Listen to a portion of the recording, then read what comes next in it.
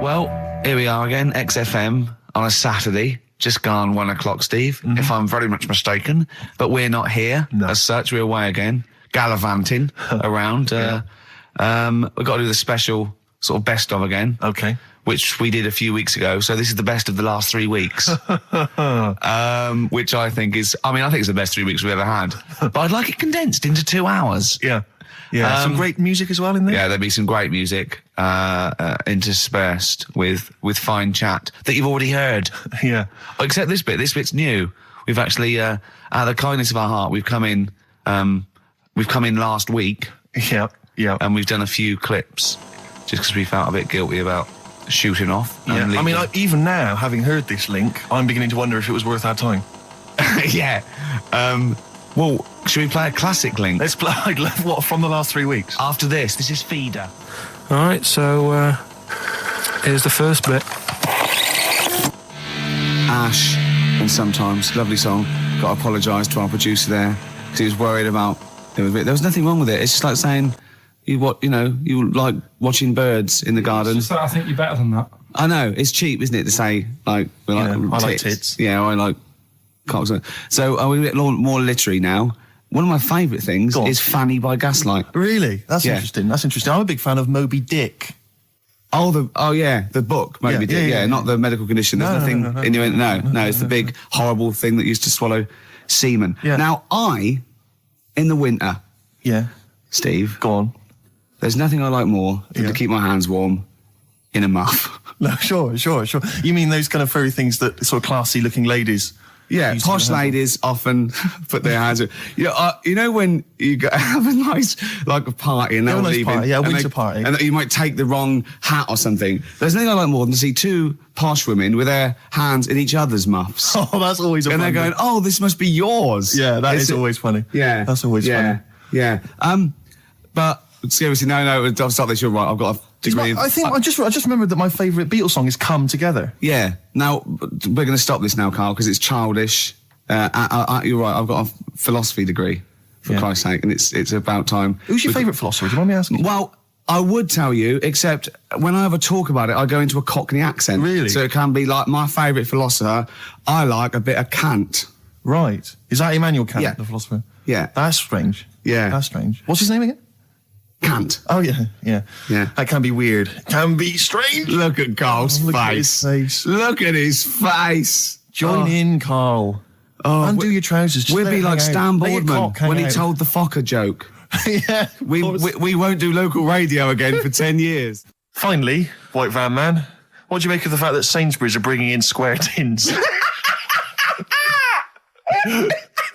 Is that a concern for you? Is that true? Apparently so. Why? Don't know. Like it's easier to stack. This is what the guy in the Sun has said. That should be interesting. That should be his comment on Sainsbury's are bringing in square tins. Is that should be interesting for meatballs.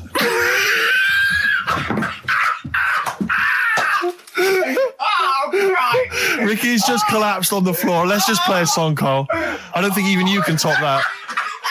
Cooper Temple Claws. Who needs enemies? Good question, lads. Nobody. This is XFM 104.9. I'm Ricky Gervais. Oh, they should print a little book of those. They're great. Oh, how you can relate any song or artist to anything else. Easy. Joyful. Easy. Well, yeah, so me and Carl went out for a beer, and it was great, wasn't it? Yeah, we started off, good. and you met my mate Robin, didn't you? Yeah. And some of the stories. Do you want to tell Steve some things about Robin that you learned? Do you know him well? Yes. Well, do you know about his worm problem as a kid? Go on. Right. What I can remember is he had worms as a kid. Not sure how you get him. He never answered me. He was getting a bit touchy about it. Right. This is like the second time I met him. I think he was a bit annoyed that Ricky told me about his problem. What Yes. now? Straight away, you not being there, instinctively, what do you think went on with this story about worms? My suspicion is rather like when you told a group of people that Robin had once suckled milk from a cow's udder. Yeah. Did you mention that as well? Yeah. Yeah. My suspicion is that, like the cow story, the worm story is not true. But and why would he get so sort of uppity about it. Well, Because it's not true. imagine if that wasn't the first time he'd done it. Imagine if he did that every single time he was with somebody for the first time and Robin was just met them. He will tell that story to anyone. But they do say there's no smoke without fire. Robin. I also told him that the way Robin cured these worms was because the doctor told his mother, right, to hold a piece of ham or cheese near Robin's anus so the worms would come out for the food, and he believed it. I'll tell you why, though. I said to Robin used to sit on spam to try and get the worms out, and he believed it. But Steve, right, do you remember that story about 3 or 4 years ago where there was some bloke in the army? He went away to somewhere, Vietnam or whatever. He was messing about in the woods. Messing about in the woods? Shouldn't he have been fighting? Whatever. Yeah. Right, and he walked through some lake, and I think he'd cut his toe or something on something, and some worm of some sort crawled in the gash. Yeah. And it was in his body, and the doctor said, we've got to get this out of your body. So what they did was, they said, right, the thinnest part or something of your body that things can crawl through is on the top of your head. So they wrapped where the skull is. So they wrapped some bacon. No, they didn't. They did. That's right. thing. So he's gone in by the toe. So what we do is, I'll tell you what, that worm's probably heading straight for the head. We'll put a bit of bacon on it. The thinnest part of the body is the skull. Of course, it's not the thinnest part of the body. It's where your brain case is, isn't it? It's the skull. There was a reason for it. And it was like they stuck some bacon on his head. And as ever, the vital piece of information, i.e. the reason, Karl seems to have forgotten. Because the worm was in his body, and they said everyone likes the smell of bacon. Including worms. Even a Vietnamese lake worm. They love bacon. Remember last week when I said about the little fella with the bone with no brain, and you were proved wrong? No. We were saying it wasn't a little fella. We were saying it was a stillborn child. It wasn't a little fella. You're changing it now. You weren't having any of it last week. Right, hang on a minute. I'm getting confused. There was a Vietnamese snake that went inside of a soldier. A little, like, maggot or some sort that you have to get out of your body because it causes problems. Yes, and so in order to get it out of the body, they strapped bacon to his head. Yeah. That is great. This doctor. And did that work? I think so. They had a picture of him smiling. Oh, God, what, the worm or the bloke? The bloke. Oh, dear. Honestly, I hope someone knows the story. And right. It was about 3 years ago, I reckon. Okay. And, it did work. GI bacon. So this is why the worm burrowed out of his head to get the bacon. Get to the bacon. Right. That's great. So this is why when Robin was telling his story, I was a little bit disappointed if it wasn't true. Right. Because in a way, Robin's never been to Vietnam. No, but do you really think that Robin, well, as Robin said at the time, Karl, why would I sit on ham then tell Ricky Gervais? It's a very good point. Because if he was a kid, you do daft things like that as a kid. Right. He is telling Ricky Gervais though. Yeah. And then, bless him. Okay. And then anyway, Robin left, and I tried to chase him, but he got away. He knows. And then we had a few pints, and then Karl embarked on some of the greatest stories ever told. Can you tell the story about your dad? Let me run it by. I haven't spoke to him all week, so let me run it by him. Okay, play records. Because, What we got? We've got one of Steve's tunes. Yeah, well, bizarrely enough, this comes from the Teachers 2 soundtrack, the soundtrack to the current TV series. There's a slight whiff of nepotism in the air. Yeah. Rick, would you like to explain why? Well, that's why you're doing it. My girlfriend worked on it. But you were going to play this anyway, weren't you? Well, I was, actually. Bizarrely enough, I was going to play some I Am Clute, and this is from, as I say, the Teachers soundtrack. This is called To You. It's a good track. That's I Am Clute, a track called To You from the Teachers soundtrack. That's also got, I noticed, the Electric Soft Parade, The Hives, Star Sailor, Feeder, Turin Breaks, Mercury Rev on there. It's a good little collection. Lovely. Karl has just had confirmation. He's looking smug because someone phoned up and went, it is true, it's a Laogai chi worm and you wrap bacon around your head. That's all the bloke knew as well. Yeah. And his name was Gary. Yeah. So I'm not having it. No. And he said, see, that's why the Robin thing isn't so weird. He said, but when you said he tried it with cheese, he said I was having none of it. He's got standards. Strokes, hard to explain. Like Karl, really? Yes, yes. So, Karl, concentrate. You go on. So, we'll leave the worm with the bacon wrapped round the head, shall we? Well, if you're ever caught in the jungle... Yeah, always carry some... bit of Danish. Good advice. Lovely. I'm Ricky Gervais, with me Stephen Merchant and Karl Pilkington, our producer. Right. In inverted commas, heat put. Yeah. They know. How are you doing, all right, Karl? Yeah, didn't they also write something about me, bald round head? Yes, perfectly round little bald man head, they said, so... Because you need to know that when you listen to the radio on that. Really matters what my hair's doing.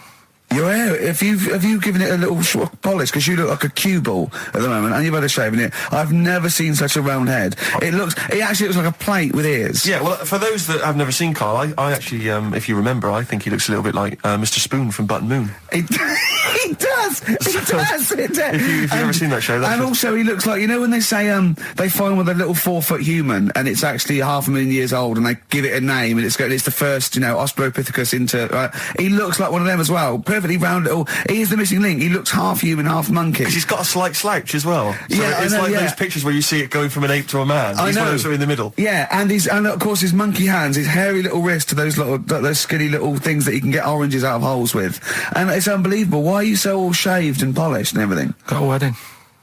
What? Got to go to a wedding today, so thought I'd clean myself up a bit. Yeah. Shouldn't you be wearing a suit or something? No, I'll go home and put something on. Oh, okay. But Suzanne said, make an effort. I sort of had a shave and that, and then I came out of the bathroom. She said, "Oh, your head looks a bit sort of eggish." She's right. She always worries about when I have a shave because I just, That's your girlfriend, Karl. I know. Saying that. Just think. So don't worry about Heat saying it. The funny thing is, it's Boyd Hilton, I think, of Heat that wrote it. And he's got a little bald head. Yeah, no, don't slag him off. Yeah, but on the end of his review, does it say, written by Baldy Boyd? No, because it doesn't matter. It's a magazine. Don't worry about it. Looking forward to the wedding? A bit boring, isn't it? But you've got to do it. They're probably listening. Should we do a shot? No, it'll be a great day for them, but I know what will happen. Suzanne will see, all the fuss and that, and then she'll get ideas, and I'll have to let her down and all that. Why is it you don't want to get married again? I always forget. It's just... who's it for at the end of the day? I've been with Suzanne for 11 years, right? Sure. We're happy. Well, I am. That's what counts. You're never happy. I am. I'm all right. Yeah, no, you're happy with Suzanne and everything, but apart from that, you're never happy. You are the most grumpy, moany thing in the world. I mean, I get annoyed, but I'm always happy. I was annoyed here. I was happy coming here, but there was a bloke behind me walking and scuffing his feet. He had a pair of those stupid skulls on, and he was clicking and scuffing. Wear some shoes. You don't have to click. Pick your feet up. Flip-flops annoy me. But I'm happy. I'm just annoyed. You are just like, oh, the world's on me. It's rubbish, this. I know the world's great. It's just sometimes people annoy me by being there, But Steve said I should be locked in one of those towers that princesses used to be locked in fairy tales, because everything annoys me. But you're grumpy. I'm not. I'm all right. XFM 104.9. We're not here. This next clip is one of my favourite clips. Look. It needs no introduction. Here it is. Right, okay, educating Ricky. What have we got? Airy Chinese kid, go on. Right, yeah. This is the... I didn't want to do this. What do you want to do it? Well, I wanted to give you 3, and I gave you one. It was like the alien man gets a beard or whatever. Yeah, which was total rubbish, so this one should be better, maybe. Hairy Chinese kid. Right, well, we've talked about hairy people in the past. True enough. Aren't we? Yeah. The little kids who grew up in woods and hung around with wolves and that. Yeah, again, you're confusing it. Yeah, they're not. There were some people that were born very hirsute. They were not the people who were brought up with wolves. Yeah. You just put that together in your Homer Simpson type mind. Right, well, this is like a sort of close to that sort of story. Yeah. But the weird thing is, right, Chinese people aren't that hairy as a nation. No, seriously, that's a well-known fact. They don't have that much body hair and stuff. Okay. So this little kid who was born over there, he was like covered in stuff. Was he? And it was only his nose that wasn't hairy. The rest of his body was caked in hair, right? And his hair sort of What grew. sort of hair was it? Was Thick hair. No, what I mean is, was it sort of like a pony's mane, so he just looked like an Ewok? You know what I mean? Just like hanging down sort of straight, dark hair. In the picture, it looked like it grows from his eyebrow. It grows from his eyebrows quite thick, and then it just goes all the way over his head. You don't think it was just really long eyebrows that he'd done a comb over? No, it was all over his body. It had a picture of like his back and that. Yeah. And Had he styled it? Had he styled it at all? Did he have it in a quiff or? no, it was just hanging everywhere. all over him. Yeah. And they were like, this is a bit weird, happening in China, where we're not normally that airy. That was the scientist speaking there. And the local press and that were getting him down, calling him monkey boy and all this. Oh. And Thinking Chinese press. but the doctor, Yeah. Oh. They're cruel, aren't they? It's like those game shows. That's Japanese, isn't it? Yeah. That's what. Yeah. and the doctor said, I was Carl talking through all that time while we were just like talking to each other then. Because I turned round and I still saw he was talking. Go on. So anyway, the local press came in to see the hairy boy, the monkey yeah, boy. and they were like being tight, taking the mickey out of him, and the doctor said, Showing him nuts. said he's only airy. Said he's a healthy young kid. The only faults he's got is he's got a little bit of eczema and a boil. And he said everybody should just treat him the same, and I think he grew up a healthy kid. Yeah, so that's the That's the end of the story. That's not a story. why. But I've got nothing. I don't know what to say to that. So someone in China was born slightly hairier than the rest, and he was normal apart from eczema and a boil. That to me isn't a story. But if it is, I've got a million. I mean, it's sort of like bloke from Manchester went a bit bolder than the rest, got a job on radio. He was normal. I mean, that's not a story, is it? So we'll move on to this next one, right, which is brilliant. Dead short story. So, right, old woman, about 70 years old. She's normally fit and healthy and stuff, nothing wrong with her, she's having a good life. And one day, she goes for a check to the doctors, just to check herself out, because she's getting on a bit. He says, take your clothes off and that. So she does, and checks her out, says, yeah, you're looking good. Turn round. He said, oh, God. He said, you got a tumour on your buttock. Right? So she goes, oh, what can you do anything to sort it out? So they go, yeah, we could book you in for an operation. It's best if we remove this. Books are in for an operation. Operation day comes, strip her down and that. They're all stood round, the doctors. Start to operate. It only turns out it's a pork chop that she sat on 5 years earlier, and it had stuck to her buttock. Right, Carl. I can forward you. Serious. Right, okay, Carl, I'm telling you now, I'm leaving. I'm never doing this show again. No, I'm serious. Honestly. You're talking, I've never had such... What do you mean? You couldn't believe it? No, when I read it, I said, I've got to tell Ricky this that. This woman had a pork chop stuck to her arse for 5 years, you mental case. Of course she didn't. And Karl Pilkington with his brand new show, What's the Song? What song am I thinking? No, I mean... You're nervous about this, aren't you, Rick? I am. You're worried. Well, because I've heard some of these clues before. And they're ramblings... Sometimes they're close to ramblings of a fool. Right? And it really is like those, what am I thinking? Yeah. I don't know, though. I actually was genuinely impressed by Born Slippy. I have to give him the benefit of the doubt. That's one of the better ones. Because that was short, sweet, and it worked. Some of these, you say they're not going to be quite as pissy. Some of them are like Emily Bronte novels. Now, listen. We're just going to go for it then. You do it, and we just get people to call up, because I want to see the general public's confusion trying to work out. Well, why don't you give us your next clue, and then we'll play a track, and then we'll hopefully have people on the line after the track to try and answer it, and you can recap briefly. So give us your clue now for what song am I thinking of? Right, this one. It's about a woman. And she's just normal, nothing wrong with her, or so she thinks, right? But there's the twist. Is this like the Tales of the Unexpected? And she's got she's got her mates and she's having a normal life, having a good time and that. And then this thing happens, right? And she starts to stink. And she can't have a bath, right? And she really wants to have a bath. She's dead sweaty and stuff. She's going about her daily stuff. She can do everything else normal. She can eat, she can talk, everything. But for some reason, She can't have a bath. Is there a coal mining husband in the bath?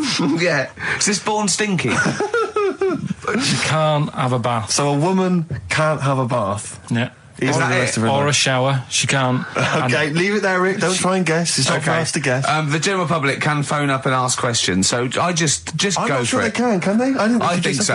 Otherwise, we don't want just people just phoning up and I'll tell getting you it. what about this? Why don't they can ask one question? Yeah. They can ask one question of Carl, then they have to make a guess. Okay. 08700 800 1234. Have we got someone on the line now? We'll just go. Let's do it. Let's go for one. Let's go for one. This is edgy radio. This is letting Carl dynamite stuff. live. Go on. Hello, XFM. Hello, I'm ringing about what's the song? Absolutely. What do you think?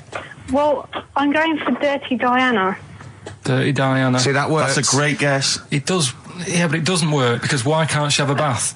Okay, so the answer is in I was there. going to ask you. Well, that's your one question. That'd be the answer. That would be the answer, I'm afraid. What was your name?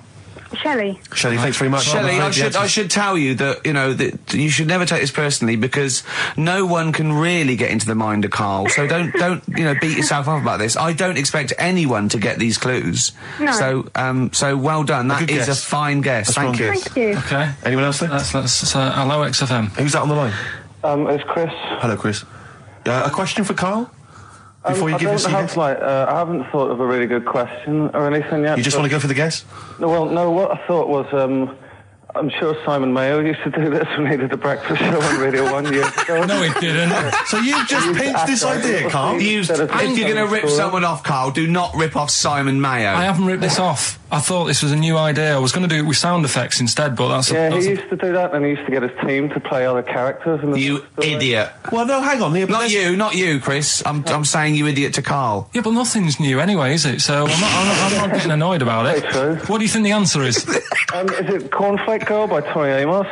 Good answer. She couldn't have a bath because she'd go all Go floppy sloppy and and that. then go down the plug hole. Good answer. She's all soggy. Yeah. So Is it Cornflake Girl? No, it's not, but That's a great answer. It could have been. All right.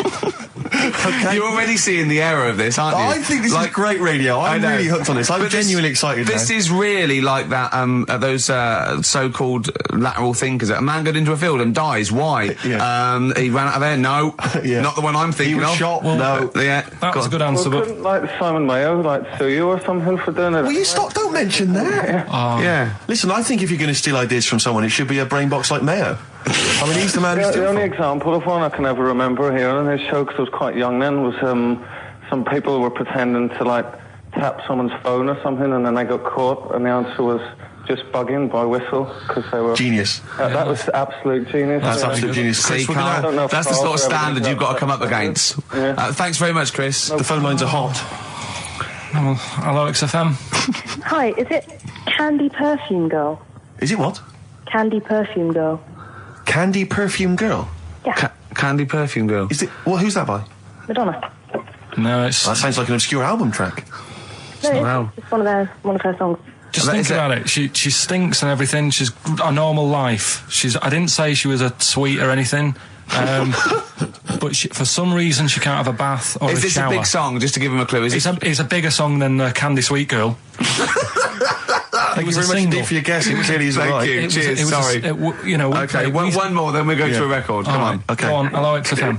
Carl, Yeah. is it High and Dry by Radiohead? High and dry. High and dry. Now that's great. She smells, which is another word for high. She's dry because she doesn't have a shower. Carl, if it isn't that, yours will never be as good as that. He's the winner. Whatever you're thinking of, that clue is brilliant. What's your name, mate? It's Richie. Richard. I mean, you can't beat that. That's a bit too lateral. Don't be stupid. It's perfect. He's made yours into a clever clue. He's made high, she smells, dry, she never gets in the bath or shower. It's not that, is it, Carl? No, it's You not. don't even get that, do you? Not really. Have you ever heard of the word high being used to mean sort of smelly? No. No. Oh, what? That was where you went wrong there, mate. Richard, I'm declaring you the winner, even though that isn't the I answer. don't think Thank we you. should give up this early. Can we Rick. just let's play a song and, Let's play a song. Give it one more chance because Yeah. if people think about it, it is really easy. I'm not So, going to find out the answer now because I've got to go out. okay, we'll do it very quickly. Stay in for 10 minutes. We're just going to play a new Coldplay track, aren't Okay, we? let's hear Brilliant. Coldplay and then we'll come Cheers. back with this. XFM 104.9. We're not here. It is a bit like being Dennis Norden, playing some great moments from the show. I just imagine Dennis Norden one day sort of just like waking up out of his stupor. He's doing this, and he'd go into the producer and go, I've just seen a couple of my programmes. I just saw It'll Be Right on the Night 18. It's shit. It is terrible. Why didn't someone tell me? Well, we didn't want to upset you because, you know. But I've been doing it way too long. Well, you can just let me go on forever. Well, until you died, yeah. Well, why can't my son take over? Well, he's 80, Dennis. And the jokes I'm doing, they're awful. They're just, why have I got that clipboard? I've written these jokes, they're not funny. There's an audience, they're laughing. What are they laughing They're not at? laughing. They're not laughing. It's canned laughter. Who are those audience? Who goes to an audience for It'll Be Right on the Night? A lot of them are older than you. It can't be right. Do you know we have 15% fatality in one of your audiences? But I went home at Christmas. I watched one of the episodes. Yeah. I was with my family and friends. I said, watch this, you'll love it. Stony face. No one laughed. They all thought it was shit. Well, it is. Well, why didn't you tell me earlier? We didn't want to hurt your feelings. You're an old man. You may be upward of 102. I didn't realise. Yeah. A quick query for you. This is from Jay. He's got a problem here. He says, my parents won't let me ditch my studies. He's currently reading modern languages at London University. Sure. He wants to follow his dream, but his parents won't let him, of being a dancer. Carl. Worse than that, he says that they're trying to arrange a marriage to a bunch of minging daughters of people they know from good families. He doesn't know what to do, so he's got the arranged marriage coming along, and he's also got, he basically wants to be a dancer. His parents are forcing him into something more practical. Well, the first thing, right, I don't think Live your dreams? The arranged marriage thing is such a bad idea. Okay. Because I think too many people go on looks. Right. And then you soon get bored of that, and you find out the person who you're knocking about with, it's actually not your type. Right. Why don't you arrange marriages for people? Well, I'm just saying, right, so I'd say, Jay, go along with that. I wouldn't worry about it. Okay. I mean, if they're really ugly, then, don't go along with it. But if they're half bad, put up with it. That's Sure. all right. The dancing. Brilliant. Right? That's that solved. Brilliant. I wanted to be a dancer. After I did the boxing, right, I joined a dancing thing just near Man United's ground, right, called Twiggy's. Went along, I wanted to learn some moves. How old were you? Well, it was when Michael Jackson was, pretty big, so about 83, 84, 85, something like that, around there. Wanted to do it. When I went, it was shut, and it had become like a warehouse for toilet rolls. So in a way, I wonder what would have happened. Sorry. How is that an anecdote about you going through dancing? You've told me before you did boxing for a while, you did dancing for a while. You had the true fight in the boxing. You didn't even get in the. That's not an. Imagine if that was a film. This is a boy's dreams of becoming a dancer. Oh, it's shut. Next on. I mean, how is that a story? Yeah, if that was Billy Elliot, do you think it'd have won quite as many awards? Yeah, brilliant. Footloose. All right, Yeah. I'm fed up. They banned it. Let's go. Oh, it's shut. Flash dance. First, there was. It's a warehouse. Never mind. I'm just saying, you'll find something else. I think I got a go-kart after that. I bought a motorised go-kart and kept myself busy with that. So. There's always other Just things. think, Alan Bennett has to sit down and really sweat over his stories. Yeah. He just opens his mouth. You are a living Alan Bennett character. So that's So that's solved. Well, Jay, don't worry about that. There's no emotional problems I can foresee if you follow that advice. So the advice there is do an arranged marriage. If she's not ugly. minging, Yeah. she's not completely minging. Yeah. And don't worry about dancing. Get a go-kart. Cheers. Great. Well, I didn't really want to make it a Christmassy type show because I don't really like it. Oh, he's done it again. What you did Christmas once, didn't like it. No, my dad always said. All right, steady on. Dad said Christmas morning was for for me. So he used to stay in bed. So he never. That's brilliant. That's a great thing to say, isn't it? Yeah. Christmas morning's for you. Run wild. Do what you want. Just don't bother me. I'm going to Honolulu for 2 weeks. That's great. Dad, it's Christmas. Do I have to do anything? No. So my mum used to get up because she used to like to see my face light up, when I open my presents. And then to give fireworks. And then then I'd have to go to my bedroom from about 6 o'clock onwards because my mum and dad were into having big Christmas parties and I wasn't old enough to go. Right. So they'd say, right, you've had your fun there, you go up to your bedroom, stay in there. Really? Yeah, I remember one year, right, I got a train set, that's what I wanted. Yeah. Right? It's brilliant. Playing with it all day. I thought, I don't mind about the party, I'm happy staying up here playing with this. Brother comes in, he's had a few, right? He's going, yeah, give us a go on your train. How old is he? He's a bit older than me, so he might have been like, let's see. Well, let him be 18. Yeah, probably about 18, 19, And how old something were like that. I had a train set, so I don't know, about 14. something like that. Yeah. Right, so I'm playing on that, loving it and stuff. And then he comes in and goes, oh, give us a go. He turns the transformer up to like 14. He went really fast for about 5 seconds, broke it, and then he went back downstairs. Wow. So Christmas, I hadn't even got to Sounds Christmas like Day. the Conservative government with British Rail. Satire, that is. Rick, I just thought that there's satire. If there's any satirical shows listening or magazines... It doesn't work in any way, because there's the analogy falls down apart from there being a train. Think it through, though. British Rail was trains. Yeah. And the government broke the trains in many... Well, they didn't break them, like, not officially breaking them, but they kind of... It does work. It's perfect. Oh, I'm pretty pleased with that. And I can't... And no one's asked him to be on Have I Got News For You? It's weird, isn't it? Because it's strange, that. When you've got a satirical mind that's as quick as that. Yeah. All and right. he's broke your little train set. So what did you do? I just like watched telly and had some sausages. I bet you were happy with that, though, weren't you? Oh, it's a bit annoying, though, isn't it, when your main present of the year has been broke. And did it ever get it fixed? No, that was it. Put away. I'm intrigued why your parents wouldn't let you come and join in the festive fun. Was it like really debauched down there? Was it like eggnog everywhere? Well, no, but I mean, that's fair enough. 6 is a little bit early, but I just think, if you're a kid, he had his fun, put him to bed at 8, maybe. And Do you think so on Christmas Day? I thought that was a day for family. Well, not if there's a party going on. Well, don't have the party on the Christmas Day. Well, that's another option. Yeah. Your parents are weird, aren't they? A strange breed. Well, I think that was the year, right? You're talking about buying presents and stuff. I think I did treat my mum to... I didn't buy my dad anything. I think that was like when I got a bit older, I used to get my dad something because he wasn't that bothered anyway. No. So, got me mum. There was a cheap shop, right? Of course. Thank God for that. Called Snips. Right? So I went in there and I thought, let's see what I can get her. And remember Victoria Plum? I don't think so. Well, it's like a fairy character. Right. I mean, mum's into gnomes and stuff, right? So I thought, right. She must be pleased with you, then. Victoria Plum. I was thinking, is that one of the neighbours?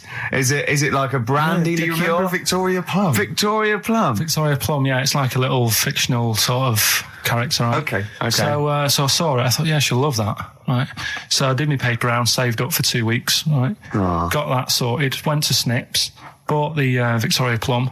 Next day, I'm in town with her, right? So I think, I know what I'll do. I said, come in here a minute, right?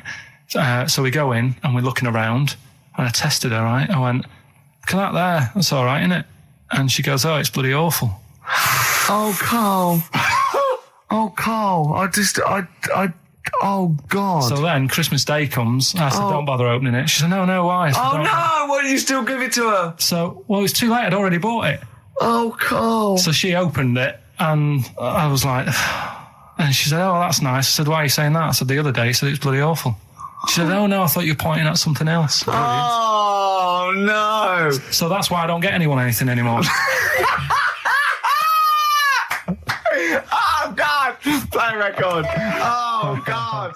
Oh. So we get onto conversations. Talking about, he's asking me stuff about evolution. Tell me that. Why did the giraffe? What's that rubbish about the giraffe getting a long neck? I said, well, it didn't try and get a long neck. It was selected because, Anyway, I went into evolution for him, and he said, but why would evolution do that? I went, well, you think that evolution didn't do anything? There's not this consciousness. There's not this will that a giraffe has to stretch its neck to reach the leaves. One had a long enough neck to survive and pass it. He was going, yeah, but why did evolution? This isn't. But by the way, this isn't the most stupid thing. This is warming up. This is about 8:45. Right? He said, why didn't evolution make a giraffe good at carpentry so it could build a ladder? Right. Yeah. Okay. All right. Okay. So he's thinking around it. He's trying to pick holes in evolution. Yeah.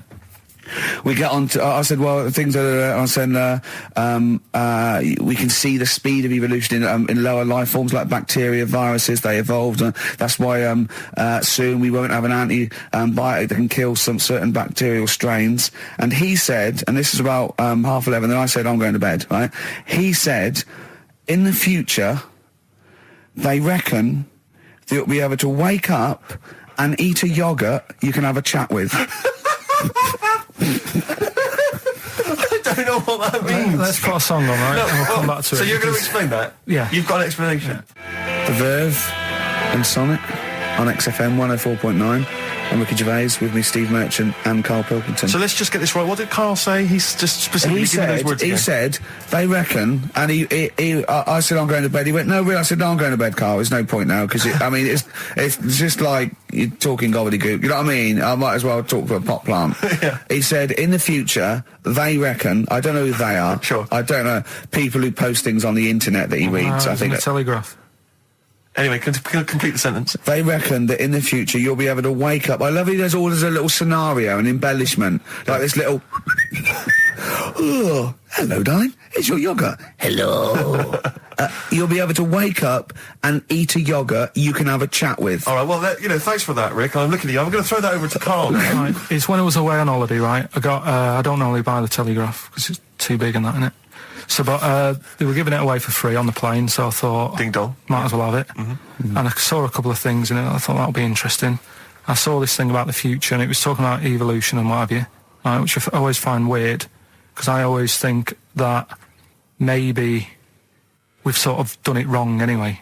Do you know what I mean? I sometimes think by definition, evolution can't get things wrong. Things change, that it's not successful, it can't pass on its genetic material, but if you're around, it's working. If you're around, it's working. Slugs are as evolved as they need to be. Slugs are as evolved as you and me. That's true enough. Yeah, no disrespect, but it works. It works. Sorry, they're but around. anyway, what's your point, Karl? No, I mean, I think we probably would have been better off staying as a fish. Just because there's more water than land, isn't there? Right. And you wouldn't drown. This is why I went to bed. No, I'm thinking of dozing off now. Yeah. No, but do you know what I mean? From what was it? It was bacteria, it was fish, mermaid, man, onwards and what have you. So anyway. Oh God! No, there are a few knowledge gaps in your theory of evolution. All right, you generally got it right though. So but I mean, basically, it went bacteria, fish, mermaid, man. What's next is the big question. So it was telling you all about this and what have you, and saying how we shouldn't have interfered, because maybe if we wouldn't have invented planes and what have you, maybe we'd be able to fly and what have you if we really needed to and stuff like that. Okay. So we've interfered with evolution, you see. Right. Well, then it was saying, well, what's the future got? Well, yes, in one way we have interfered with evolution. Yeah, the evolution of the human being in society is changing. It's no longer based on the strongest or the fittest, because medical science can keep us alive long enough.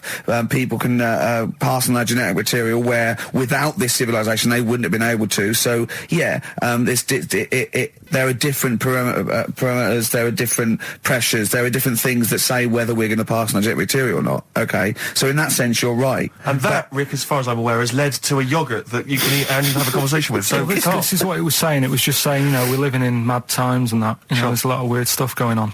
One of which is... And the fellow was just saying, with computers and stuff like that, the way it is, we'll be able to wake up...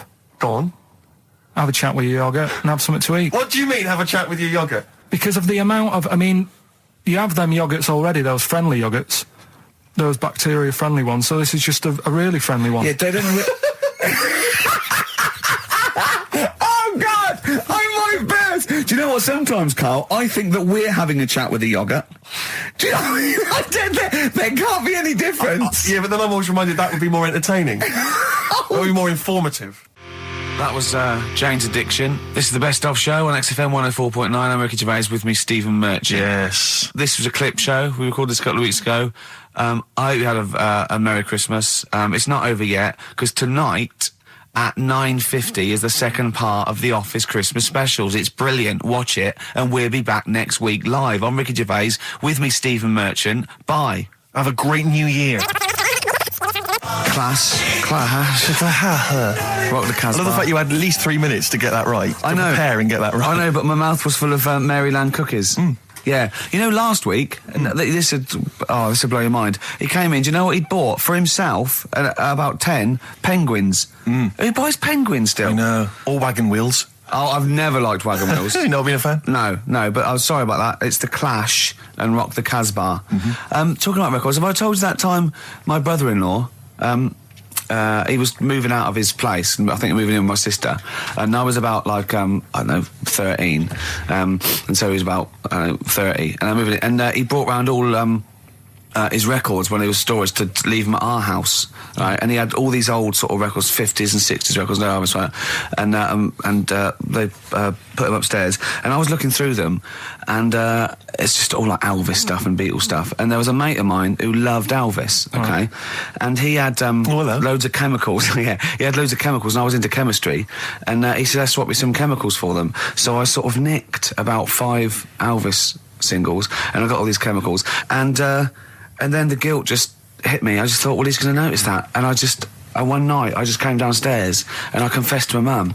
And she went, all right, well, I won't tell him, but you've got to be good. And it's sort of like I was just really, really good for a year. And then I remember when I was about 18, my brother was talking about it. And he said, did you ever play those records I left for you? Brilliant. He told my mum, he said, these are for Ricky. She just didn't tell me. She was sharp, wasn't she? She used opportunism there. Oh, that's genius. And that was it. That's why I was good. But you've never stolen anything since, have you? No, I don't. Except that spate of shoplifting after that to teach your mum a lesson. yeah. Well, I went round and arson. No, I did. I just couldn't believe it. That's it was terrible. Trip. Like when you're born, you're a little baby, wrinkly and stuff. When you get older, you sort of morph into a baby again. And you go through the same phases. So when you're young, you buy singles. You get old, you got nothing to do all day. You got all your pension money. What will I buy? Cliff Richard's on the telly. Here's my video, buy me song. You see, that started off as quite a sensible point, because I actually think they do it. But what was all that alien stuff about when you're born, you go wrinkly and you go wrinkly again? So sometimes you mix like normal things that human beings say with I don't know what. Well, look, when you're a baby, you've got a little bald head, no teeth. You get old. What happens? Are you a philosopher? You're an official philosopher. Because, I mean, it sounds like it. Oh, Carl, play a record. You're a gem. You're a diamond. But we're talking about MTV, right? And I was feeling a bit nervous, wasn't I? About like, you know, the way I look. Right. And what have you. And then I watched a bit of Celebrity Big Brother and all the fuss that Mark Owen's getting, and he's not that good looking, is he? He's a very. I want to be Mark Owen's mate. If anyone who knows Mark Owen or Mark Owen's listening, I want to be his mate. I think he's brilliant. I think he's a nice lad. But what I'm saying is, right, all the girls go mad over him. Yeah. And he's not that good looking, is he? Well, no, he's got. He is in a certain way, isn't he? That sort of non-threatening. But he's not stunning, is he? Do you know what I mean? No, but no. Well, what's your definition of a stunning? Yeah. Well, who do you like? Someone who you look at and you go, God, they're good Which looking. bloke do you fancy? What bloke do you think's attractive then? So if I was into men, yeah. In fact, you can still say a bloke's a good looker without fancying him. Who do you think is attractive? Probably.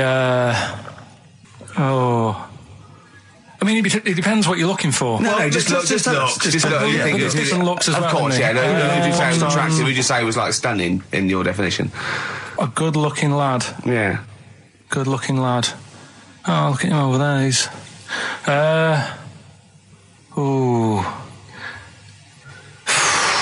Do you find, Robbie Williams? Do you find him attractive? Boy Next Door. Look. No.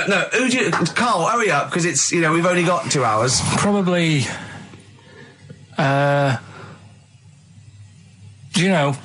can't think of one offhand. Mark Owen is pretty good looking then, really. There's not. Just name one bloke that you think's an attractive guy. There must be one bloke that you've either met or that you've seen in a pub or on a poster. Tell you what. Go on. Tell you what. Works here. Young Alex Zane.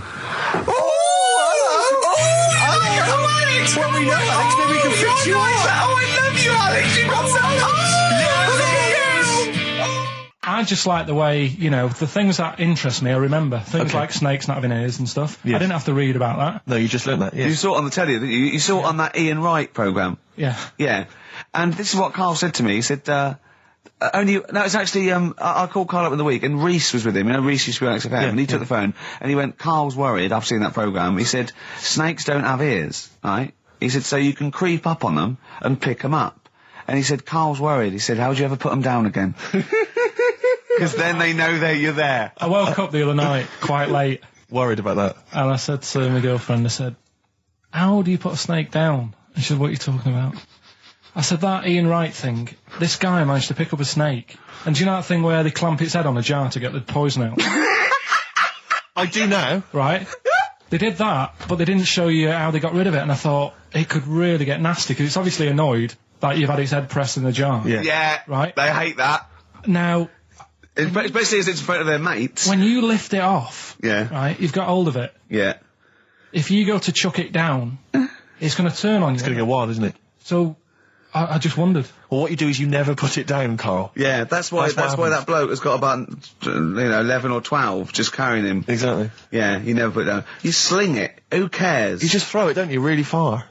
That's not that. I don't think you should throw. But Carl, listen, don't worry. We're not asking you to get involved with snakes. Rick, I sometimes get off at the Tube at Tottenham Court Road if I want to look at the record shops before I come into XFM, and I always cut through Chinatown. Oh yeah. And every time I come through Chinatown, the same thought always strikes me.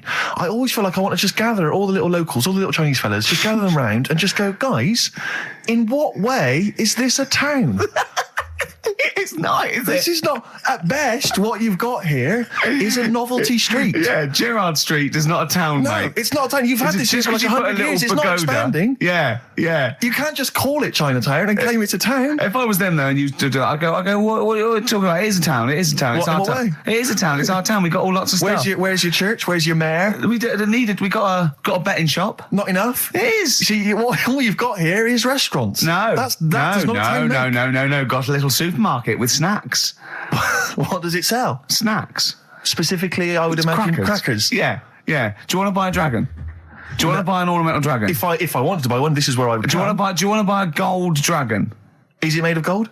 No, it's made of plastic, but it's sprayed gold. Do you want to buy that? It's not a town. It is a It's town. not a town. Yeah. And it annoys me because when I first came to London, I genuinely thought Chinatown was going to be this amazing, what they've got there is You'd hear a gong and every time we went in there, and there'd be rickshaws and people walking on those little sort of wooden shoes. You know those ones?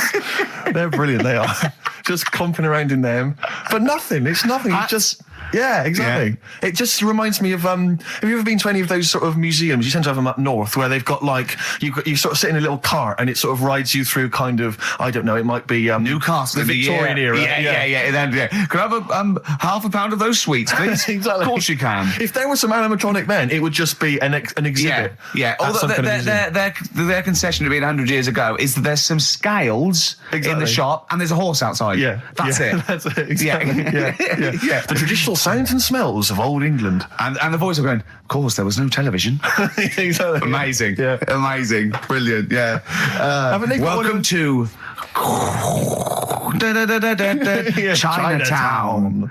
Ding, ding, ding, ding, ding, ding, ding. So it's not, it's a good point. Is that a piece of traditional music? Ding, ding, ding, ding, ding. Yeah. Is that some traditional Chinese music, or is that music that someone in this country wrote, thinking it sounded like Chinese music? I think it was the Vapors, wasn't it? Oh, is that what it is? That because it sounds so. That's the music. But are you sure they didn't take that from some other source? It's that pentatonic scale, isn't it? What is it called? It's the black notes on the piano. Right, that's the one I can play along with EastEnders.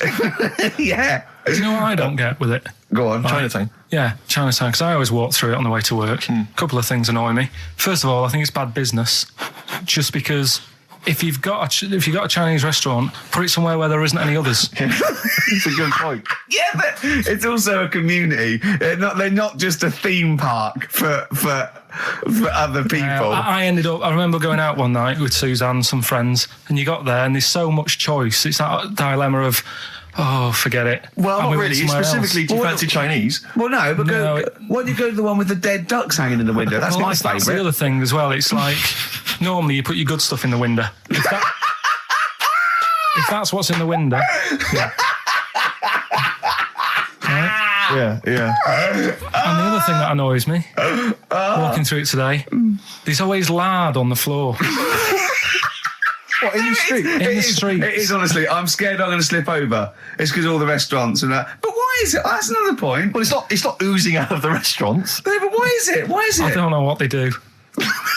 Careful. Listen, no, but why is That's why they used to wear those little wooden shoes. okay, we've got... No, but the thing is as well, they try and wash it with water, which doesn't work with lard, and it's like oil. Famously, yeah. Do you know what I mean? Even I know that. Yeah, you got to Yeah. scrub it. So, You think sorted that out. Yeah. You think they'd know, wouldn't you? Yeah. Right. Anyway, thanks for your thoughts on Chinatown, Carl. Forever Lost. The magic numbers, and the magic number is 104.9. Oh. XFM. I'm Ricky Gervais, with me, Steve Merchant and Karl Pilkington.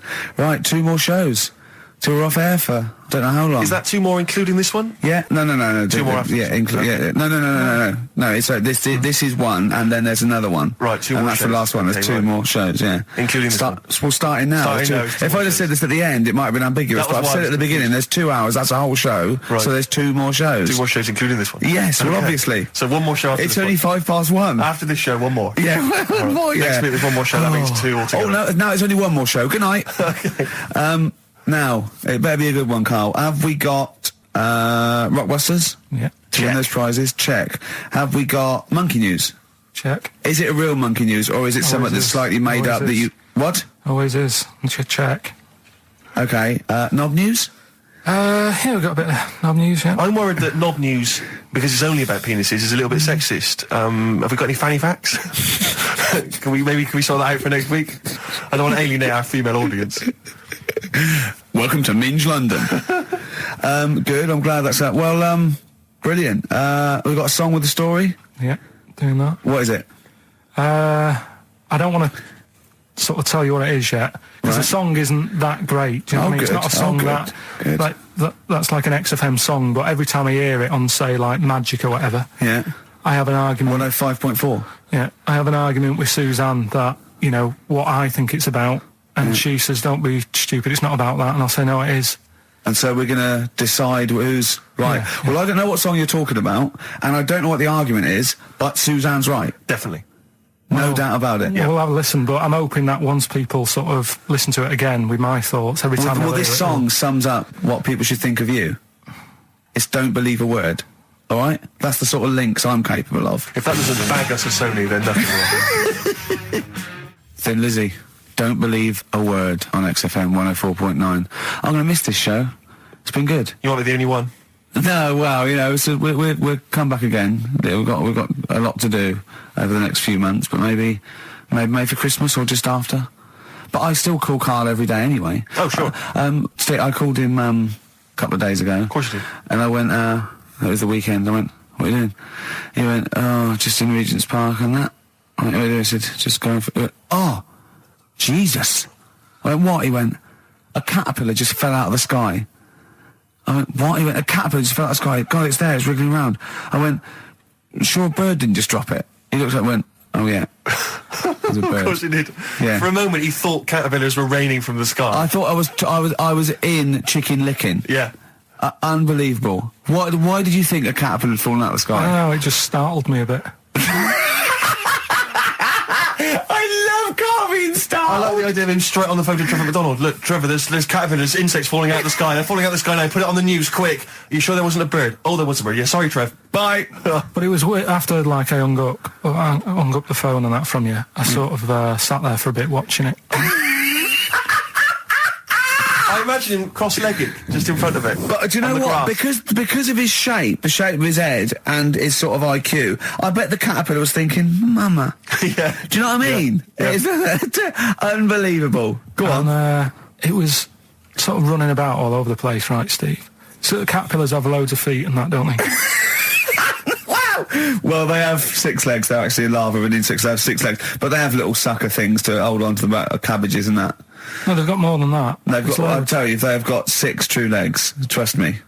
Trust me, I'm a scientist. And you were thinking what, Carl? Well, But they've got little pods. They've got little pseudo pod legs and little suckers. Yeah. But it was running about, like, everywhere, right, mental, but sort of running off to the left, and then it sort of went back to where it was, then back, you know, went right and what have you, and I'm just thinking, whoever gave them the legs, right, what's the point if they don't know where they're going and that? Do you know what I mean? If you can get about... Imagine that sentence. Did you hear that sentence? Can we play that sentence back? No, I don't think we can. Imagine who gave him that legs. Whoever gave him them legs what's the point if they don't know where they're going and that? And that. Always and that. And that, but maybe you just, to be fair to the caterpillar, with all its legs, okay, and you didn't know where it was going, it had just been plucked from its house by a bird, shot up into the sky, and then dropped from 80 feet, hitting the ground. Onto the head of a weird, bald-shaved monkey.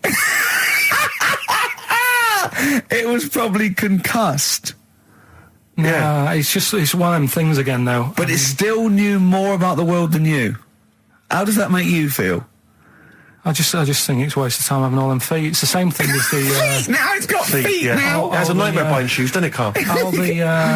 what was it you were saying about leeches and that? Because we were talking about insects. Well, they're not That's just all insects. They're not insects. What are they? Well, I think they're probably... class are probably platyhelminth. Probably sort of like a flatworm type thing. That's what you were thinking, wasn't it, Carl? Yeah, I'm not sure about that. I don't know what the phylum is, but they'd be, you know... What was the leech... What was an interesting... Well, leech there's an experiment where you get a maze for a leech, and there's a bit of blood thing, and it eventually finds its way to the blood, okay, and then it knows. Okay. And if you put it back to where it starts, it knows where it goes straight towards it because it's learnt it.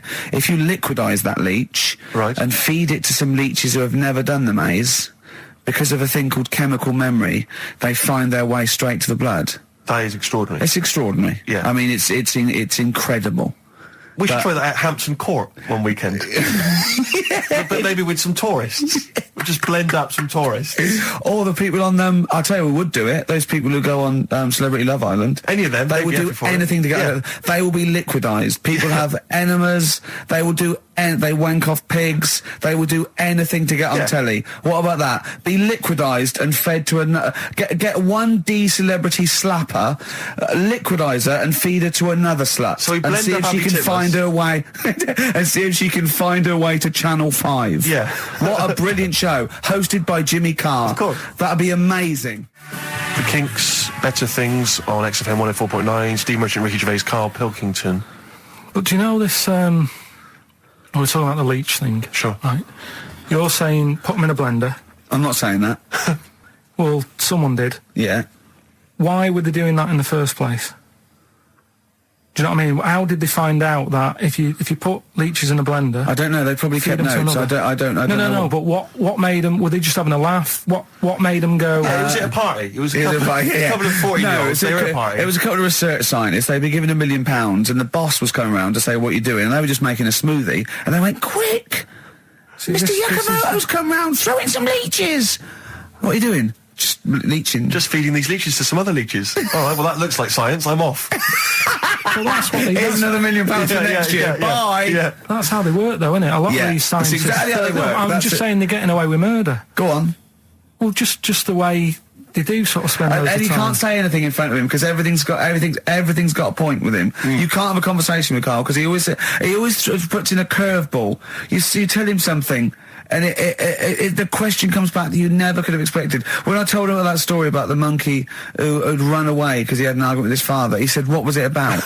No one in the world thinks that. No one in the world would ask that question. The leech thing. Do you know how you said? Show the leech the way to its better food, whatever it's eating or whatever, in the maze, right? Yeah. It makes its way, right? It eats the cheese or whatever. Right? Blood, right? And then you give it... Everything's a cartoon with Carl as well, isn't it? Everything is a cartoon. It's a leech with a little hat and a little baby bell at one end. But what happens if you got another one and move the bit of blood, right? So feed those two leeches to one, then what? So is it going to get confused or... Do you know what I mean? Which way will it go if it's eaten two leeches that have done two different ways? Yeah. Is it sort of stressed out? I don't know. It probably knows both routes. It probably goes, well, there's one over here. Oh, there's one over here as well. I'm happy. I've had two for the price of one. Right, and I'm full of leeches. Then what's the best that can happen for? What are you talking about? What do you want out of me? Because I'm just saying, if by doing that, they can go right. We can do this. We're humans. What do you mean? What do you mean in the name of Christ? What do you mean? All I'm saying is, what's the point in doing it? What do you mean? If you could do it with humans, I'd say... But well, what? Right, Carl, think about what you're saying, man. Yeah, I'm saying... If you could do it with humans, do what with humans? Say if Einstein, right, didn't do all that maths that he did, right? Say if he got to E equals and then he died. Squash his brain, give it to someone else, say, right, eat that. And they go, right, it's E equals MC squared, isn't it? What I'm saying is... But they wouldn't. They'd go E equals... Oh. Wouldn't they? If it was chemical memory, they'd go, oh, E equals... Oh, yeah, same as Einstein said. Yeah, I just ate his brain. What am I saying? What have you made? Carl, think what you're saying. It's unbelievable. The thing is, right, you are what a scientist does. You just keep saying why and what and why and what. But nothing's ever enough for you, which is good. It's nice to have an insatiable... I get annoyed with all the amount of time and effort that's put into stuff that's useless. What's the next stage to squashing that leech?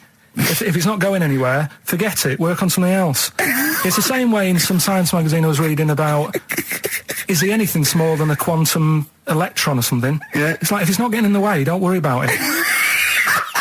Why are they worrying about things we can't see? If you blended up Carl's brain and fed it to someone, would it make any difference? They wouldn't even notice, would they? You fed it to a leech, the leech would go, oh, I don't know what I was doing. I don't know what... Where was I going? I'm even more confused. I don't know. Talking of leeches, did you see the dregs that they put into Big Brother last night? I've not been watching it. It's bad enough anyway. It's a house full of people you wouldn't cross the road to save, right? Yeah.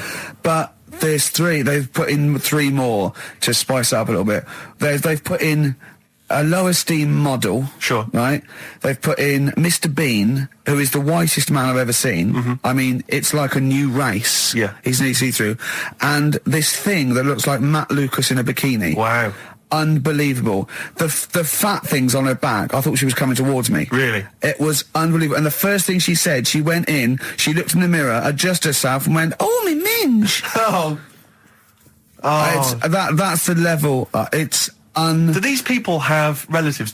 Is there anyone in the world who knows them, claims to be a friend of theirs? Families. Do they have family there, or the family just moved away? No, they're probably their family. Their family are probably quite proud of them because they're on the telly. Oh. It's probably like saw your daughter last night saying "all me minge" on the telly. Yeah, she was on the telly, wasn't she? Yeah, she was on the telly. What about the bit about "all me minge"? She got one out immediately. Went, got it out, lobbed it out.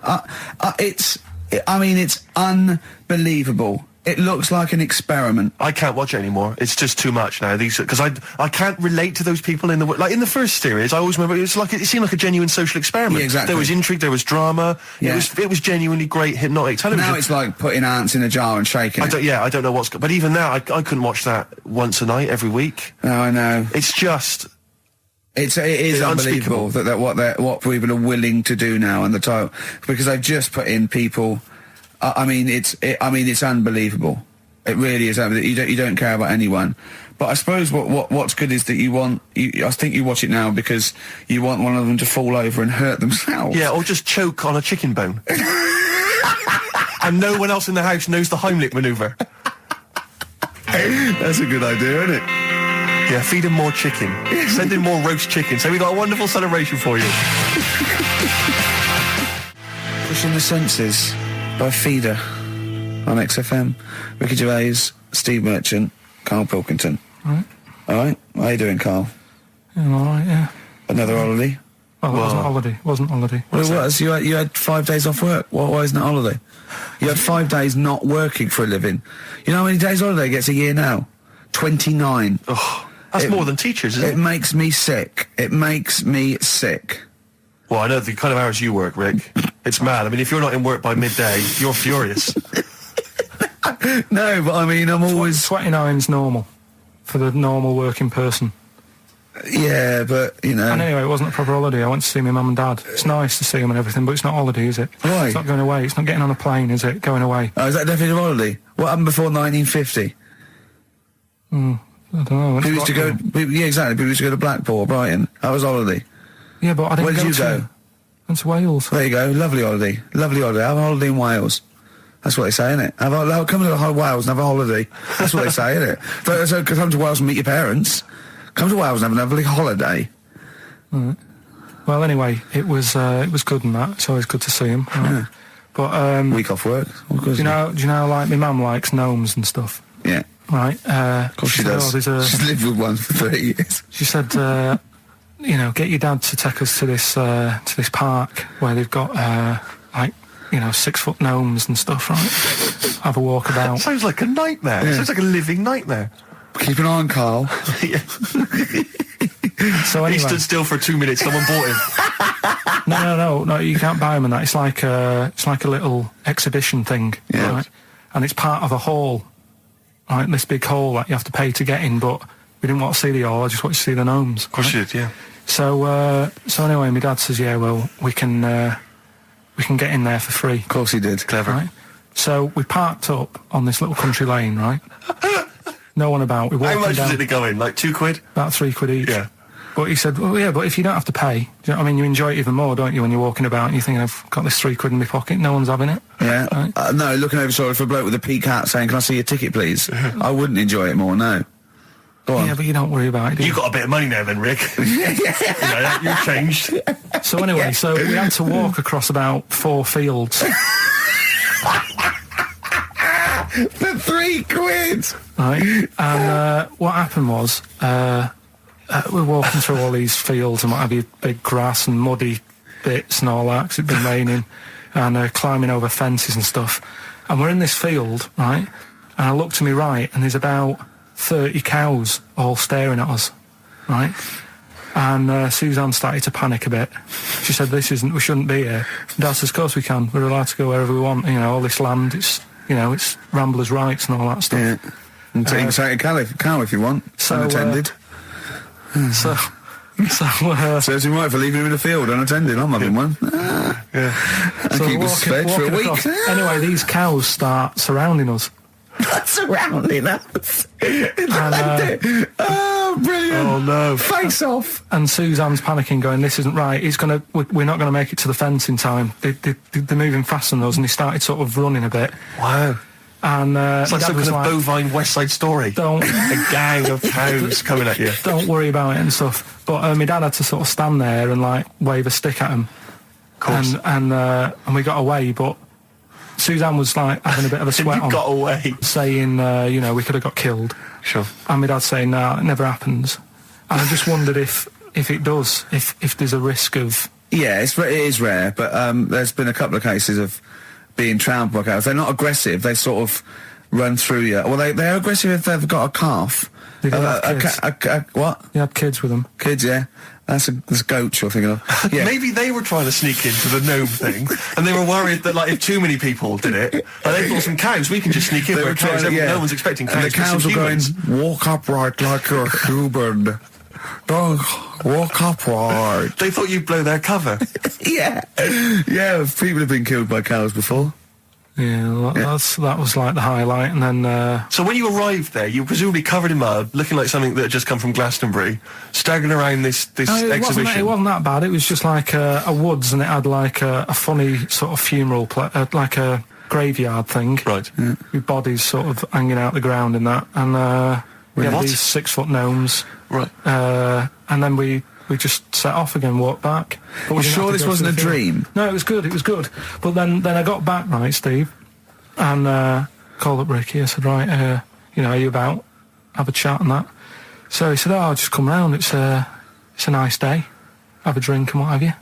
So I got round there about 6:30, right? Go up to his door, knock on his door, right? He stood there with his tackle out. Oh. Yeah, what did you make of that? What was wrong with that? What do you mean, what's wrong with that? Why were you looking at it? Why was were you odd. looking at it? I tried not to look at it. But again, you're always sort of attracted to it, aren't you? Kind of like... I've never been attracted to another man's tackle. I don't know what you mean. You can't help but have a little sly look. Especially when it's there. When you ring the bell, and I mean the one on the door, right? And that's hanging out. And does he dress to the left or the right? It was to the left, right? Yeah, it was left, yeah. Just popped it out of my shorts for him. Just popped him out of the shorts. Should have seen the state of him. Shorts on, no top, cigar. Looked like someone out of The Sopranos. It was a mess. Yeah. And then, we sat on the balcony drinking wine, didn't we? Did you pop it back in, or was it? Yeah, I popped it straight back in. I got the laugh. Sure. I got the laugh I wanted. Yeah. He walked in, he went, it's not that hot. Straight away, it's not that hot. Oh, brilliant. then, was that knob news, or is there more? no, it's got more knob news. That's just a on there. taster. Just a taste. Listen, let's play some adverts. Let's play some great music, and maybe we should have some early knob news. Early knob news coming up.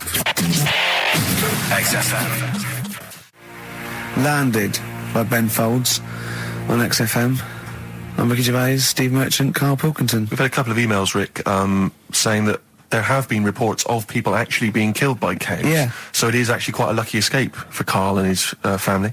The worrying thing about that is it's tragic, and anyone dying unexpectedly, it's terrible. But what makes it worse is when it's something like being killed by cows, because there's a slight humour aspect. Yeah. How were you killed by a cow? Yeah. You know, like for example, if you were killed by a falling safe, Yeah. the vicar might laugh. Yes. That's my worry. Yeah, well, I read a story in the paper of a man who fell out of a window and died. He fell out of, he was like a third-story window and he fell out. But it was slightly amusing because at the time he was mooning. I know. For a laugh, he was mooning someone and he fell out. I know. So when he fell, like, even though it was tragic, he obviously had his trousers around his ankles and his arse out. I know, the thing, there was a kid who died, got hit by a truck mooning.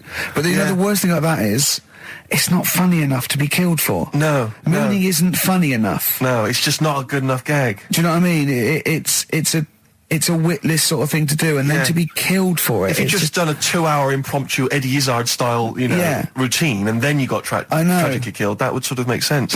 But doing something that's a little mooning, bit... it's almost karmic because it's such a bad joke. Yeah, it's like in some weird universal karmic way. It's like if you hadn't been mooning, maybe you wouldn't have got killed. I know. If you hadn't done such a lame joke, maybe you'd be okay. Yeah, but that's it. But there's lots. Yeah, you don't want to be walking along. You don't want to be walking through the garden and stand on a rake and it flips up and it hits you so hard, and it's like a boing noise as it hits you. And it hits you so hard that it kills you. It kills you. Yeah. Or you fall out of a window and a cactus goes up your bum. You don't want you're that. killed by a cactus up the arse. I know. Or you're at a concert and a fat woman stage dives. Yeah. And she just squashes you. Yeah. How did he die? He was squashed by a big hefty. Mama Cass just jumped on him. Just big fat woman squashed him to death. Yeah. Tell you what. Yeah. Tell you what though. Right, talking of fat women. Go on. I'm not having a go, but did you see Michelle McManus on... oh, man alive. Yeah. You are what you eat. What are you eating? Girls allowed. Look at that. It was unbelievable. No, but to be fair, you know, she didn't... Did you see her in her bikini or whatever? Yeah, well, yes, but she was always a little bit... Yeah, but a little bit. Well, no, she eats too much, right? But what I did like about it was that she had a go, you know, she did lose Trying hard and that, yeah. Huh? I quite liked her at the end of it, really. Yeah, She's not an unpleasant woman. She's a lovely woman. But, I mean, like I said before, there was that interview in Heat magazine where she, you know, I tend to eat 11 packets of Doritos a night. Yeah. 11 I mean, come on, Michelle. Yeah.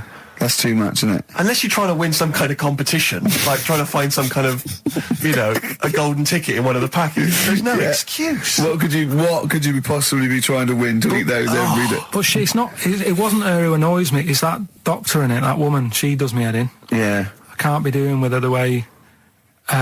Well, she's not actually officially a doctor, is she? No, and her bedside manner's not very good either. No, it's like the fear tactic. That I think you want a little bit of... And what does she look like? I mean, she doesn't look like the sort of peak of health. She's got that weird sort of witch-like crone Well, face. it can't be good for you hanging about all that poo all the time. She's always delving into that every day. I used to be told, you know, don't mess about with dog poo because it can make you go blind. Yeah. She's constantly at it. Yeah, I know, yeah. Rubbing through it. And it annoys me the way it's like, you know, well, let's have a look at your poo. Let's see if you're eating the wrong types of food. The person's about 33 stone. Yeah. It's obvious. Yeah. Do you know what I mean? Yeah. Don't need to look at that. It just wind... And I'll tell you the thing that... I mean, I've never had it done anyway, right? But the colonic thing. Did Michelle have that? I didn't see it. Yeah, she had that done. And they showing it, she sat there sort of lying down. She's like, oh. But I don't understand why people have that done anyway, unless you are sort of bunged up. Yeah, or you've got a cactus up there. Yeah. But the other thing is like the way, like it's a clear tube. Why do you need to, you know what I mean? Why do you need to see what's whizzing past? You know what I mean? Yeah. Like it's some sort of generation game. And you've got to remember what's going past. Everything, then you win a prize. Why can't they just look at it in the bucket after and go, right, yeah? Well, why look at it at all? Why do you need to look at it? Well, it's... Out of interest, isn't it? See what's... It's come out. I don't know. So yeah, that's where that went. Oh, that's what I've been looking for. That remote control. How does it work? I don't want to go into graphic detail, but they just send water up there. Do No, caffeine. Caffeine. Yeah, so it's like a gallon of coffee. Wow. That goes up there, and it wants to come out immediately, obviously, and then it percolates. But when did that happen? How did someone sort of go, tell you what you want to do? I think it was first invented on distraction to win a car. I don't know, do I? I suppose they thought there's stuff up there that's not coming out. It's for, they find things up there. Though, isn't it? They did that thing that they find things up there that they swallowed when they were 5 and that, don't they? Lego bricks and stuff. Exactly, marbles.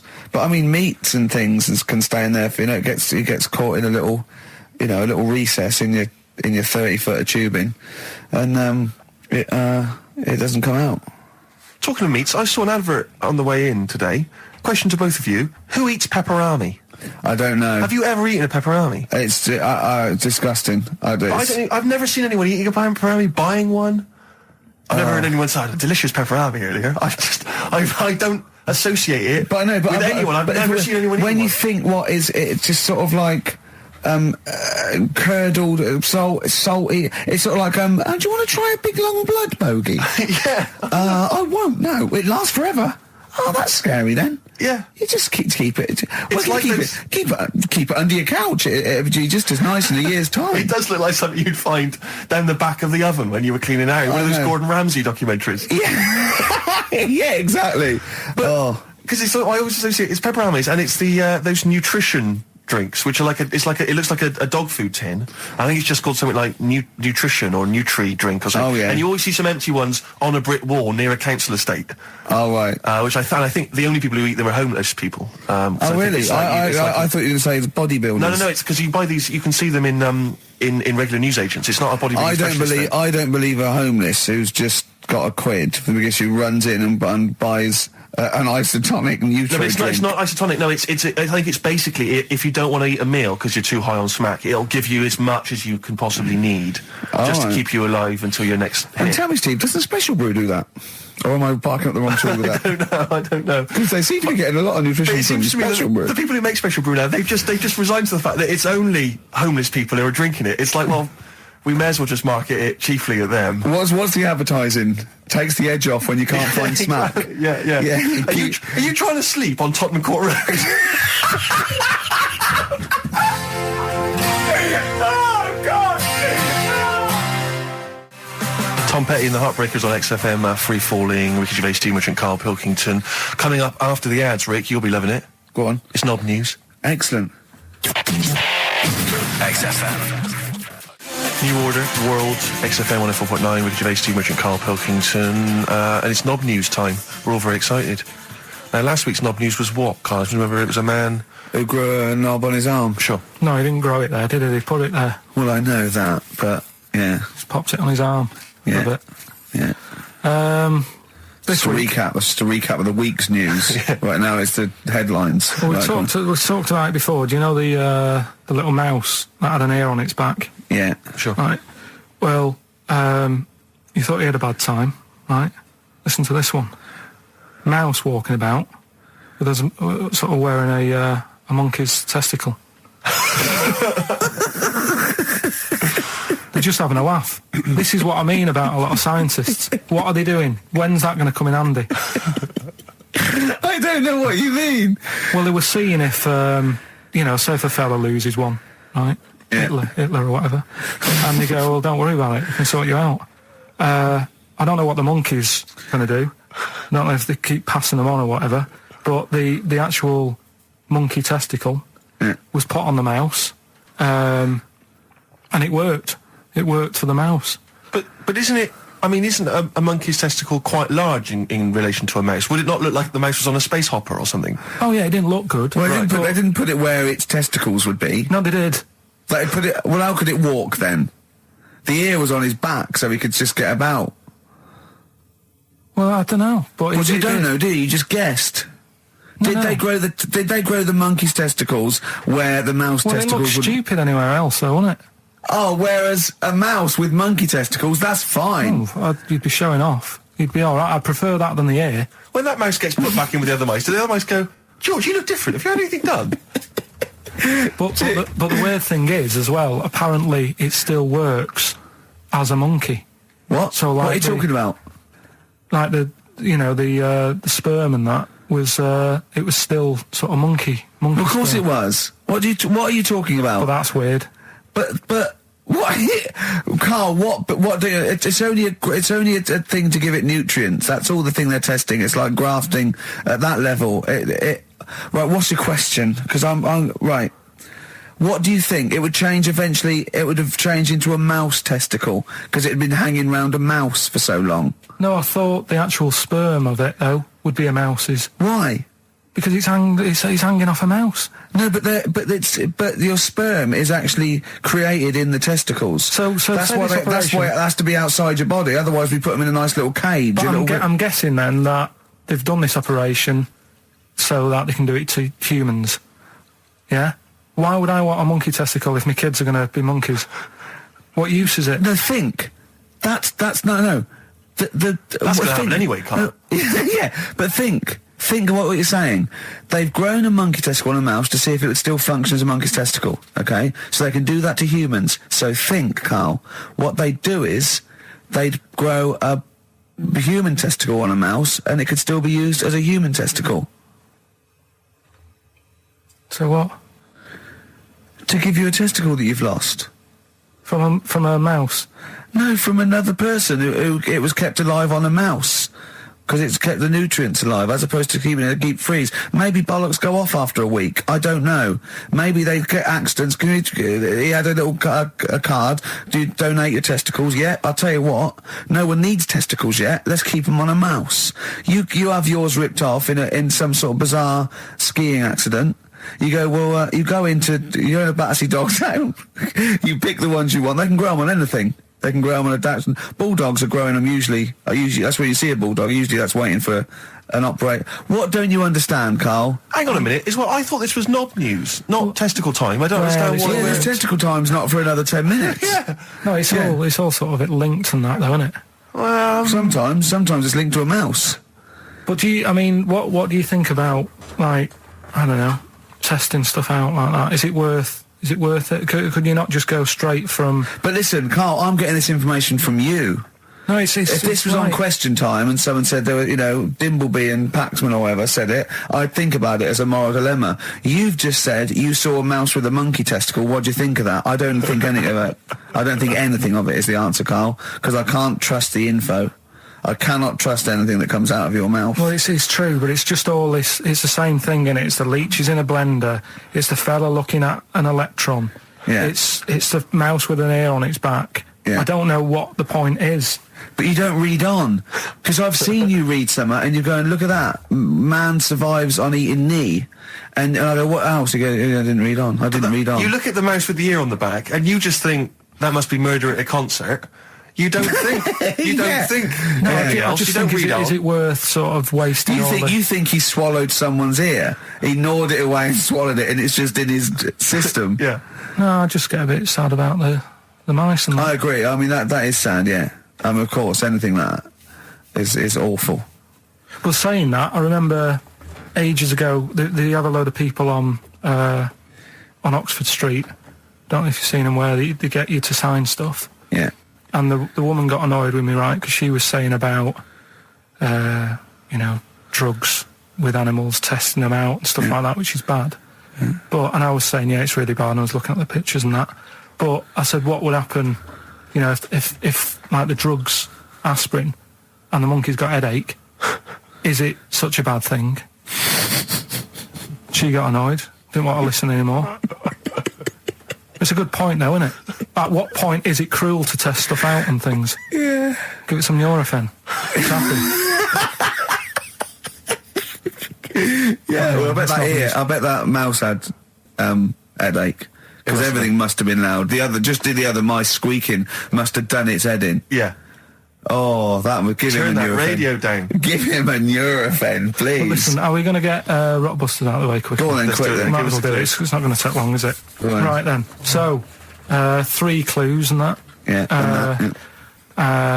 initials of a band and artist. Yeah. And win some stuff. Steve can go through the... Ladder 49 better be in there. Oh, let me Got to check. just quickly... It's ladder 40. You get on with those clues and I'll tell you what's happening. And this is the last time. The winner of this... No, we'll do it again next week. Oh, is it? And then there'll be 6 people, and we just draw someone out of a hat to win the signed Homer, the Nigel Tufnell, and the Us as Flanimals. Right, you ready? But they've got great prizes. They've got Alias. They've got They've got Alias, they've got The Aviator, a Batman cartoon series, M. Night Shyamalan's The Village, atrocious film, and Ladder 49, there it is. Brilliant. It's in there. Joaquin Phoenix, John Travolta. Their greatest challenge lies in rescuing one of their own. brilliant. Go on then, Carl. Right, the first one then. When I'm ill, I throw up horse food. When I'm ill, I throw up horse food. How can that work? What's going on there? The initials there, I-H. Right? It's a band or an artist or a singer. Something like that. I-H. They're the initials. The clue. I've got it. When I'm ill, I throw up horse food. Right? I've got it. Right then. Well, don't say anything. Works, doesn't it? No. Second one, that garden tool, it's not yours. What are you doing with it? Right? Yeah. That garden tool you're messing about with there, it's not yours. Yeah. Give it back. Right? What's that? ND. ND. Right? Artist or a band. What's going on there? Right? Third one, that male sheep sounds fed up. Why is he fed up? Right? TR. TR's the initials. That male sheep sounds fed up. What's going on? If you know the answers to them 3, email in ricky.gervais@xfm.co.uk, or you can text in 83XFM. Right? Great prizes. You can win yourself a copy of Ladder 49. Foo Fighters. Best of You on XFM 104.9. All right, Carl. You calm down now about science. It just does me head in, a lot of this stuff. I think I would have been better off sort of growing up in the 1940s or something. Why? Well, there isn't as much science going on. People just live, don't they, for the moment. So You know what I mean? well, but what if you'd had to go to war? What? What if All right, you- maybe 1945, then I'd be happier. Just after the war. Just that bit after the war and before they started What messing age? about. What year would you want to be born? When was the war over? 45. Right. 46 then. But there'd be Born rationing. 46. There's rationing for another 10 years. 56 then. But there's a lot of science going on. Oh, 56. forget it. It just annoys me, all the messing about. They're always messing about with stuff, and I sometimes think, is it doing any good? Is what I mean. Mouse with ears, mouse with monkey's testicles. They're messing about with a mammoth now. Go on.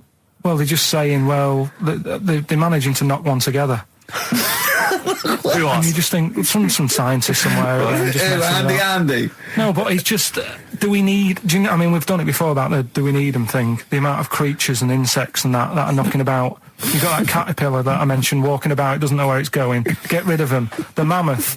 The world's busy enough. It's crowded. It's overcrowded now. How much room are they going to take up? Do you know what I mean? Why are they doing it, Carl? Do you know? You're not. You just. All you know is they're trying to muck around with Because them. they can. Because that's all it is, isn't it? Because they can. They're messing about. Someone's Yeah. being paid to do stuff. What else are we here for? If not to try stuff out. What else are we here for? What do you mean? Well, what are we here for? Just to enjoy life, isn't it? Well, some scientists enjoy knocking a mammoth together. No, but don't worry about the mammoth. It died out. Maybe it died out for a reason. Why didn't Noah save it if it was important? Because Noah, what do you mean? Noah's not true, is it? Well, I don't know. There might have been some truth in it. What truth in it? That he put 2 of every animal that existed into an ark. How big was this then? Why didn't they eat each other? Yeah, I know. I'm not saying. Imagine the noise, Carl. Yeah. No, Trying to get a bit of kit there. There's points of that where I go, that didn't happen, because where could he have been where there was a hamster and an elephant and a crocodile? Where was he? Do you know what I mean? But none I'm of it's saying- true. What bit do you believe? What do you mean? It got a bit wet. What are we talking about? The mammoth or the... No. What is up with you? No, it's just that we had a No, lot... seriously, have you got brain damage? No, it's just that we had a lot of topics going on there. I just don't know which... No, we were talking about Noah. And then you suddenly go, I know it was, where did we... What? The mammoth or Noah? What? What you did, none of it's true. What? Think of it. Oh, God. Think of the first thing. Build an ark. All right. Could I just clarify, what's an ark? It's a big boat thing. Right. I've never had any experience of carpentry. Just build a big boat thing. But I don't make... Just have a go. Don't worry, you'll be all right. I'll make sure it's all right. But once I've built that, I mean, how big should I build it? What am I... Very big. It needs every animal. Two of every animal. Go on. Every animal. I mean, the boat building, fair enough. I told you to make it big. Right. Don't worry about the fish. They can swim. Okay, but so all the birds. Get the flightless ones though. They're drowned. Get the flightless ones. They would not the penguins. They're flightless, but they can swim. But all other animals. I should be writing this down.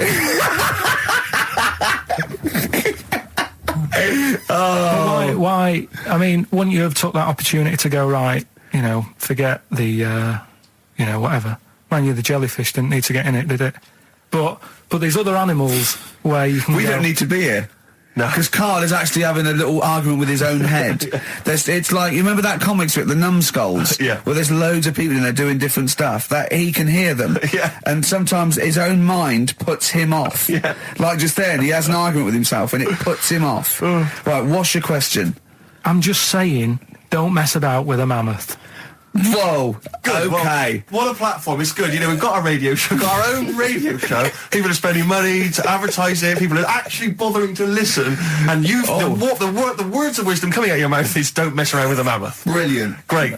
No, but just going back to... You sound just like Bob Geldof. I can't be bothered with this. He's trying to say... What can't you be bothered with? Just because I think I've got a good point. What? Don't mess around with a mammoth? That's not the point. Don't put your daughter on the stage, Missing Roy. Well, what are you talking about? It's just that I think there's too many animals knocking about. I mean, I know you love your cat and what have you. Waste of time, though. What do they do? Well, they frighten you.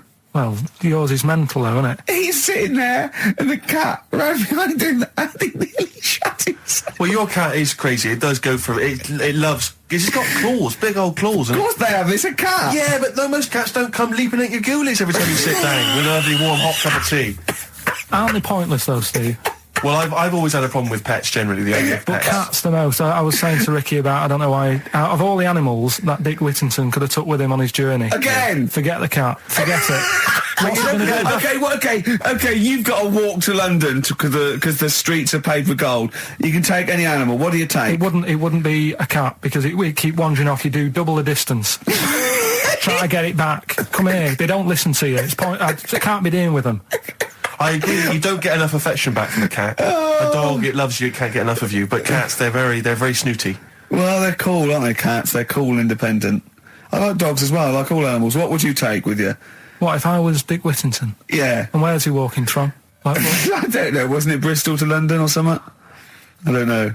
Again, it's a bit hazy. This isn't well documented. But couldn't he? I mean, why is he taking a pet and not a mate who?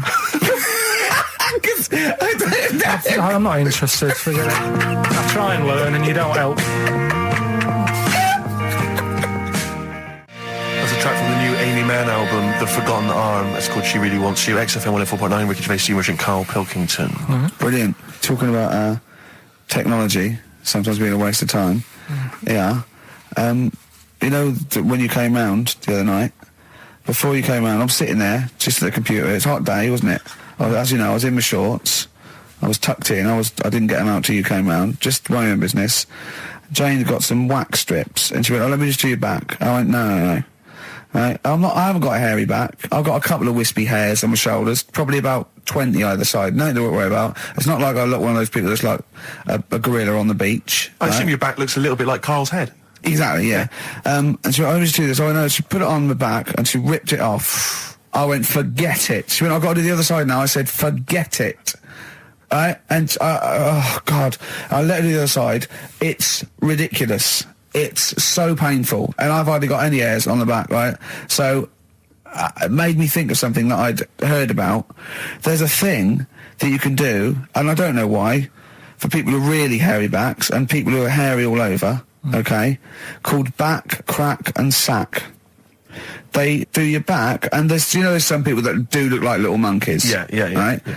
They do your back, they do your arse crack, and they do your balls. Oh. In that order? Or Again, always a question that doesn't matter. no, it does, because what I'm saying is it done from the top all the way down? It's not done in one. What do you think? This is huge 30-foot Band-Aid type thing that you're wrapped in and then pulled. It's done a little bit at a time, isn't it? Right, well, again, it still matters which order. Because if it hurts your back, it's definitely going to hurt the sack. That's what I'm saying. I think... What is it called? Back... Crack and sack. Or sack, crack and back? No, it's called back crack. I don't know. It's probably a marketing person said we've got it in order. You could probably choose which order you want them in, Carl. It's back, crack and sack. It should be sack. Sack, crack, back. Definitely. It should be sold like that. Why? Because like I say, if you're lying there, look, you've had half of your back done. If you went, forget it, right, there is no way you're going to have the sack done. Is it? No. I'm sorry, I wouldn't have the crack and sack done anyway. I don't know why people I'm not going to have a back done. It doesn't need doing. Where are people going where they've got to worry about the condition of the sack? At what event do you go to and you go, I've got to look sharp. I've got to look the part today. I don't know. Not the sack done. Nudists? No, because they're about being natural and that, isn't it? Normally they are airy, like that woman on holiday. Yeah, the women are, the men aren't. I don't know. Yeah, they all are sort of pretty airy. They believe in just leaving the body as it is. I think little gay fellas love it, don't they? Why are you looking at me? I don't know. I don't know. If you're a little gay fella and you've had it done, text in. Just text in. What's the text thing? 83 XFM. Just text in. Tell us what. I don't know. Do we need? Is there any information that we're missing? Is it painful? I assume so. Of course it is. Why did you get it done? That's the question. Why did you get it done? Yeah. Why is it important to have a hairless arse? XFM. Touring breaks on XFM. Ricky Gervais, Steve and Karl Pilkington. Karl, are we doing your story with the song? Is that what you want to do? Yeah. Well, Excited about it. Like what was it the other week? We did Babushka. Babushka. Yeah. Pinball Wizard. You said if he's deaf, dumb and blind, he doesn't even know he's playing pinball, which is... I just said don't bother putting money in it. That's all I'm saying. Let him play pinball, but don't waste 20p or whatever. Good point. This week, right, do you know how I was saying... It is a good point, actually. It is a good point. Again, though, it wasn't a documentary. It was it's not... Didn't really happen. Yeah, well... Do you know how I was saying sometimes I listen to a song... I like a song to be obvious what it's saying. Pinball Wizard was a good story. You need a song to be obvious. In the ghetto, it's a kid growing up and all that rough area, gets killed for nicking cars and messing with guns and that. Living in the city, growing up in New York, rough area, how you cope with it and that, right? But they've got to be as simple as that. Otherwise, I'm not that... I've got a brand new combine harvester. It's about that machine. It's brand new. Yeah. It's brand new. But even though it's new, he's willing to lend it out to other people. No, but what I mean is, if you start trying to be clever, the story's lost on you, innit? Yeah. Not necessarily me or Rick, but yeah, sure. Go on, we know what you mean. Go on. On Primates, yeah. Well, this song here, right, it's not an XFM song, and you'll probably hate the song, to be honest. Go on, what is it? What's the song? Yeah. It's Wonderful Tonight. Right? Eric Clapton. Okay, it's all right. It's a sort of bluesy sort of ballad from the late 70s. Yeah, it's all right. But I'm always arguing with Suzanne, because every time I hear it, I'm getting different pictures in my head. Yeah. Of, like, what's going on, right? Okay. And I'm convinced it's about, like, this little cripple fella in a wheelchair, right? And he's knocking about with his wife. And we don't say cripple anymore, do we, Steve? Do we say cripple? I don't think we've said that since... 70s? I think it was the 70s when we stopped. All right, just a little fella in a wheelchair then. Okay.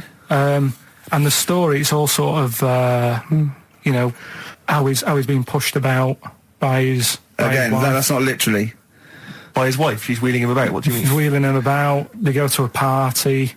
Everyone sort of looks round and looks at him. What makes you think that he's in a wheelchair? What's the clues? What's the words? There's loads of little things. It's like, like I say, something about his wife walking around with me and all that. Well, of course she is. She's pushing him about. But walking around. If someone said, "Oh, she was walking around with me," I'd think they were both walking around. There's a few. But that's not. There must be another. There must be a reason why you suddenly thought that fella's in a wheelchair. Right. My wife's walking around with me. Put on your makeup, and I feel all right. No, and she's always saying, "Do you feel all right?" And that she's always asking him how he is. Yeah, but she's just listen. Let me play it, right? and try and picture the scene, right? But now I'm only thinking of a little fella in a wheelchair. Well, have a listen to it, Oh. and you know, just everything that's been said. Okay. Understand why I'm thinking what I'm thinking. No, never. Right, you ready? Yeah. No clue yet, yeah. He's just sat there watching, probably. No. There's no... Wait until he's done. Yeah, no clue. Okay. No, that's all right. Well, that's just a woman getting ready, and he's fine. Yeah, he's just sat there and he's got a great pair of legs. Right, well, he's sat there in the wheelchair watching. No, he's not in a wheelchair. Listen. Right. Yeah. Everybody looks at him. No, her. He's saying she turns heads. Walking around with him. Yeah, walking around with me. We're both walking around. Are you all right? Yeah, it's a nice thing to say. He's all right. Right? Yeah, he is all right, because he's got a great pair of legs. Right, he might not have any legs in that, but he's happy. He has got legs. Right. He has got legs. I don't know why you think he's in a wheelchair. There's no clue whatsoever. It seems to be based solely on, do you feel all right? Yeah, Which she's you just only saying say that because they're together at a party. Maybe he doesn't know anyone else there. Leg. Right, just hang on. So he can't drive. because he's drunk. Probably he's had a great time. He's been dancing Puts him to bed. because he's drunk. Well, is he though? He's turned out the light. His hands work. Is that it? Yeah, there's no clue. But the thing is, that's what I'm picturing. But that doesn't mean it happened. You picture people that are half man, half moth. It doesn't mean it's possible. Do you know what I mean, Carl? What you think is usually not true. Suzanne is totally right. There is no reason. I have never, ever thought that Eric Clapton was singing about a little fella in a wheelchair. And the one clue in that, there's two, isn't there? Are you all right? Well, let me say that, little cripple. Right, and I'll give her the car keys. Oh, well, why's she driving? He ain't got any legs. Pushing him around and that. No, pushing him around. Well, so he'll do one more next week then. Okay. XFM. Jack Johnson on XFM. Carl. All right. Yeah, we were talking briefly earlier about something that you'd been reading. Well, it's just that you're always having a go at me, saying, you know, you're never happy. True. You know, what cheers you up? What's the best thing that can happen for you and stuff like that, right? Yeah, sorry, I've never said to you what's the best thing that can happen for you. No, but I'm like trying to encourage you. Steve's, and you have a bit. I've started reading more and doing more science stuff, even though some of it does me head in. Like I say, knowledge is almost annoying. Right, knowing about that mammoth is Think annoying. about being a quote. Yeah. Things like, if I have seen furthers cluster on the shoulder of giants, we will fight them on the beaches. E equals MC squared. Knowledge is annoying. Yeah. That's an amazing one. Karl Pilkington, 2005. No, but it can get you down, can't it? Right. Knowing stuff that's going on. Yeah, knowing stuff. Sometimes I don't want to have stuff in my head. When I read a horrible story or someone tells me, I wish I didn't know it. Yeah. Yeah, that's all I'm saying. But at the same time, there was something in the paper about things to do before you die. And it was just stuff that I sort of looked at. I thought, don't want to do that. Cross that off. Not bothering with that.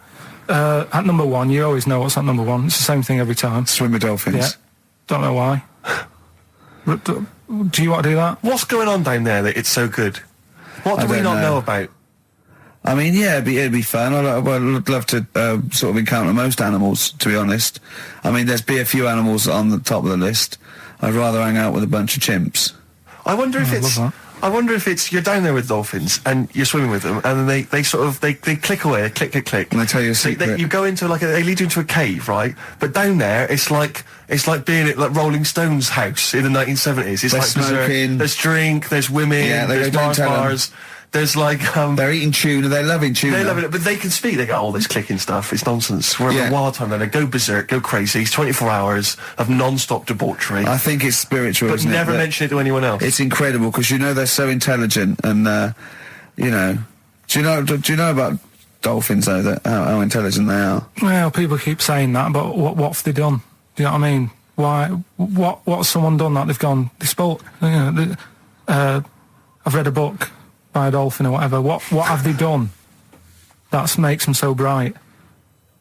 It's the same way they go. You know, they look after you, they save you, and that. There's got to be one bad un in that bunch. Of course they. Sorry, I wasn't suggesting they're all flipper. I'm not just there constantly going around the oceans trying to save people. I mean, they're intelligent, you know. In what way? What do you mean in what way? Well, what do you mean? Why do because why they do pass people keep tests? saying they're bright? Because of the things they can achieve and learn. Like and, what? And, well, they can tell shapes, objects, colours. Sorry, Carl. I mean, they're no match for you. They're not as clever as you. They're way down the list. But it's all relative, isn't it? For a non-human, they're doing okay. They're up there with chimps, you know. So what do you want to do before you die? Anything? Any achievements you want to have? Well, if I'm ill, I'd prefer to go to the doctors than to go with the dolphins. Yeah. Why are you suddenly ill? It's not, they don't, when they say things to do before you die, they don't literally mean the sort of the day before. They mean you croak it. that you want to experience life. You can do it over the next 20 years. Is that what you thought you meant? Like, literally Is the that 24 what you hours meant? before Like you a die? priest there going, give me the lift. What is it, Grandad? Dolphins. You know, no fit state, Grandad. Get me in the water. Get me down to Brighton. What do you think that list means? Well, yeah, that, you know, before you die. You're incredible, Carl. Amazing. You're all this time. Things to do before you die. That's why he doesn't want to do any of them. Didn't you think it was a bit extraordinary that you So had to what try you- and swim with dolphins and visit Disneyland and climb Mount That's Kilimanjaro why I all in was the same saying to you, afternoon? That's why I said to you, I would be in no mood for a dip. That's incredible! Always a new twist on things. Always a new twist on things.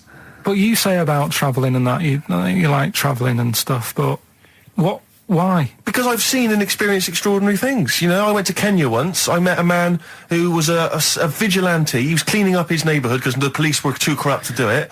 Carried a sword, and you know, he was extraordinary. He'd been attacked, but he didn't care. He fought them off. He was trying in this little slum area to try and instill some law and order. He had to arrest his brother-in-law once. It was a fascinating story, and he was an extraordinary man. I went to Manchester and I saw two lads with big heads and webbed feet looking at a house. There was a horse in the living room.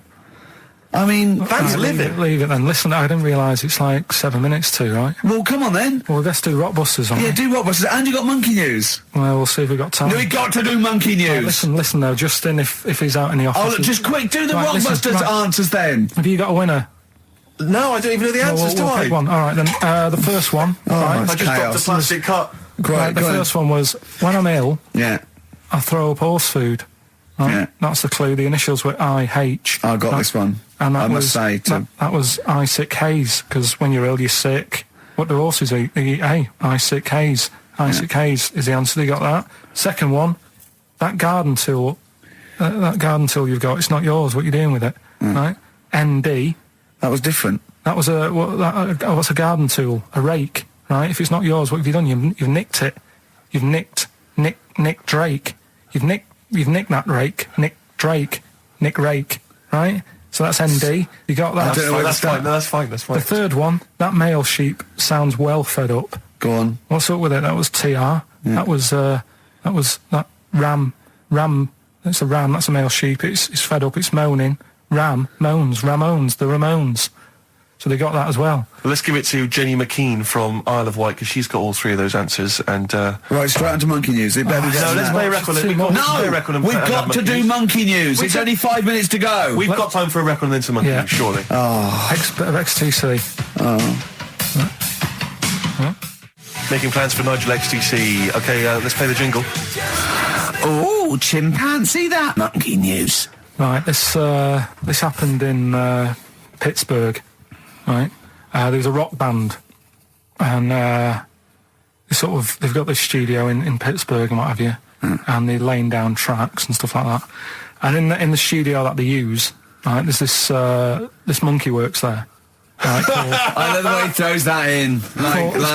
Like he throws that in. This monkey works there. no, it's just got a little gig there. He sort of he carries the equipment in, guitars, stuff like that. It doesn't. He does. No, it doesn't. He just sort of cleans up after the bands. No, he doesn't. Emptying the ashtrays. Doesn't that sort of happen. stuff. He Doesn't does. happen. That's the gig it's got. Anyway, right. Gets women out of the crowd that they want to go visit with. With one arm. Drag them back. So anyway, right. So the band's in the studio, right? And one of the band members brings some A&R fella to the studio to have a listen to the latest track. Right? Yeah. So they hit play, and they're all there going, "Yeah, brilliant. This is good." Oh, no. Anyway. So the fella says, yeah, I like the track. I especially like the bass on it. Right?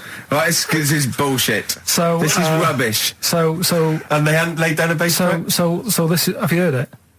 So Carl, the weird please thing don't is, do this to so me. the A&R fella goes, and it's like the band members have stood about, and they're going, "That's good that you liked it." And they're saying, "Yeah, but what's he on about with the bass?" So they played it back. This is rubbish. This is absolute rubbish. Where did you get this from? Please, because we never get to the end. Let's hear it. This is absolute nonsense. So they played it back. Yeah, right? and it's the chimp playing bass.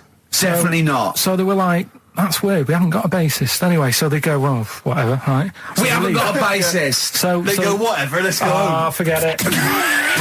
XFM.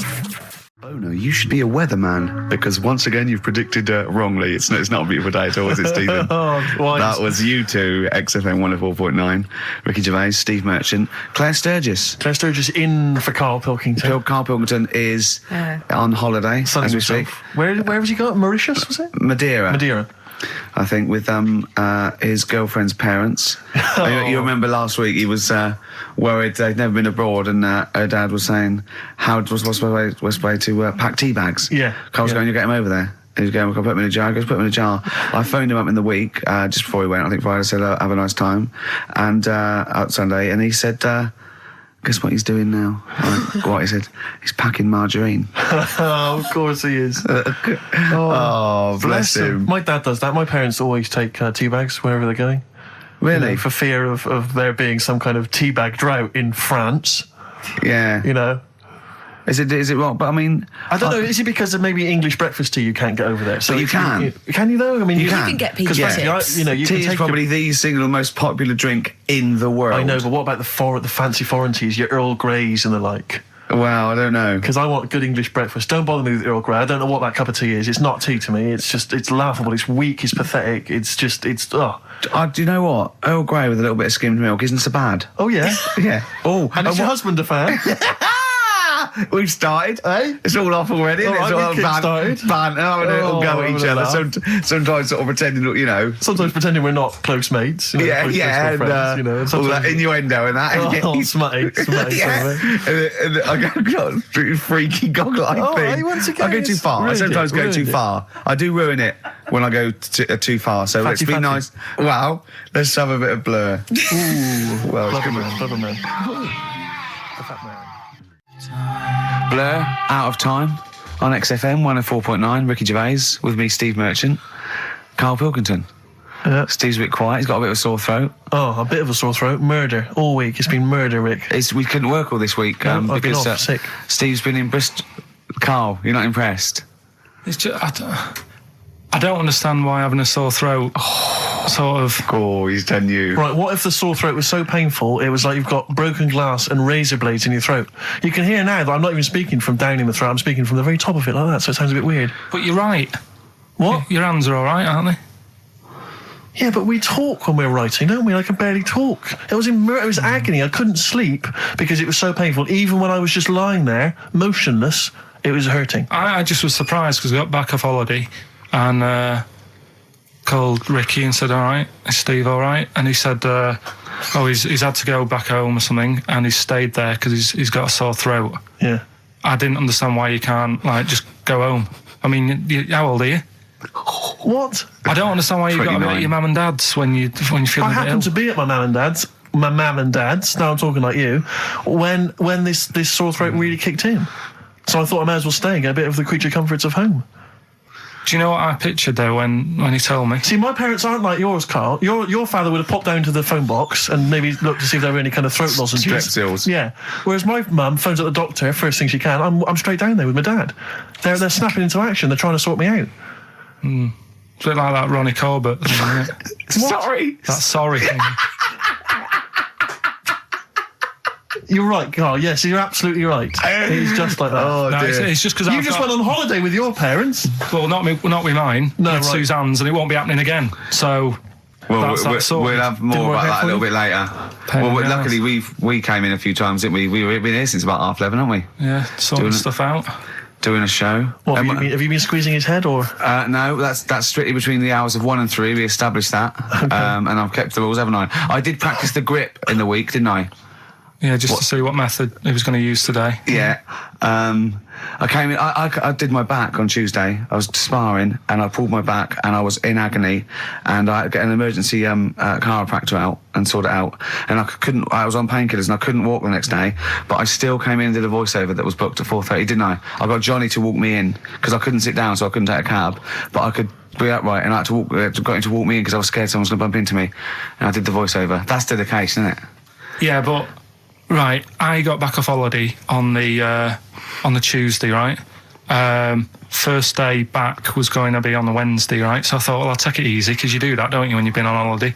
The first day you just want to sort of... I don't, I'm straight back into it. Well, yeah, but it's nice to, do you know what I mean? Yeah. Just sort of look at your emails, go through all them, work out what people need and stuff. Sure. Doss around, yeah, sure. So I thought, I'll take it easy. As soon as I got in, I was told that Ricky had been booked in to do a voiceover. And I thought, can't handle that. Do you know what I mean? On the first day, him coming in annoying me, probably trying to get a week's worth of head squeezing in. So I called him up and he said, I might not come in because I've got a bad back. I thought, well, that's all right, right? Then you just turned up, didn't you? He said, I managed to get in a cab. Yeah, Johnny walked me in, and that's what, yeah. And he did the stuff, which I haven't got it here at the moment, but I'll find it on the system and I'll play you what he did. That he's been paid to do as well. It's all right. Yeah.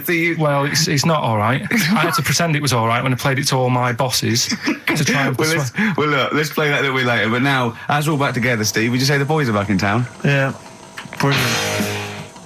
Buy it in bottles. Richard Ashcroft on XFM 104.9. I'm Ricky Gervais, with me, Steve Merchant and Karl Pilkington. Now, listen up, right? It's the Sony Awards this Thursday.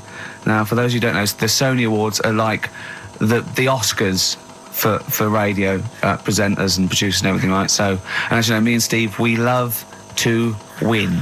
We want to win this one. This is the last time the panel will be listening, so I want a good, clean, tight show, okay. Right? So no swearing, joking aside, no swearing, nothing controversial and nothing in bad taste, all right? Good luck out there. Aren't we a little bit buggered then? Well, yeah. So, all right, Karl? Yeah, that's all right. It's just when you say things like, make it a good one. Sometimes it sort of puts a bit of pressure on and things slip out that you shouldn't say and stuff like that. Do you know what I mean? Have you ever had that? What, when you can't? It's like, I'll tell you one story, right? I'll tell you a couple, actually. That one's just come to mind right now, right? There was a fella who my dad was going to meet. I don't know if I told you this before, right? But I have told you, when it was a party and everyone was saying, Dave's coming, he looks like Ken Dodd, but don't say anything. Have I told you? yeah, go on, what is it again? And everyone's like, right, and my dad's like, I've never met him, I wonder if he does look like Ken Dodd. And everyone's saying, yeah, but don't say anything. Yeah. Because you'll accidentally, say it. And the unbunctious, you might go, you unbunctious to meet you. So the thing is, when this fella turns up, he did look like Ken. My dad couldn't believe it. First thing he said, nice to meet you, Ken. Oh, no. His name's Dave. And that's the sort of thing. There was another one, right? At a station that I worked at in Manchester, right? There was this girl who worked in the newsroom, right? And she had a plastic arm, right? Right. And this presenter, nice bloke, he didn't, he's not out to hurt anyone, went up to her, sat down, was chatting for a bit, touched the arm, said, what lovely skin you've got. What did she say? I think, she's probably used to it, so she wasn't bothered. And then, right, this is brilliant. This is a sort of gaff he made on air, right? And like I say, he's a nice bloke, so he meant nothing by it, right? But he does this competition on the air, gets a caller on, right? And he's talking to the woman saying, thanks for calling in and to play, I don't know, what have I got in my pocket or whatever they used to play on the show, right? And talking to the woman, in the background there's this noise, right? Like that, right? So he's talking and he goes, have you got a pet parrot? She said, no, it's my Down syndrome kid. Oh, dear. Oh. The thing is, awards don't matter. No, I don't think so. Play record? I don't think so. So we're not out to offend or annoy. Badly Drawn Boy on XFM 104.9. I'm Ricky Gervais, with me Steve Merchant and Karl Pilkington. I'll tell you what, the Sony's then. Oh, This Thursday at the Grosvenor House Hotel. Yeah. Everyone in Radio's Anyone has entered their show in different categories saying, they get it down to, winners this year included the brilliant Dominic Mohan, former showbiz editor of The Sun. lots of people won. Lots of people won gold. Lots of people won silver. Lots of people won bronze. We didn't get a sausage. Nothing. This show was deemed not worthy of anything. I mean, not a look-in. The panel looked at it and said, well, no, definitely is not. not radio. Didn't get a vote. See, that annoys me on so many levels. Let me tell you, one, right? I've never complained about losing an award, okay, ever. Yeah, mainly in TV. I know we've won a lot, but we've been beaten by Peter Kay. Good luck to him. He's brilliant. Beaten by Phoenix Nights, the sitcom. A lot of people like that more than the Oscars, vice versa, right? No qualms. But the shoddy shite that I heard that night beating us, I was furious. I don't understand. There's people, regional, it sounds like hospital radio, right? I shouldn't even be on XFM. I thought, it's beneath me. Yeah. And I thought, well, give them a hand, right? Let's show them. And I want to know who the panel was as well. I do not believe it. How can they I was looking back over some of the shows, right, before I get Karl, and I've just done a little excerpt of, a trailer of what we do, what we're about, and I don't know how the panel could overlook this. Play a bit, Karl, please. Shaking her muff, minge and tits around does not make her a hoe, then what does? These kids at school with big heads. Carl, what are you talking about? Shut! Oh, my name is Holy Fuck. Right, Yeah. there's this monkey that was on a train station. Right. What if you mean cock to mean penis? It was my Down syndrome son. Oh, chimpanzee, that monkey news. So we've still got monkey news coming up. You're an idiot! You know what I mean? That's, to me, quality broadcasting. I don't know how they can say that isn't worthy. That's what we sent in to the Sony people. They listened to that. How they didn't think that was dynamite stuff. It doesn't make sense. Actually, I've been thinking about this since Thursday, because I've been a little bit down in the dumps. Yeah. What I think it is that with the TV show, the TV stuff we've done, Rick, we put a lot of work into that. Yeah. We get the script, we spend a lot of time on it. What this show is about, it's very much about spontaneity, it's about our personalities, and I don't think we're ever going to win an award for our personalities. I think that's where we're going Do you know wrong. what I think? I think that when we're together, we're the auteurs of The Office, and, and we're strong on it, and we're just two, we write it, we direct it, we cast it, we even worry about the font and stuff on the, we do everything. There's a weak link in our midst, I think. On the radio show? Yeah. Right, well, I'm just trying to think what the common factor is, because on the award-winning TV show, Spliss You and I... Yeah, I don't know. Well, I'll tell you what, can we play a record and let me think about this, because there must be something... There's got to be a factor. ...that isn't in The Office that's in this, that means that The Office is award-winning, and this is a pile of shite. Blur and Out of Time. They're joking, there's 2 hours to go. On XFM 104.9, I'm Ricky Gervais, with me Steve Merchant and Karl Pilkington. A new leaf, bit of a blow at the Sony's. Not like that. I mean, we were taken aback. Speak for yourself. Yeah. We've got guests. Jonathan Ross won, and he has guests, so we're going to have guests in. One of which is sort of a tie-in. He's going to explain himself. It's Dr. Neil Fox. Popped in for a chat. It's a pre-record. We got that. Although live in the second hour, we're gonna have a chat to the girls from Tattoo, who are upstairs at the moment in Capitol, and they're gonna pop down and have a little chat with us. So we're really trying to, make this more of an interactive show. We don't know yet whether we're gonna give up or not. It depends how this show goes. Yeah, look forward to that. But we got some great. We went down to the big library, so we don't have to rely on 4 Non-Blondes and the the 2 jam tracks that are up here. We went down to the big library, and we've got some great tracks, Steve, haven't we? We've got some classics. Should we play one now? Well, before that, I just remember that some of the criticism we received, I think, was that we're perhaps not taking into consideration the listeners. A lot of radio shows, they cater very much to the community, to the area which they're broadcasting. They interact with the listenership. Where's the fun in that? Do you know what I agree. Well, for me, really. I'd just like to justify why we don't tend to correspond or interact with the listeners. Here's a typical email from Vicky, age 25. She asks, do you ski? Rick, that's her question. No, I Do you don't. ski, yes or no? No, I don't. No, you don't. Right, there you are. Thanks, Vic. Brilliant. Keep those coming in. See, he's turned him against us, Carl. What do you think, Carl? What do you think of Steve's attitude there? It's all right. More insight like that coming later.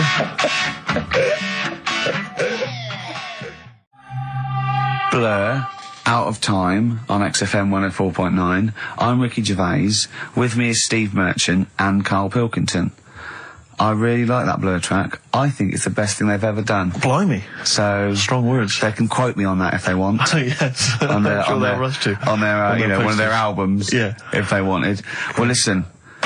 You're lucky I'm here, Steve. Okay. Right? You can see, you know something's happened. I've done my back in again. Right. I've got a special chair in here. I'm in agony, Yeah. and I'm on the strongest painkillers I can get. Right? Okay. I feel a bit. Right. Carl, I had to call Carl up today and say, look, I don't know if I can make it in. Can you come and get me? He came over to my house. We got in a cab and he got me here. Right. While he was round my house, Jane showed him sort of camcorder footage of how I actually did it. Oh, how you hurt your back? And I wanted Carl to tell you, because I was actually worried that if I didn't turn up, what you'd say to me. Yes. What was I doing, Carl? Right, so I get round to his place, right? Says, right, hit play on the video, right? Have you ever seen a gorilla having a fight? I think I have, yeah. Yeah. It was like that. Him and his mate round at his place last night decided to sort of have a bit of a wrestle. Yes. It went on. I mean, how much footage? Honestly, it was like a scene from Women in Love. Yeah. We'd done about 5 fights. We had to stop at one point because his arm was bleeding. You'd had about 5 fights? Yeah, well, we were wrestling. We were doing wrestling, right, in the just What, behind in the cab. lounge? Yeah, well, we were on our knees and then sort of like doing, and I kept winning with an arm lock. Right? Yeah. And then the last time he sort of threw me and I went on the back and my back was done and I was, it was Ian Morris. Yes. It was, Yeah, isn't he a the commissioning editor of comedy at Channel 4? yeah. And the funny thing was that we'd had lots and lots of wine, and we went. You surprised me. Yeah, right. And we went, come on. I'm gonna film this. The time we filmed, I said, film this, and she went, oh, right. And I took my shirt off. It's right there, and you can just hear slapping. Oh, Why? God. Can I just ask though? I mean, it's a Friday night. You had a couple of drinks, some intellectual conversation. Yeah. How does it get round to? Do you fancy wrestling me? Well, having it filmed? Well, he was on the couch, but I kept sticking my socks in his face to annoy him. Sure. Right. Yeah. And then he hit me on the shin, and I've got sharp shins, and it hurt. And I was going, I'm going to smack your face in. He's done kickboxing. And it's that thing like you're sort of joking. They go, come on then. Yeah. And you start. Have you ever seen the thing when Jack Osborne fights that skater dude? No, On the Osborne. I was very much the Jack Osborne figure. Right, yeah, the fat bloated guy just come out of rehab. I'll tell you what it was like, Steve. Have you ever seen like the David Attenborough stuff? Where, like, a tiger will be ripping a deer's head off, and you think, why doesn't the camera crew stop it? Yeah, You yeah. sort of watch, you're thinking, why was James Why just is she letting not this stepping happen? in and intervening? Yeah. And the thing is, she said, right, you've seen enough, haven't you, and stopped it, so I don't know how much footage you got. It wasn't much. It wasn't much. Because your lounge is not huge, and there's not much space between the back of the sofa and the Oh, table. it doesn't need enough. It was just a pin or a submission. So it was all over with like one of us throwing the other one on the back. Arm And locked. how does it? I mean, how do you start with a wrestling match? Are you both stood up, or you all And then on your knees, and you sort of like go together like ratting seals. Yeah. Yeah. Oh dear. like a giant walrus? It's not gay. Play a record. Could we put that online? Could we get that on the web? That I would love to see. Better Rod Stewart? Yeah. Just because Jane's Addiction are back then, Yeah, excellent. and so are we. Indeed. All right, I'm Ricky Gervais with me, Steve Merchant, and Karl Pilkington pressing the buttons on XFM 104.9. Well, I'm looking forward to today because not only have I got a bit of Bowie, a bit of Springsteen, Mock the Hoople, Pretenders, R.E.M., an Elton John classic. Don't laugh, right? Funny. But we've taken Dr. Fox's advice and prepared the show, and I've got a big list here of amusing observations. Coming up after the next record, a funny observation about describing your looks. Brilliant. All right? Oh, before, just to say, Rick, I just had an email. Beach Buggy, your last chance to see them on Thursday, 5th of June, alright? So don't miss out. The Garage, 9:45. It's your last chance. Beach Buggy. Well, I know that must be some people's favourite record, Steve. Well, it's certainly one of mine. Thunder Road, Bruce Springsteen. I won't hear a bad word said against the boss. A lot of people dismiss him, as we said in the past, as being some kind of stadium rocker, but you can't listen to a song like that and not be moved. Surely, Karl. It's alright, yeah. Brilliant. A passionate man. Yeah. What? So, Karl. No, it's right. So, there's certain songs like that was alright. It didn't sound anything. If it wasn't Bruce Springsteen, if someone new came out saying like that, I'd go, yeah, it's alright. Sure. Do you know what I mean? Yeah. you're a regular Simon Cowell, aren't you? I don't know if I like music as much as I used to now. That's what happens when you work in it, isn't it? Because Danny Minogue was on the telly in the Is week. it like when you work in a sweet factory and you don't nick the Mars bars after a couple of months? Yeah. Yeah. Danny Minogue was on the telly in the week, right? Yeah. And she was doing a medley. Yeah. Why do people do them? Well, to try and get all the hits. I know what you mean, yeah. Well, who's that busy that they haven't got time to listen to a full album or...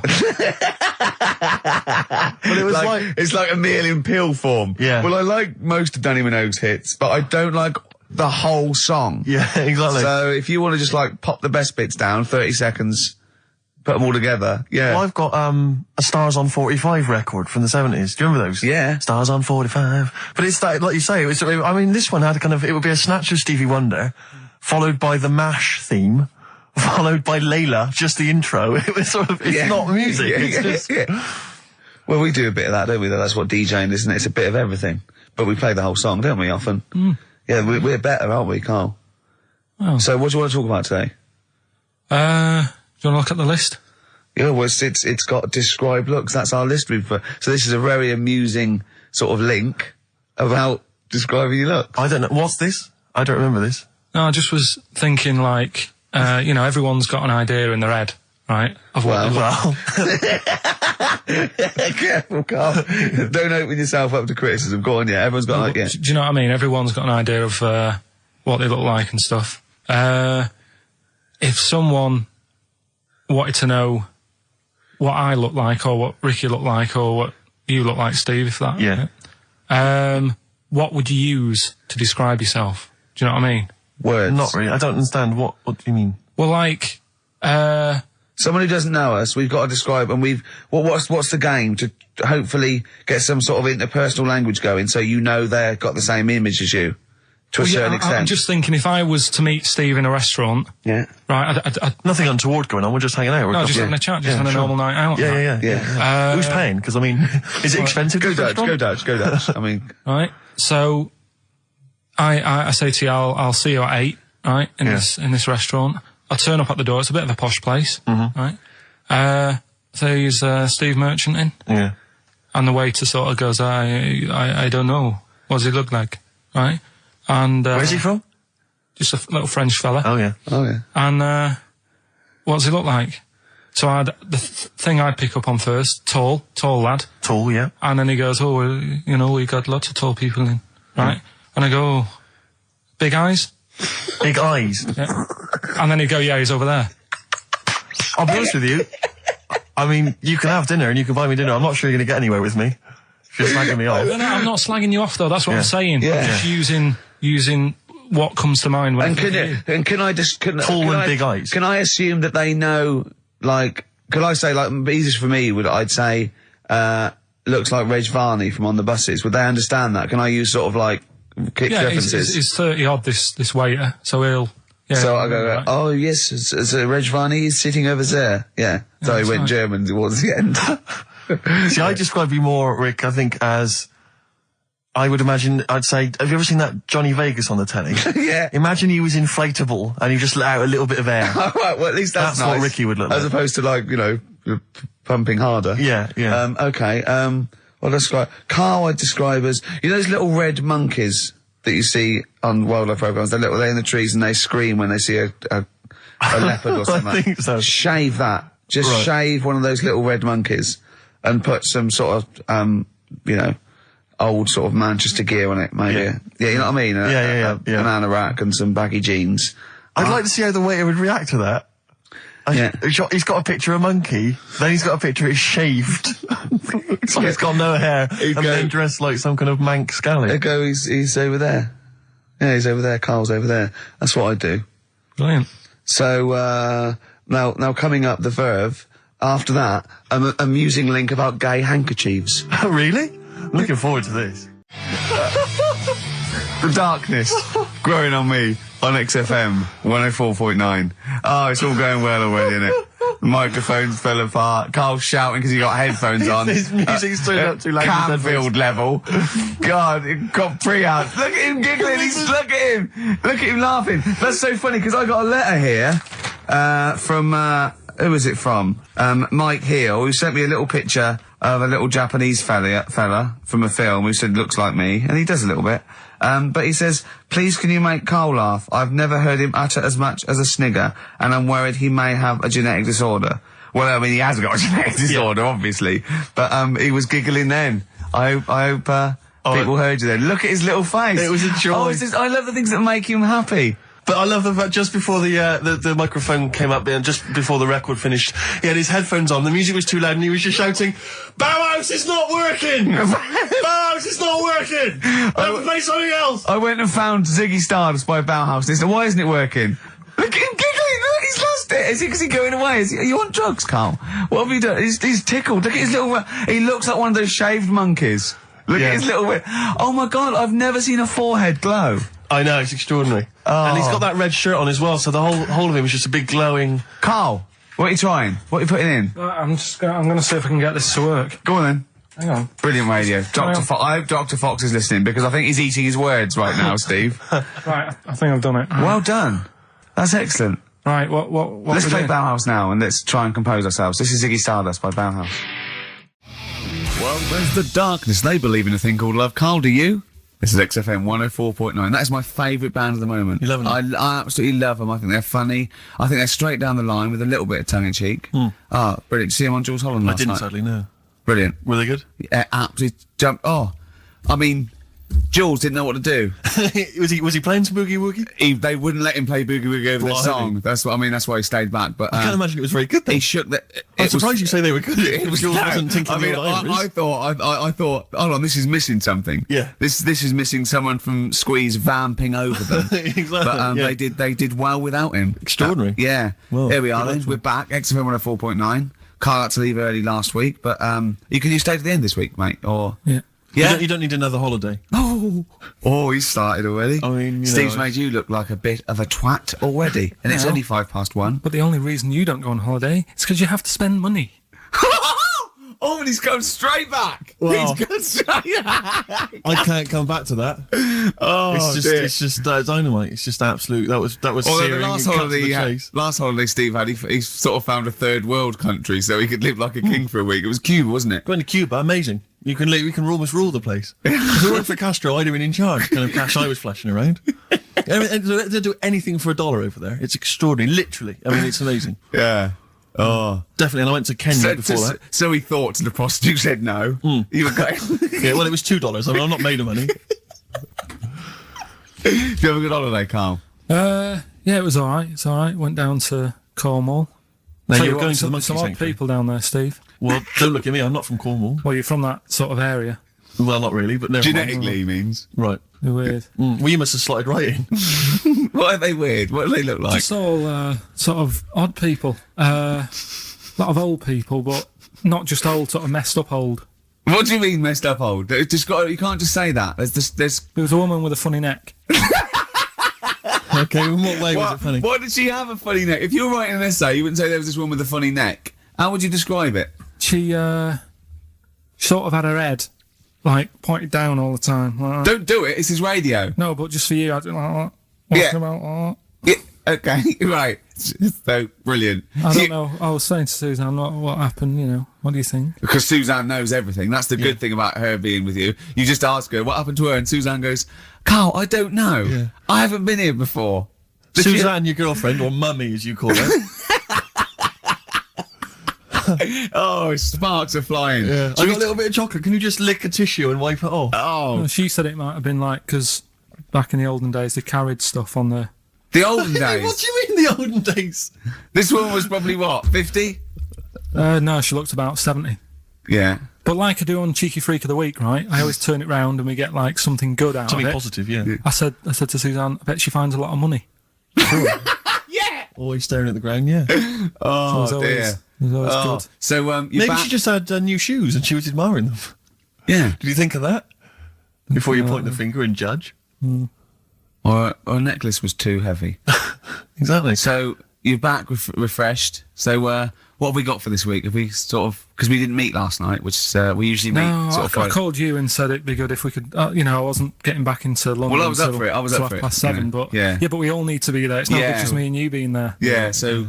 Yeah. No, you're right. I mean, you're absolutely right that I wasn't there yet because I wasn't willing to just be governed by your particular schedule. You want to jet back in from another of your holidays It wasn't a at holiday. 8 o'clock. Wasn't a holiday though. Well, so what? You What were do you out mean? of town. What do you mean it wasn't a holiday? What was it? It was a treat, wasn't it, for my mum and dad? So it wasn't a holiday. I What, took so them you away. didn't enjoy the 5 days off? You'd rather have been here moaning 8 hours a day, 7 hours a day. You see, we said last week that you're always whinging. Here you are whinging now. I'm not And you're moaning. saying it's not even a holiday. You're saying it's not even a holiday. What was it then? Would like a nurse who takes sick children to Florida, would they say having a great holiday? Sorry, what particular ailment did your parents have for the week that they had to fly in Karl Pilkington, MD? Yeah. What are you talking about? Well, all right, it was a holiday. Well then, good. Now some honesty, now some truth. So you came back from your holiday, you wanted to start back to work straight away, Steve couldn't be bothered to meet. Is that what you're saying? That's what I'm saying. So we've got nothing prepared for this. Well, you can rely on Rockbusters. Right, that's coming We've got up. nothing. Monkey News. Even though you were away, you were still working. Still doing stuff. Did you go to That's- the Monkey Sanctuary? I'll tell you about that. Tell us mate. about it. Play a record. Sure. All right. Do you want a bit of Smashing Pumpkins? Smashing Pumpkins. Yeah, I thought an yeah, old classic yeah. from them, Cherub Rock. Yeah. Well, there's the best band in Britain, in my opinion. Big words. The Darkness, Growing on Me, on XFM 104.9. I'm Ricky Gervais with me, Steve Merchant, and Karl Pilkington. Have you got the album? And already, they've had an argument. Yes. Well, I mean, I don't know whether we need to cheapen the show by discussing it, but I asked for a particular track. Karl is the producer, and he failed to get it for me. He's failed to get it for me. He's failed to bring it up from the record library. Completely failed in his mission. He needed to get 2 records, and he failed to get one of them. A 50% error rate there. Yeah, but like I said, I looked in the system. It told me what album it's on. I brought that album up. I'm busy. But, okay, so fine. Fine, you're absolutely fine then. That's no problem. You know, once again, that's a great excuse, Karl. Brilliant. The show has been ruined. It's been partially ruined, but you've got a bit of an excuse. All right. I didn't make a big deal out of it when you said, oh, and whilst you're down there, get us a new 50 Cent single. I never said, while you're down there, get this new 50 Cent single. I asked you if 50 Cent single was lying around. Yeah. If it hadn't been here, I wouldn't have worried. So I get it, yeah. I did that for you. Right. And when I come up, you say, has it got swearing in it? Well, I don't know. It's 5 to 1, Steve. You're the I haven't got time. I've been whizzing You're the around. producer. It's the brand new single. I'd have thought it had been lying around in the XFM office anyway.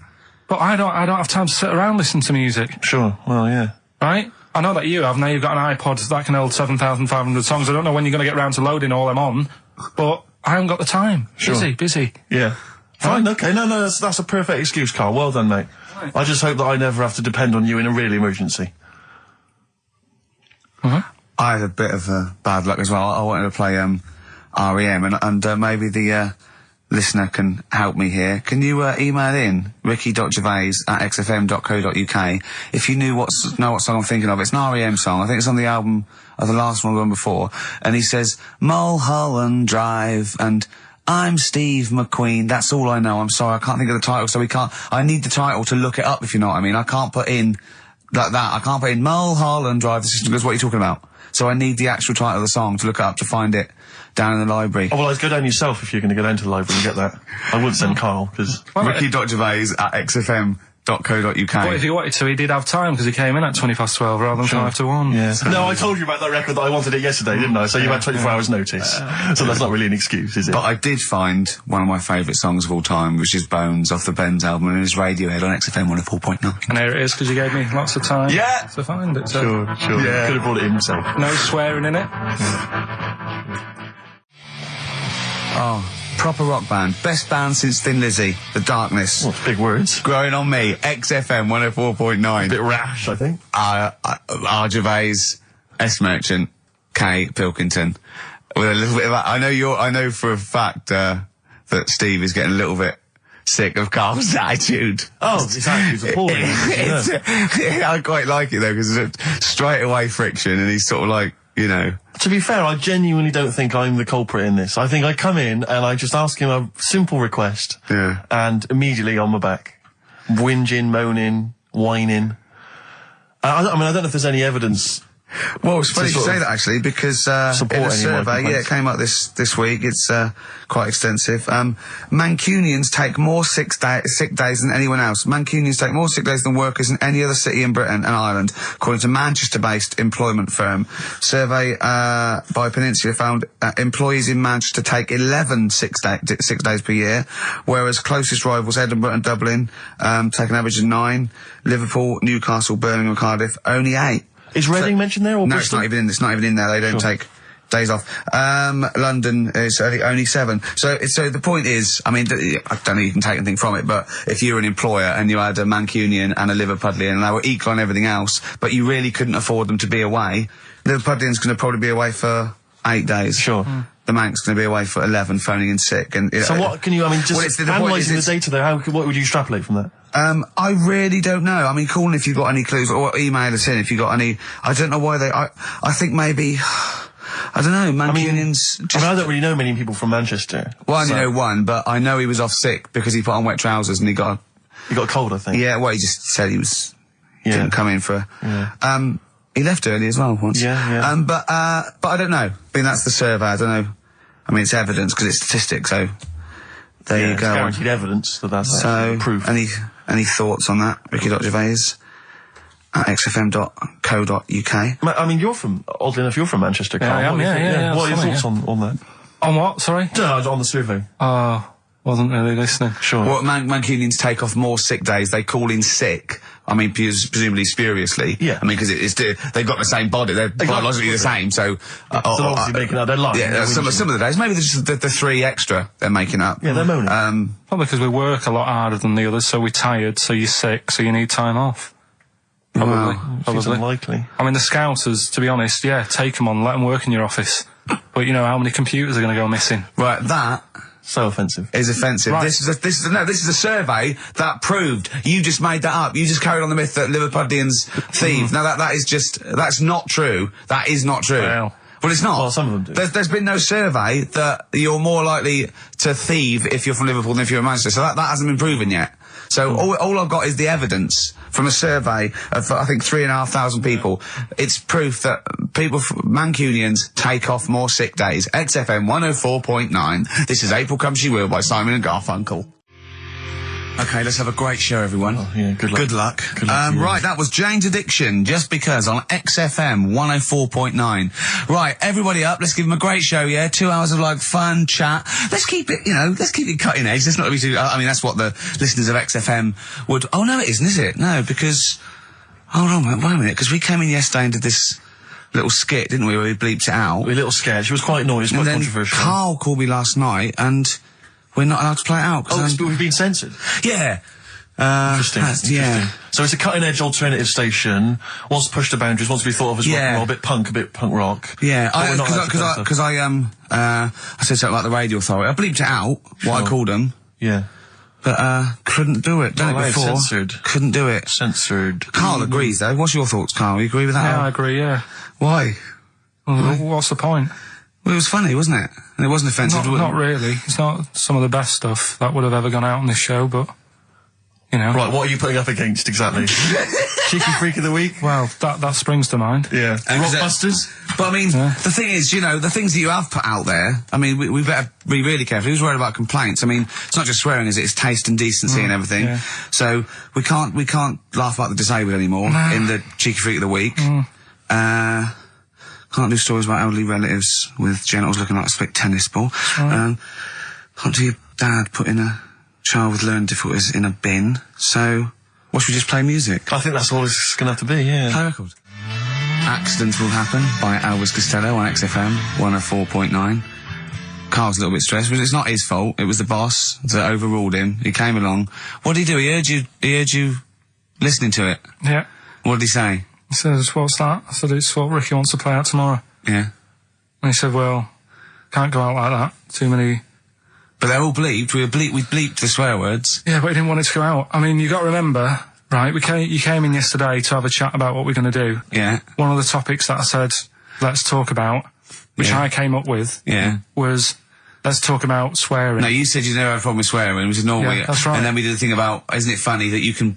the thing about you can bleep a swear word by taking out the vowel. So we're going, so it's the vowel that's offensive, and we did a little sketch around that, and then ended, he wanted to completely obliterate the word in the end, didn't want to put the thing in that we said about the radio authority, which I think it was valid and wouldn't have got a complint. Yeah, but at the end of the day, he's the boss, and what he says goes, doesn't it? Sure. So, I was just going to say, right. But what you got to remember is what he also said is if you want to pay the 70 grand fine, then go ahead and do it, Steve. There wouldn't be a 70 grand fine there, would there? Well, you don't know what it'd be. But will you pay it? Will you pay for my mortgage? Will you pay for his mortgage? Will you feed his kids? He wouldn't be fired. What do you mean? Well, I tell you what, if it's not a fine, we'd lose the licence, then we'd all be fired. Right. When you're sat Do you at home. seriously think you'd lose the licence for that sketch?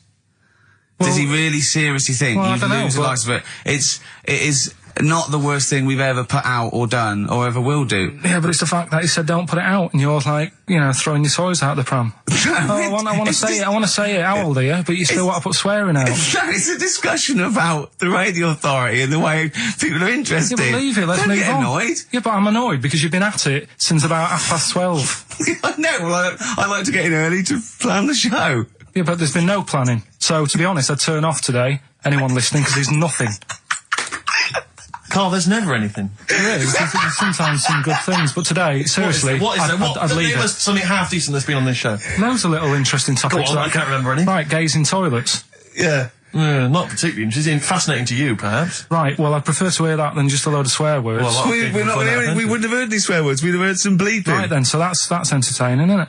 Load of bleeps. It's just because you don't want to stand up to your boss or say anything. Don't get annoyed with us. I'd stand up to her if I agree with what I'm arguing about, but I'm not falling out with him over some crappy thing you want to play out. Don't say crappy. Well, it doesn't matter, because I'm not here next week, I tell you that. I've canned this in. Don't say so crappy. if Andrew is listening, Someone else can be here next crappy. week. Play a record. We apologise for the word crap. That's out of order, we should be. Tom Petty and the Heartbreakers, Breakdown, and that's for Karl's behaviour last week. Karl, you seem to be a little bit happier. Last week, I mean, we were worried about you. You sort of slipped into some sort of like weird depression. You played placebo twice, so you weren't concentrating. I know you're going to say that me and Steve were annoying you, but, that's an easy excuse. I mean, I think the listener can make up their own minds. No. It's just like I say, it's like a murderer, right? He might not have done that if it was a different day, if the sun was out or whatever, and everything just happened at once that wound me up. Right, so it was like a crime of passion. You'd be let off because those sort of circumstances. You'd never put yourself, say, in a position again where we'd have two people trying to wind you up for, the sake of fun and laughter for the public on a tin pot radio station between 1 and 3 every Saturday. Yeah, but you'd never do that again, would you? Last week it wasn't just for the listeners, it was for you as well, between 12 and 1, before we were even on the air. Why? You were winding me up then, do you know what I mean? Having a discussion. It's alright, I'm used to it, so it doesn't matter. But I found out that I can't do this job anymore, I can't do these sort of jobs where you've got to be happy all the time. Well, you don't have to be happy all the time. No, you do, You really. forget that for the... Yeah, but I can't. Do you know what I mean? I've got things going on in my head. And do you think when Bobby Davros had a bad day that he doesn't go on stage and give 100%? No, but that's... Do you think Les Dennis let all that stuff get in his way when he did that theatre tour to the people in front? Sometimes he had audiences of 15 people. Yeah, and he just went, it's them. It's not a private life, forget that. Bang. Yeah, but good on him. Yeah. He can do that. But what I'm saying is I can't. He's a professional. So I was talking to Suzanne about it because, it did get me down last week. Suzanne's your therapist? Minder. Yeah. Saying to her, I can't do this sort of job. Normally what I do in the week, I'm tucked away in a studio. If I'm annoyed, no one knows about it. I get my head down and get on with it. Right, do you tell him? Go on. Next. You know what I mean? Next. Right, but sorry, but what's your point here? So every Saturday you've got to come here, you've got to be happy, we've got to go, oh, Karl, are you alright? Oh, you're right, your hair looks nice. No, but you know what I mean? That's the first time, innit? Normally people listening go, he's a happy fella, do you know what I mean? They never think you're a happy fella, Karl. Well. They've never heard you laugh. No one has ever... seriously, we get emails all the time, no one's ever heard you laugh. Yeah, but I'm still happy, you don't have to... Well, are you? Yeah. You don't look happy. But anyway, that's the problem with this job. And I was thinking about it. If do you know, like if you're a doctor Sure. and you're on a plane and something happens, Yeah. even though you're on holiday, You might have to save someone's life just because you can. Next. and I'd be thinking, I'll keep quiet. Sure. I love that. Yeah. See, that's one of the reasons why you didn't actually qualify. as a surgeon. I mean, you can still do your consultancy stuff. Oh, sure, But, you know, you don't actually want the knife in your hand anymore. Brilliant. So you're giving this up, are you? Sorry, and how is a doctor on a plane comparable to this? Because it's just the same situation. Do you know what I mean? He's probably got in his head, he's shut off, he's ready for his holiday. He's going to Hastings for a night. Someone, you know, has a little bit of tummy trouble or a heart attack or whatever. Yeah. And is he a doctor on the plane? And he's like, he's going on holiday. Do you know what I mean? I've got to loosen his tie. Yeah. I can't do But what I don't understand, Carl, is you get paid to do this. It's not like we're forced, it's not like it's your holiday. You know that this is your job of work. This is paying for your new kitchen. Exactly. Yeah, but I've got the kitchen now. It's done, isn't it? Right. Yeah. So when you job's stopping? When you're quitting? Well, you're finishing, aren't you, in a couple of weeks for a bit? No, so. about 4. Yeah, We're about finishing 4 on the weeks. 16th of August, yeah. But, you know, we're only going away for like 6 or 7 weeks again, aren't we? Well, you don't know, do you? Well, we'll give up if you give up. Tell your managing directors that. Well, that's a bit annoying. Why? Because you've just passed the book, haven't you? I haven't passed the buck. This is 3-way. You know, you get your name in heat. You're in the title now. It's Ricky Gervais, Steve Merchant, and Karl Pilkington. And now you want to go, I don't want to do it anymore. Carl, Think about it. I don't know whether you've noticed, but we don't provide anything on this show. So if you leave, we have to go. Well, let's put a song on. Now there. just think, don't be so selfish. Don't be so selfish. Yeah. We need you. We've got nothing. Think of the... Jane's Addiction, Just Because on XFM 104.9. I'm Ricky Gervais, with me, Steve Merchant, and Karl Pilkington. We're all here then. Oi, oi. About 1:05. Yeah. Got 2 hours to go. I imagine you've got all kinds of treats lined up, Rick. Well, there's lots of things on the show. Great music. You know, Nirvana, Radiohead, The Darkness, to name but 3. Can I play you something from Led Zeppelin later? Yeah, please do. And maybe some Neil Young. Oh.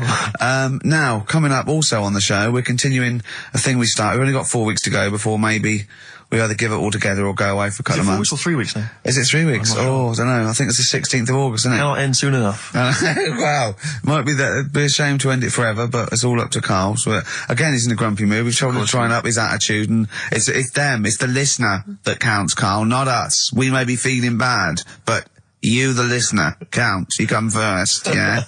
Okay, up, yeah? Big 'em up. Big up London. Big up you, the listener. Karl, leave yourself at home for a little while, yeah?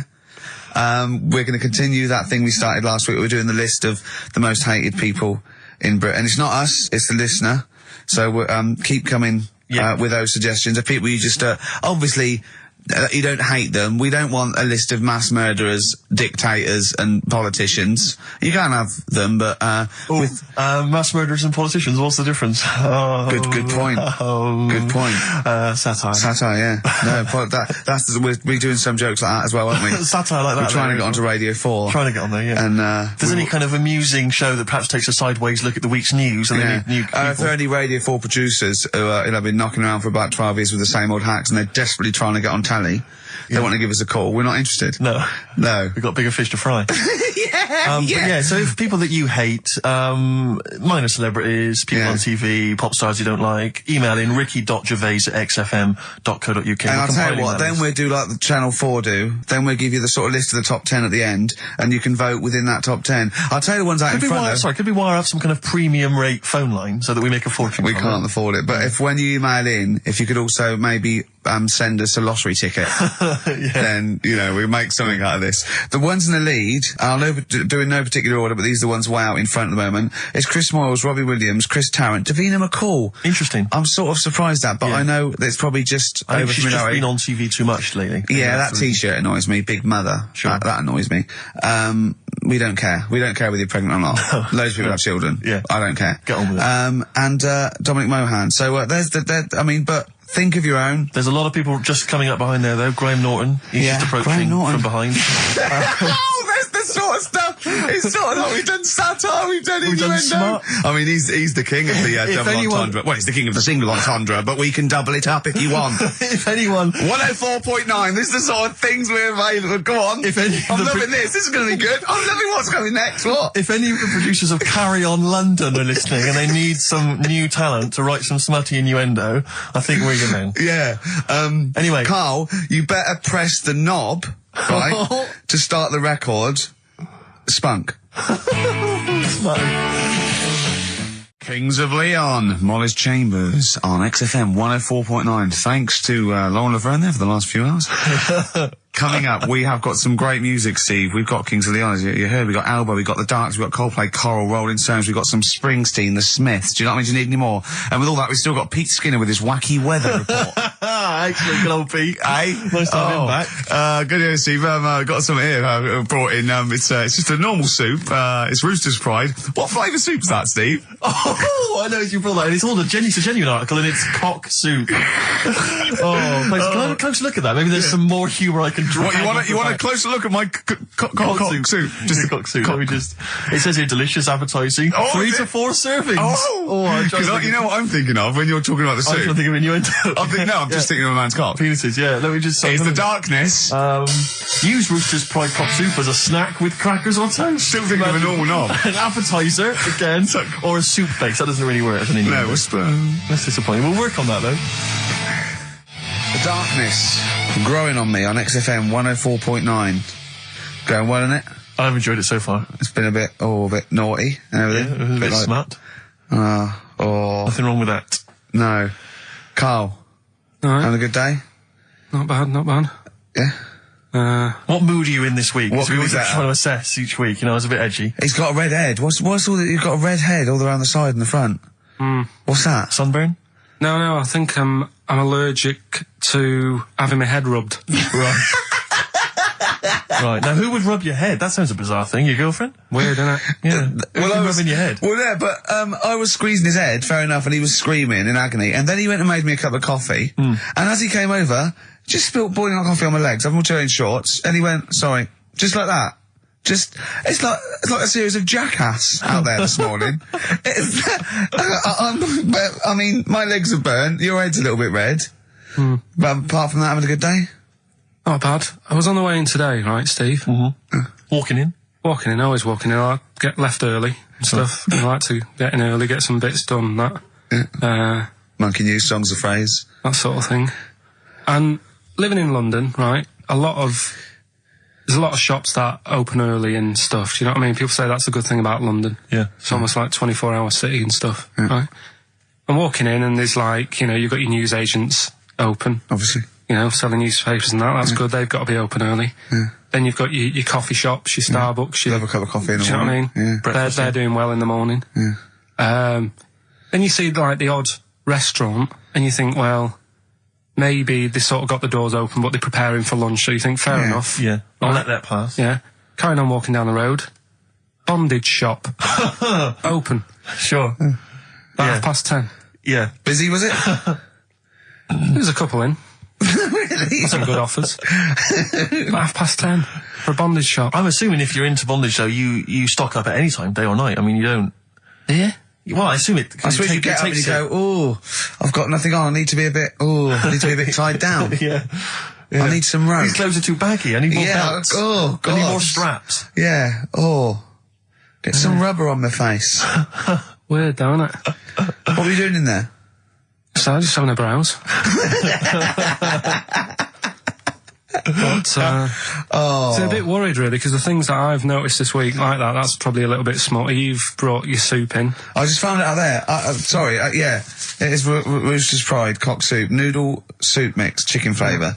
But, I mean, do they not know that is obviously just going to be used on the Graham Norton show and Chris Tarrant when he's doing his show abroad? Yeah. I mean, do you know what I mean? How could they call it cock soup in this day and age? I don't keep saying it. Well, no, it's fine, because you can say cock as long as it means the male, we've done this. Oh, do you mean a chicken? Yeah, look, it's a picture of a chicken. Yeah, sorry. What did you think it meant? No, I don't know, I lost my head. Okay. Sorry. Yeah. But, there's something else that's a bit sort of... A bit blue?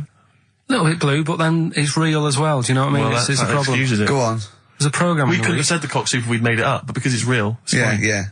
We also couldn't have said the cock soup if we'd have meant a male penis. Thankfully, we don't. So. We mean a little chicken. You go on. Yeah, this programme was on.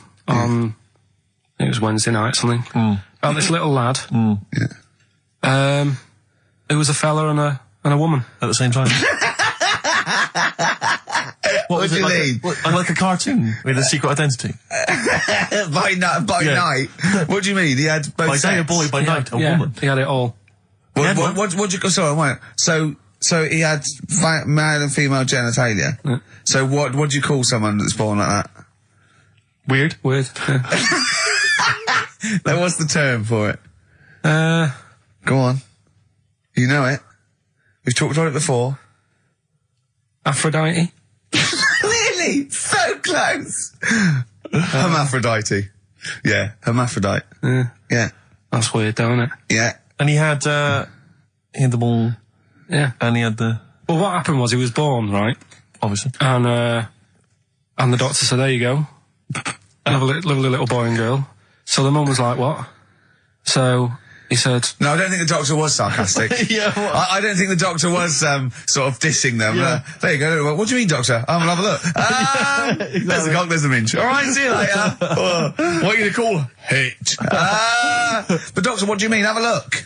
He wasn't sarcastic. He didn't give clues. Tell me what you mean. Give me a straight answer. He probably went, oh shit, she's got a cock. He didn't go... He wasn't sarky to the parents. No, but I'm just getting across. Do you know what I mean? I always had a little bit just to... Yeah, I know you do. Yeah. You should be a newsreader. Be brilliant. So there's a little kid lying there. Yeah. And the mum says, you know, what am I going to do then? So the doctor... I mean, I'm condensing this. It was like an hour long. Sure. Yeah. So he says, she said, what will I do? And the doctor said, well, he's not sort of well hung. Right. Oh, so he's not sort of well on. This doctor has been struck off since for saying these things. It was a real doctor. It wasn't Dr. Fox. Yeah. Right, so the doctor said, so I recommend that we make it a woman. Right. So they sort of do a little bit of jiggery pokery. Yeah, a little bit of work. And I don't think that's true, Carl. No, it is. It was on the programme. But I think they can tell really what they were meant to be from their chromosomes, can't they? They can tell whether they're X, Y, Y, or yeah, X. It's not very well hung. No, I tell you what, because back then, when this was going on... Yeah, no, right, I'm just thinking they might not have had it. The doctors then thought if you had a kid, right, and you thought, it's a bit ugly, maybe it'll have a better life if it was a fella. If it was a girl and it's a bit ugly and you think it's going to get hard time. Right, don't talk shite. What? What? That a doctor would go, right, you've had a young girl. I'll tell you what, she's a pig, let's pop a cock on her.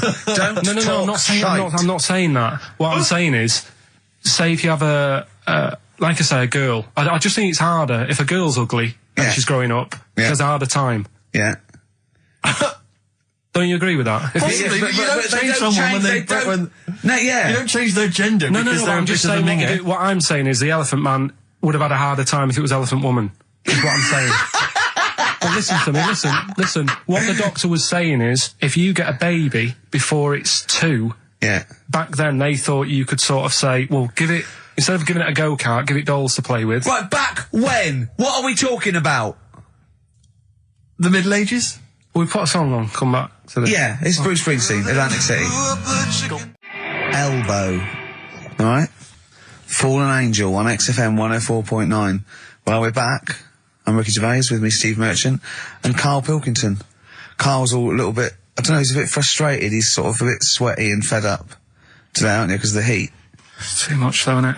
He was taken out, he wanted to fight. You know, he doesn't usually like to fight. I sort of like lead on him and try and rub his head. Yeah. But today he was sort of leading it. He was sort of like getting a little bit... if I didn't know better, I would have said it was sexual frustration. Well, I was watching, Rick, if you don't mind me saying, I was watching, not in that way, just to watch. It was sort of like, he was going, I want to hit you, and I was thinking, does he want to hit me, or does he want to do something else to me? Exactly. What were your thoughts, Carl? Exactly. I mean, I saw him sort of wrestling with you on the floor, and you clearly weren't enjoying it, but he was really... Yeah, what was going on? What's the change? Why are you suddenly sort of... Well, what are you trying to say? No, I'm not. I'm just saying it was weird that you suddenly... It was like you were, You're saying a bit gay? No. Is that what you're saying? No, but what was... Suzanne accused me of that in the week. Why? For being a bit gay. She said, I'm sure you're gay. Why? Just because I was moaning about stuff. She said, oh, you're a drama queen.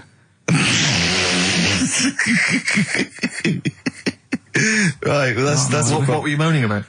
Not having enough gay sex? No, she didn't have a knob. Yeah. It's going, oh, why don't you get yourself a nice little knob? Yeah. I mean, can I call you Frank, please? Could you wear this false beard? Yeah. It's just, well, we'll talk about it later. It was about the Seven Wonders. I just wasn't that impressed. He said, well, we'd say that, yeah, well, we got a top show coming up, haven't we? But if you are a little bit, just a little bit sexually, you know, don't be afraid to let it out. I mean, if you want us to relieve you of it. I'll tell you what, let's have a little bit of Maggie May by Rod. It's a Can't beautiful we play day. Killing a Georgie? That's your favourite song, isn't it? Oh. That's weird, isn't it? Strange, isn't it? That's weird. I'd like to hear Rod Stewart singing about a lovely lady, please, Carl. As would I. You can picture whatever you want. 1:05 then, already, over Saturday. So I'm Ricky Gervais. That was Placebo, yeah, with special needs, which brings me to my next point. With me, Karl Pilkington. Karl Pilkington, there he is. Steve Merchant, 104.9. That's it. We're back then. Well, for one last time. Well, it's certainly the end of the season. We're away for at least, 2 months. We're doing the Office special.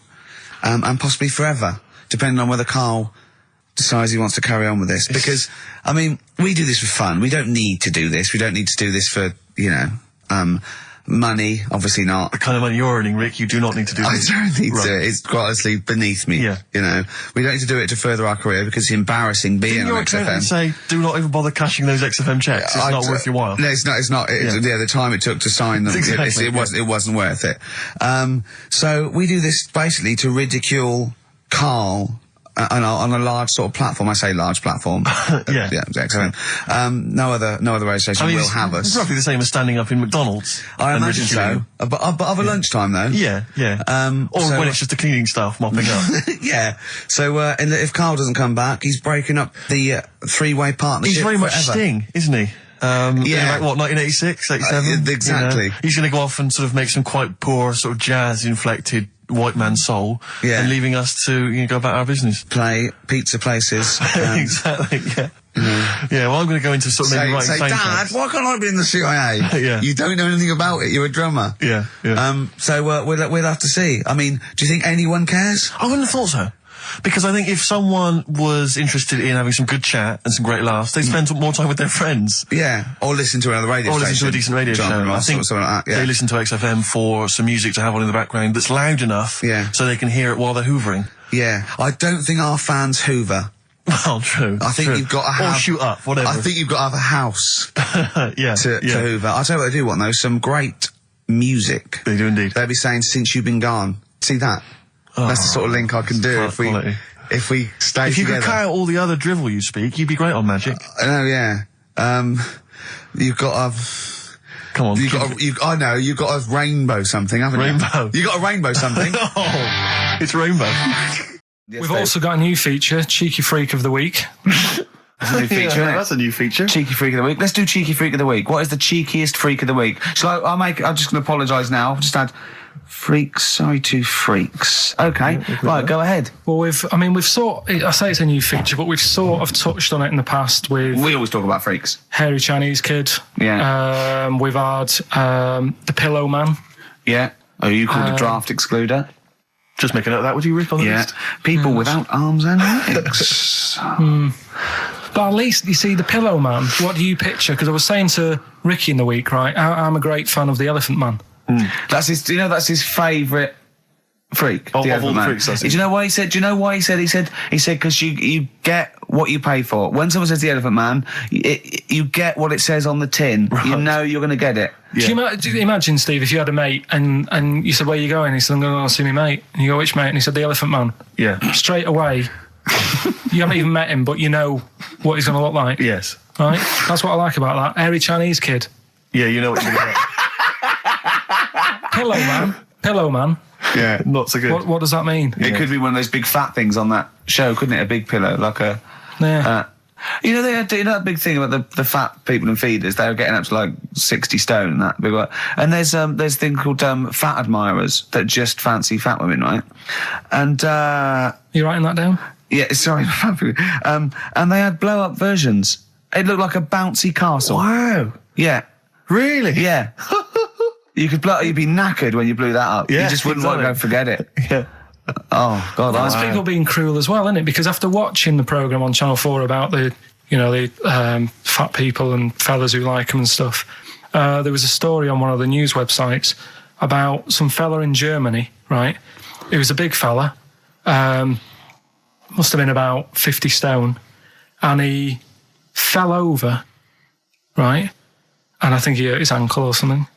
And Timber. they sent firemen instead of like an ambulance. Yeah. So straight away they're having a bit of a laugh. They're not. No, they've got winching gear. Well, they didn't know. They didn't have winching gear. They had to use the hose pipes to carry him out. I think it was Anna Nova, that news website. They had to use the hose pipes. So they made like a bed using the hose pipes. Oh, yeah. And had to carry him out on that. And then they had to sort of get him into a special truck, they said. Mm-hmm. And do the same when they got to the hospital. I mean, that's mad, isn't it? They shouldn't do that. Although, Carl, I'm loving that story. I'm just worried that we're not going to be able to fit in Cheeky Freak of the Week. What's the which is Cheeky one Freak you of the Week? nominated? All right, Cheeky Freak of the Week. Something I found on the net. Yeah. A fella who had 27 toes and fingers. In a jar? No, still on him. And proper ones as well, not like little stumps and that. Proper, fully formed fingers. He had like... Was he a pianist? Close-up magician? I don't know what he did. He just said that he was... Cat's cradle professional? Did he ever work on finger bobs? He was saying in the week. For the crowd scenes. I'm now going to do Braveheart. Yeah. He said about the Elephant Man. He said, I want to do a thing right with freaks where it's good and bad. He went, what did you said? The pro about him is... What about the fella with loads of fingers, or...? No, the Elephant Man. Well, He said the bad thing is he stretches his jumpers. When he puts them on. Yeah. And what's the good thing? Sort of, he never gets up and goes, oh, my hair's a bit of a mess today. No. He's always having another bad face day. I don't complain about his head and shoulders. You're taking the piss. Yeah. Oh, dear. So that's freaky. Didn't you see an elephant woman in Manchester? Yeah, leave that. What do you mean, leave it? No, because it is sad. I know it's sad, but I mean, I don't know what my next sentence is. No, people always That think, should be the end. I don't need to say anymore. People will know what she looks like. It's a good name for her. Did she like buns? Oh dear. It was when my dad was a taxi driver and he used to sit in the front. Yeah. And she used to get a lot of taxis. Yeah. And he only charged you half price, didn't he? He was a good guy. well, the bad thing is as well with people like that, you don't want to offend them because they never forget.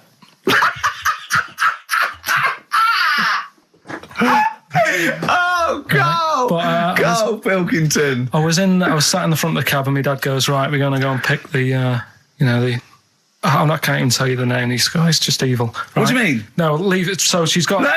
No, Carl, please. tell me what he said. No. You've already stitched him up with Stephen things from Little Welsh I don't Fellas. care. Right, what did he call her? Steve, back No! up on this. I really Carl, don't want to be to. fair, our opinion of him is already pretty low. Look, tell me what he said. No, it's not. I'm scared of what my dad gets. It's the person who's got the She's thing not wrong. listening, is she? Well, her headphones wouldn't fit on her head. Tell me what he called her. I don't want to. Tell me what he called her, Carl. I'm getting angry, man. Tell me what he called her. No, I'll leave that. Honestly, Tell me what he... It doesn't matter. Tell me what he called her. Carl, just... I'm going to go... Seriously, I want to know what he called her. Right, you're not going to stop this show. We're not doing the next show until you tell me what he called her. What did your father call the elephant head woman? Tell me. Spudhead. How old were you? I don't know, about 9. So did you expect to see a potato with a dress? He did sort of, again, it's a good name. Do you know what I mean? I had an idea of what it was going to be about, and he said, do you want to stay in the car, I'll take you home, because you She's can't... spudheads, you got lovely eyes. Can't. Come on, man. That's it, by the way. Is that all of it? Cheers. Bye. Brilliant. Well, let's end with LL Cool J. Mel Gibson. Yeah. See you next week. Last night we were sat in the pub and I was saying, right, let's not even worry about new features then. Let's get the current ones, going. Like getting what? Good. Like, the one I was trying to work out, the cheeky freak of the week. Think of that! Yeah, but I was Think of saying, that, though, as a normal conversation. Yeah, but I'd looked online, right? I didn't find that much. I found, actually, I'll tell you what I found later. Brilliant. We're looking for them, right? And then at one point, I think you said to me, go and, you know, what about the Guinness Book of Records? Yeah, you know, they'll have, like, the best freak in the world or whatever. Yeah, ever. So I said, yeah, bring one in. Now, you've got one at home. Yeah, I got a But you couple. couldn't be bothered carrying that in today, so I had to go out of the pub that I was at, Yeah. nip into Borders, Yeah. buy a Guinness Book of Records, Yeah. out of my own money, $18.99, Yeah. bring it back, and then you said, I don't know if I want to do this feature. So it cost me 20 quid for that. I had to buy a video for Silence of the Lambs film clip. I'm actually out of pocket at the end of this. Just looking through the Guinness That's Book still of the funniest thing, isn't it? Squeaking at someone when they got a cup of tea. Right. There are a lot of what strike me as seemingly pointless feats. The Guinness Book of Records is right. The Guinness Book of Records is great. I used to love it as a kid. I've had about 10 copies in my life. The last one I bought a couple of years ago, present. It was really good. I love it. I love the real records: tallest, fattest, thinnest, best, fastest, most expensive, biggest, and all that. But the ones that really annoy me are the ones that. The reason these people are in there for it are the only people that tried. What? Yeah. Balancing the milk bottle on your head. Most watches eaten. I just found that one. Kim Sung-do from South Korea ate 5 watches, the entire watch with the exception of the wristband, in a time of 1 hour 34 minutes. What do you make of that, Carl? Made him regular. Come on. How did they time him? Most live rattlesnakes held in the mouth. 8 live rattlesnakes held by, it just says an idiot. Yeah, this gives you an idea, Carl. Talking of idiots. Do you want to get into Guinness Book of Records? No. Carl, come on, that'd be brilliant. There's things in there that are just absolutely anyone could do. Like that one in Big Brother, I was watching it, and it was balancing sugar lumps. I want to go. How many people try that? If there's schools around Britain going, listen, we've got to get in the sugar lump award. It's grassroots level. There's not enough kids balancing sugar lumps. How can we compete in the world market? I was looking at it last night, and there was one about the farthest that a dog swam. I think it was something like 9 miles, but it had no choice, did it? You know what I mean? He took it out to the Atlantic or something, and so it didn't want to do it. Threw it in the water. Yeah. So it's not all right to put it in a bin bag and chuck it in a canal, but it's for a world record. Yeah. 9 miles it did. Oh God. Possible ones that you could do, Carl. What's the most Forrest Gumps fitted in one wheelie bin? What about this one for you, Carl? The record stands at the moment for most arrows caught by hand, but that's quite tricky. So what about most arrows caught by head? Yeah. And you would just fire arrows at your head? They wouldn't. It would just skim off him. Do you think so? Yeah, the roundness. It would never actually get any sort of, connection. Fastest human crab. Could you do that? I'll do that. Can you form the crab? Can you do that? What's that? It's just like go bending over backwards Well, I and can't running. do that. No. Got a bad Right, boy. what about, What would you be good at? what about hamburger stuffing? Oh, right, Carl. All right. In the mouth, you mean? Well, it says the record for stuffing the most regulation-sized hamburgers, including buns, in the mouth at one time is how many? How many hamburgers with buns in So the mouth? this is just... You're not swallowing anything, you've just got stuff in your Carl, mouth. you'd be so good at this because your shape of your head. You've got a shape. His head's just like Hamburglar. You'd be good at this, man. Yeah. Honestly, you'd be perfect. You look like Zippy. And the great thing is your head's empty, so you could get more in there. Do you know what I mean? This guy had a brain to contend with. Do that. What is it? Is it possible? Is it Well, mental? how many do you think it was? There were I don't 3 know. burgers in buns. What do you reckon, Carl? What, how quick he ate them? He didn't eat them, it's just how many he can stuff in his face. So literally hold them within his cheeks and his mouth, but don't swallow anything. So what, how many burgers? How many burgers did he manage to get into his face? So it's a fella. He's not Yes? about 5. No, 3 is the 3? world record. 3 is How the world big are record. they, though? It just says regulation size. Was it last week? There was a programme on about the child who was older than her mum. A child that was older than a mum? Yeah, right. He was looking forward to as much as Oliver the Humanzee, Yeah. And I didn't see it in the end. Did you miss it as No, I well? missed it, so if and anyone's- it's what it is this a little girl, and she's got an aging thing. So he was telling me about this. So it's all from him. He went, oh, what it is, right? She's about 5, right? But she's aged, so she's actually 90, Right. right? And I went, oh God, really? He went, yeah. And then he went, could she get served in an off licence?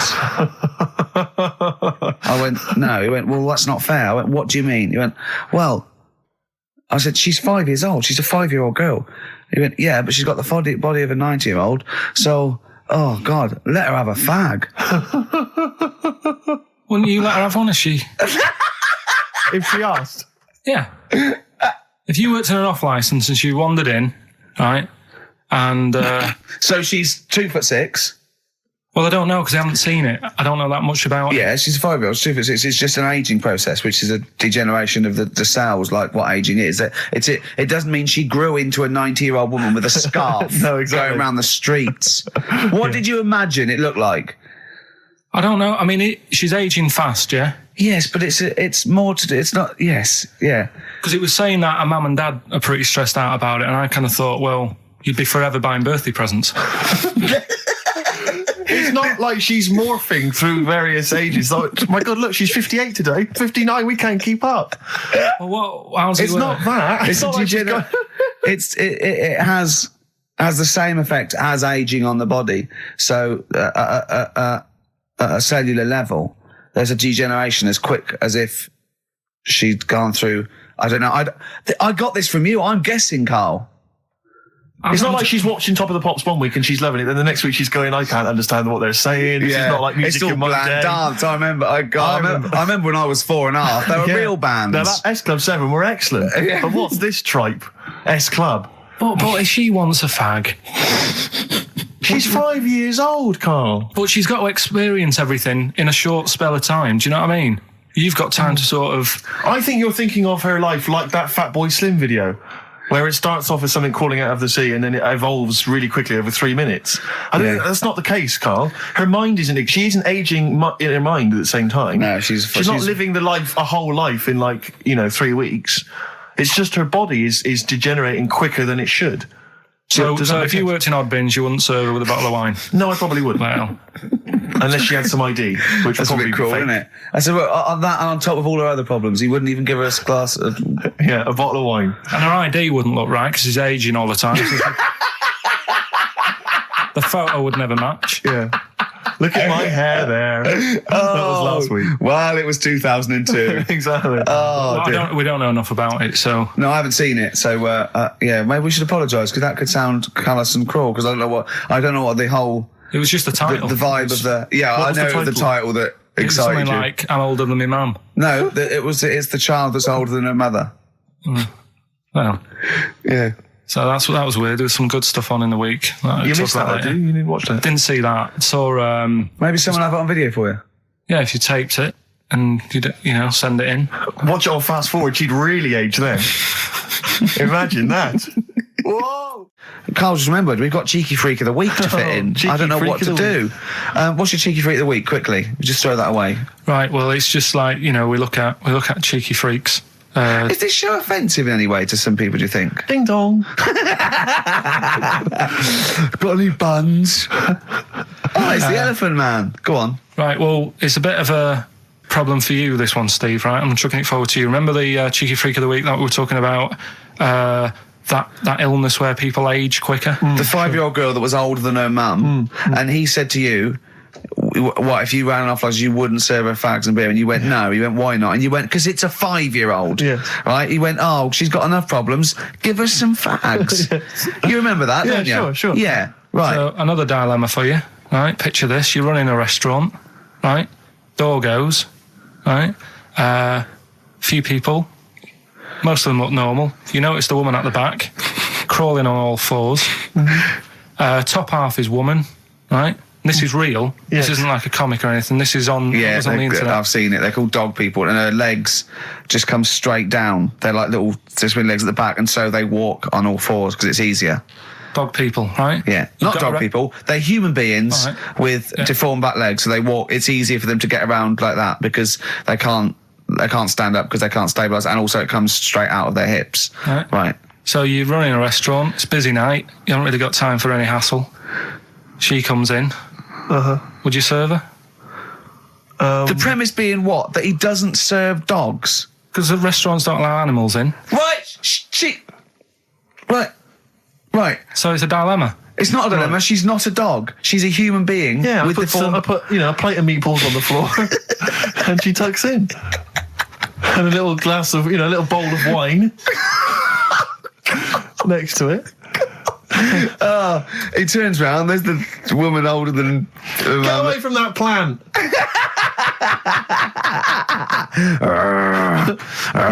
Is service included?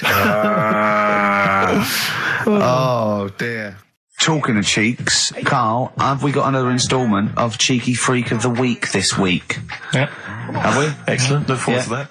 Have we got a Cheeky Freak of the Week?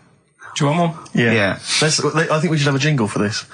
Okay, I've got a jingle. It's very similar to Chimpanzee. Chimpanzee that. Yeah. Well, let's hear it. Okay. Oh, Cheeky Freak of the Week. Brilliant. Yeah, no, I think that's excellent. So, Cheeky Freak of the Week, you've spotted a freak. This is where somewhat, I think, offensively, you pick on someone who's not like other people and say it's your favourite freak of that week. Yeah, I remember we had the woman whose legs look like the hind legs of a dog. We've had the little fella with the aging disease with a little head playing the piano. That was your favourite. I think that's your probably freak of the year, isn't it? It's a pretty good one. So what's this? Is it a man with a horrendous injury, or is it a congenital birth defect, or what? Yeah, but you put it like that, and now it sounds like I'm being tight. It sounds like I'm being out of order. But I'm just giving him a mention. Just giving him a big shout out. Right. There's quite a lot going on in the freak world. There always is. You've been visiting hospitals the last week, have you, when we were away? No, there was a thing on a website. This isn't even the one that I've picked, so this is just a bonus. This is a bonus freak. Please, yeah. Yeah, go on then. This is a free freak. Right? It's a fella called the Lobster Man. The Lobster Man, of course. Again, good name. You know what you're going to get. Yeah. What are you going to get? Some succulent meat. I like the idea that the vicar on the christening suggested that. I know you want to call him Mark. Can I make a suggestion? Yeah. Look at his hands. What's his name? Mark Michael Webster.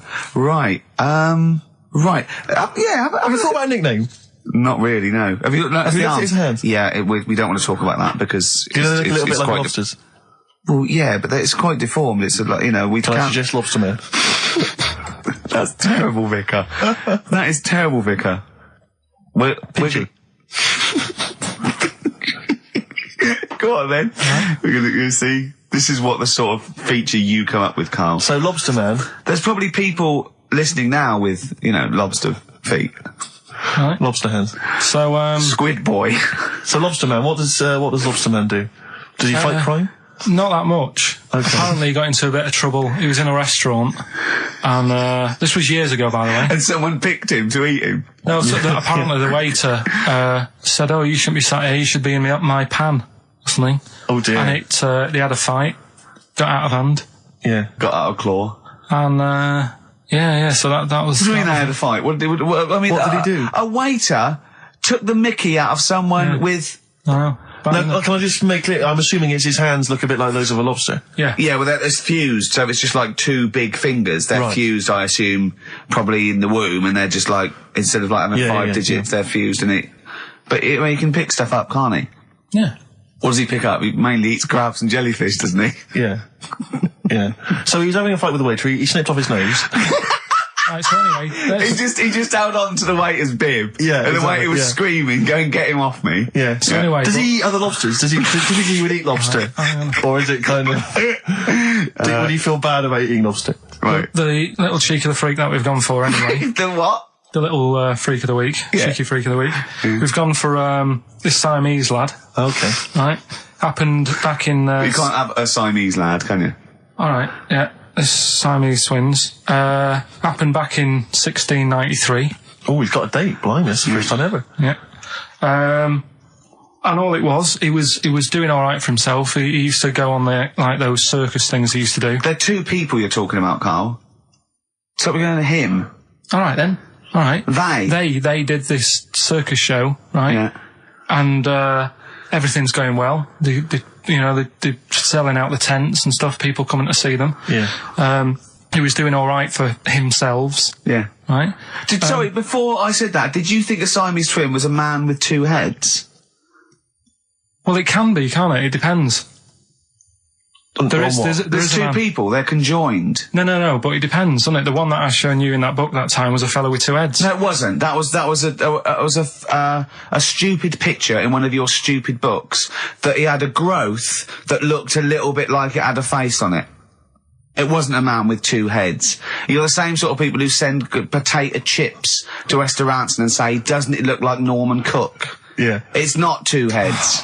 We'll bin this feature. No! No, they're two people. They're two people. Conjoined twins. Yeah. Right, so these... they just happen to have a similar taste in clothes. Okay. Anyway, so they were doing all right, and it all went wrong when he crossed the road, got run over. The lad with two heads got run over. That's it. What? How is that Cheeky Freak of the Week? Just because he got my interest, and I kind of thought, why didn't he just look both ways?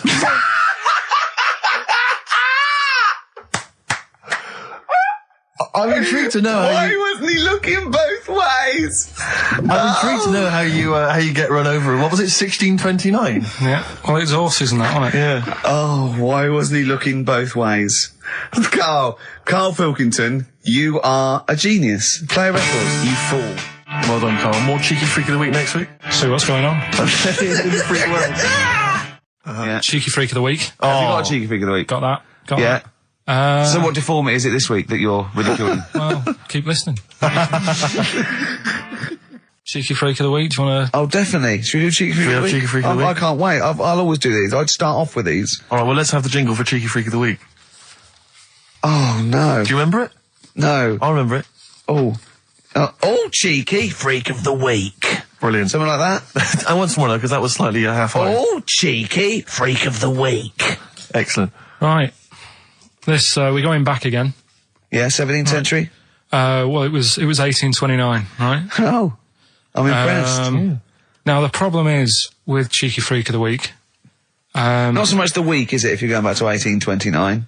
Well... Not even of the century. You haven't even done Cheeky Freak of the century. There's...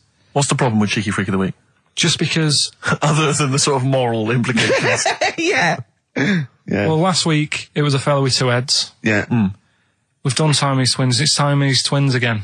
Oh, no, it was Siamese twins. It wasn't a fellow with two heads last week. It was Siamese twins. Conjoined twins, sorry. They're two different people. This is what I'm telling you. But this is the problem. They're going to crop up quite a lot just because they've got double a chance. All right? Oh, please don't write in and complain. He knows not what he does. You understand, don't you?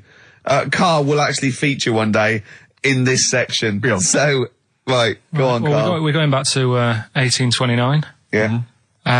All the way back there to 1829. It's a retro conjoined twin link. A couple of guys set up a business. They were called Chang and Ang. Oh, they're the first. That's why they were called Siamese twins, because they wasn't that what it was based on, those two, Chang and Ang? Was it? The original, yeah, that's why they're called Siamese twins, because I think they were Siamese. So these are the first ones? Well, not the first ones, but they're the ones that got to fame, I think, and why people started calling them, people started calling conjoined twins Siamese twins. I think I'm right there. Anyway. Good. Well, the sort of set up business, sort of going around the US. Well, both of them. And Europe, yeah. Yeah. And what they used to do, people were amazed by it anyway. Yeah. People wanted to know how they get through life doing certain things that you think about. When you think about Siamese twins, you think about, how do you get through a day like that? Yeah.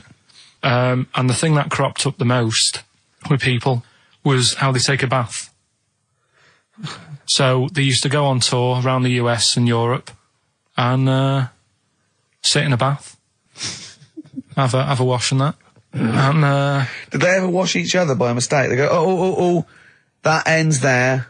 That ends there. Like those things in supermarkets. They put one of those down. We go, oh. Now, as Chang and Ang, they're in the bath. They're washing their own bits. They got one of those dividers, right? They go, well, that's definitely yours. I marked mine. That's definitely mine. What? Don't wash that, Chang. I wouldn't, Ang. I wouldn't wash that. Right? So what are they doing? They're in the bath. Carry on with the story. That's about it, really. I mean, that's the fact that people... So, two little Oriental fellas joined in the hip, had a bath. No. That's your story. No, they didn't have a bath. They they must have done some sort of research, right? Who? Changanang, right? And they said, well, what do people want to see? Isn't that basically Roller's song?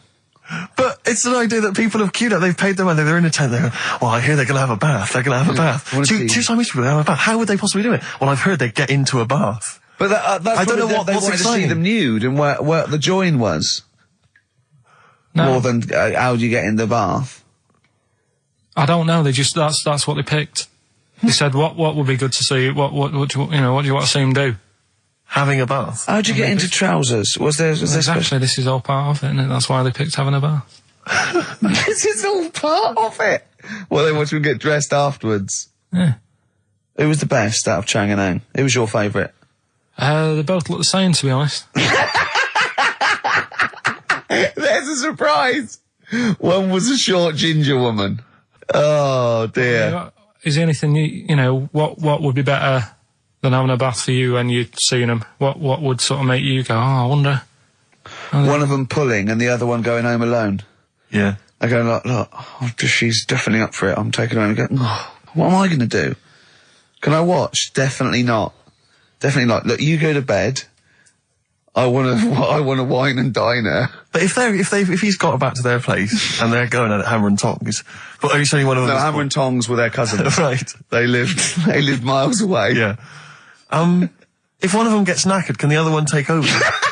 God, I think we play a record. That annoys me. What? That sort of being at it all night. What do you mean? Let's put a song and I'll come back. What do you mean? No, come on. Seriously, because Okay. R.E.M. yeah. Well, after R.E.M., night swimming, being at it all night, and why it annoys Carl. Cheeky freak? Controversial cheeky freak of the week, where Carl finds a human being with some sort of congenital or imposed deformity, or So and we talk about that in a wry way. Do you think that's big and clever? No, but that's just it. It's never about taking the mickey out of someone, right? It's to make you think. I'll tell you what isn't big and clever. How lucky you are. A dwarf with learning difficulties. Nice. Yeah. Well, We'll explain it to you. see, you know the sort of things I find incredible. Go on. Mirrors.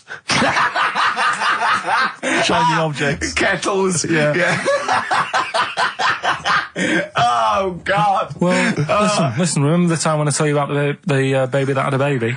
The baby that had a baby. The baby that had a baby? Yeah. It's happened again.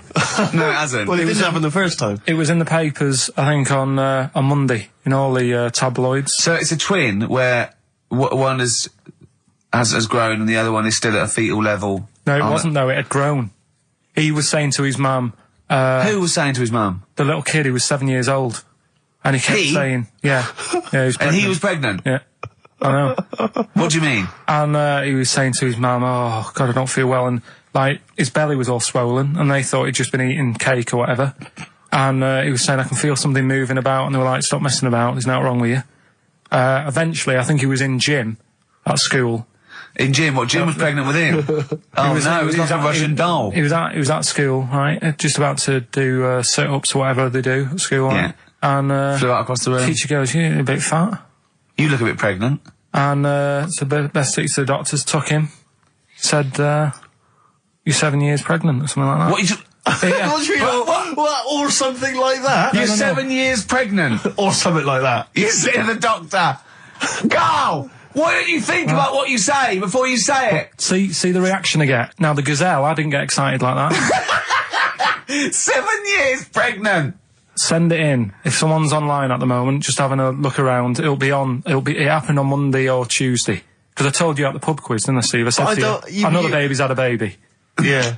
And you were like, yeah, whatever. Well, I just thought you were talking nonsense as ever. Well, we'll find out. You're 7 years pregnant. Yeah. You're a fool. Play a record. Well, we've still got stuff coming up.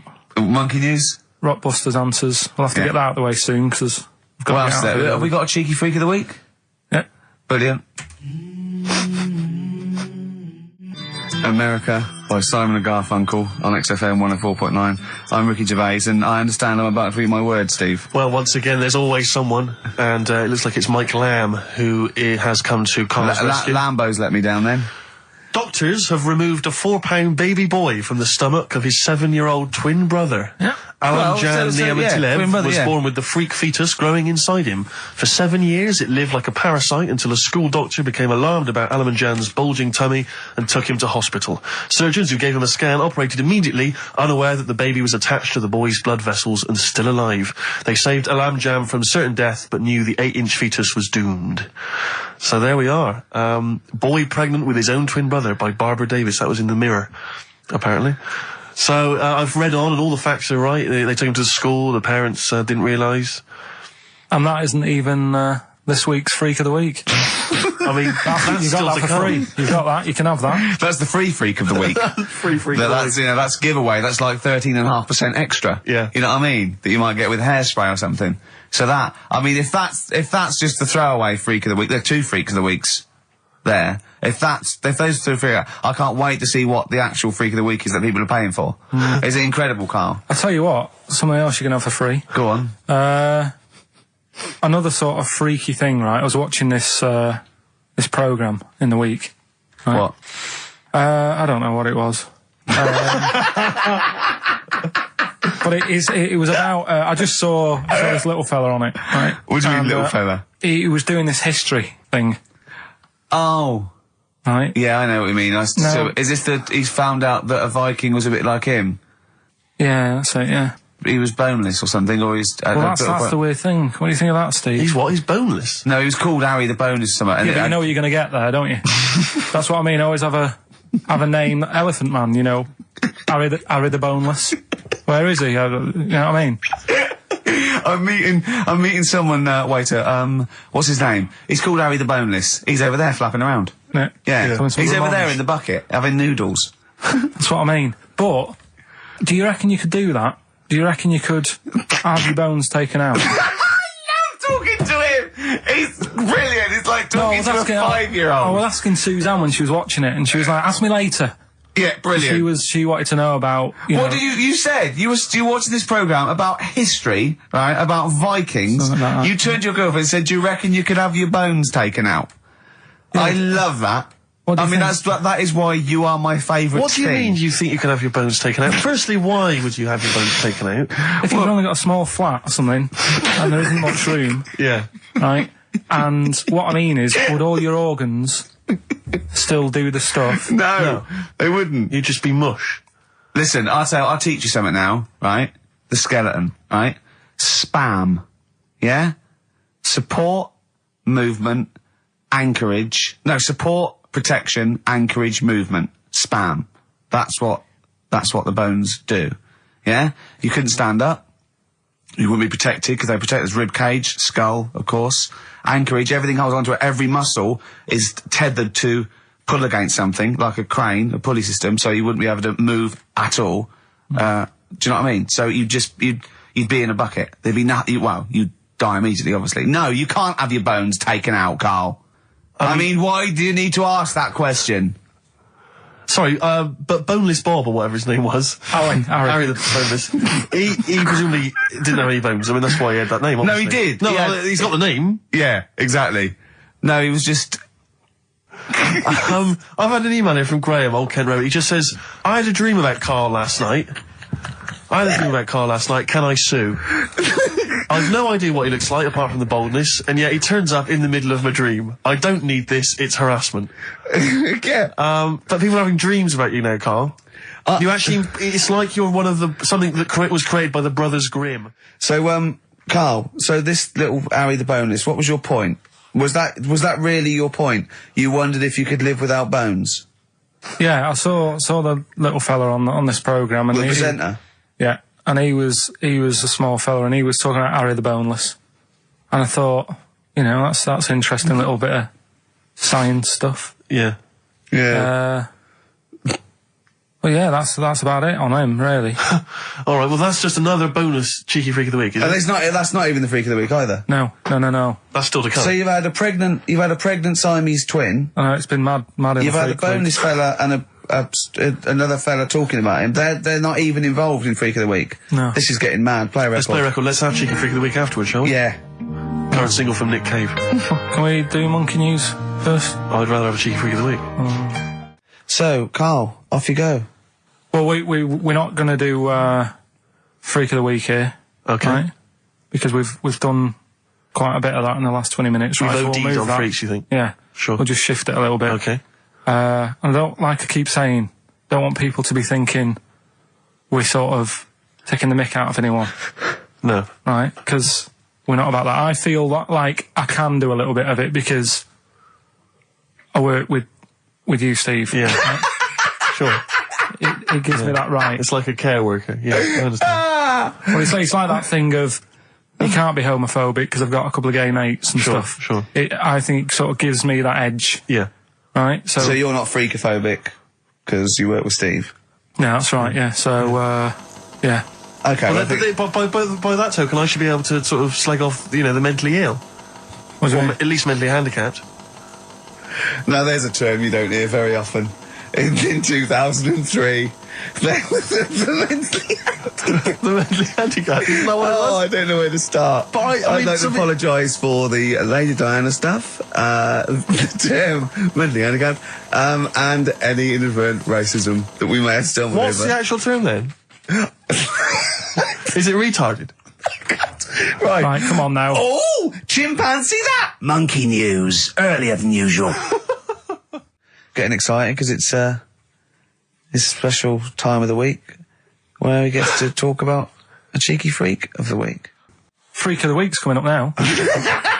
Oh, cheeky freak of the week. Right, well, we've had some interesting things we've been looking at. This week, it's about the strangest couple that ever got married.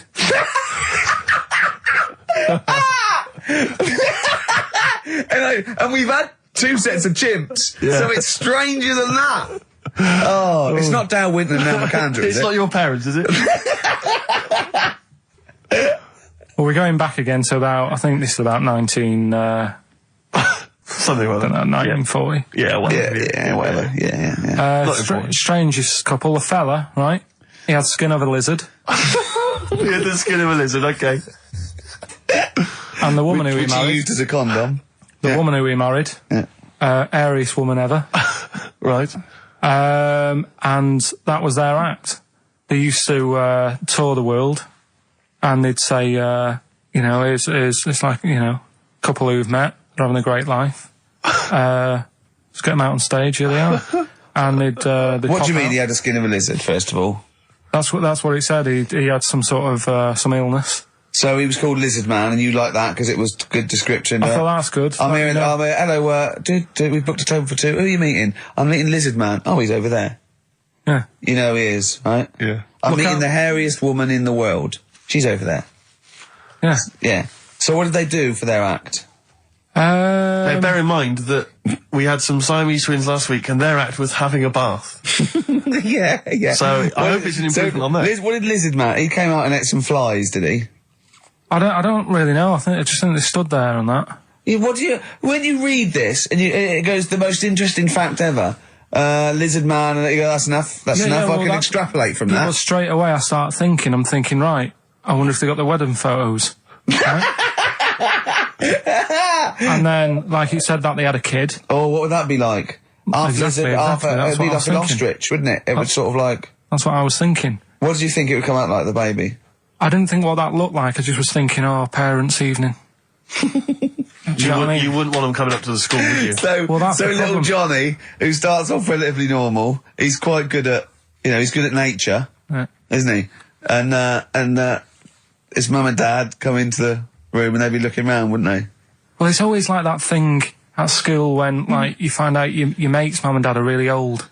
Right, Have you ever seen that? Yeah. When you go, your gran and granddad bought you? Yeah. Your mum and dad. Yeah. And you go, oh. It is weird. What's that we're talking about? He calls him mum. What was that? I was sorry. Do you know what I mean? Yeah, And no, like- that's always strange. If you had Godzilla and King Kong as your parents, Yeah. and it was they're like you always say, fighting. They're always fighting, and like you say, you're in a school play or something, you wouldn't tell them, would you?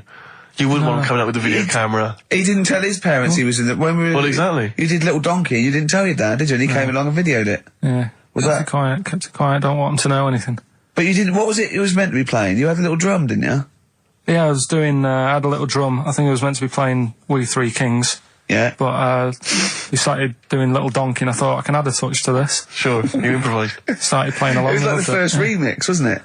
It went down well. But yeah, that's all I was thinking with the Freak of the Week this week. That's what I'm saying about Freak of the Week. It's to get people thinking, right? Thinking how lucky they are. That, you know, they don't have to... Comb their face. What are you talking about? What do you mean Freak of the Week is to let people know how lucky they are?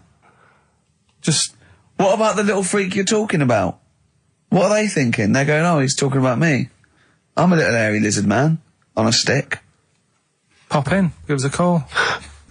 I thought, you know, that's what I'd like to do on a TV programme. That's what I want to do. I want to go and, like, meet these people and say, right, let's just go shopping. Let's, you know, we'll film what your normal day's like. Yeah. Let's pop out.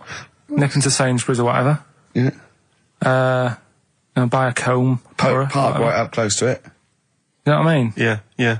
So what you're saying is you just want to get a little message out there, which is that there's always someone worse off than you. Well, there's proof of that in this room. You know what I mean?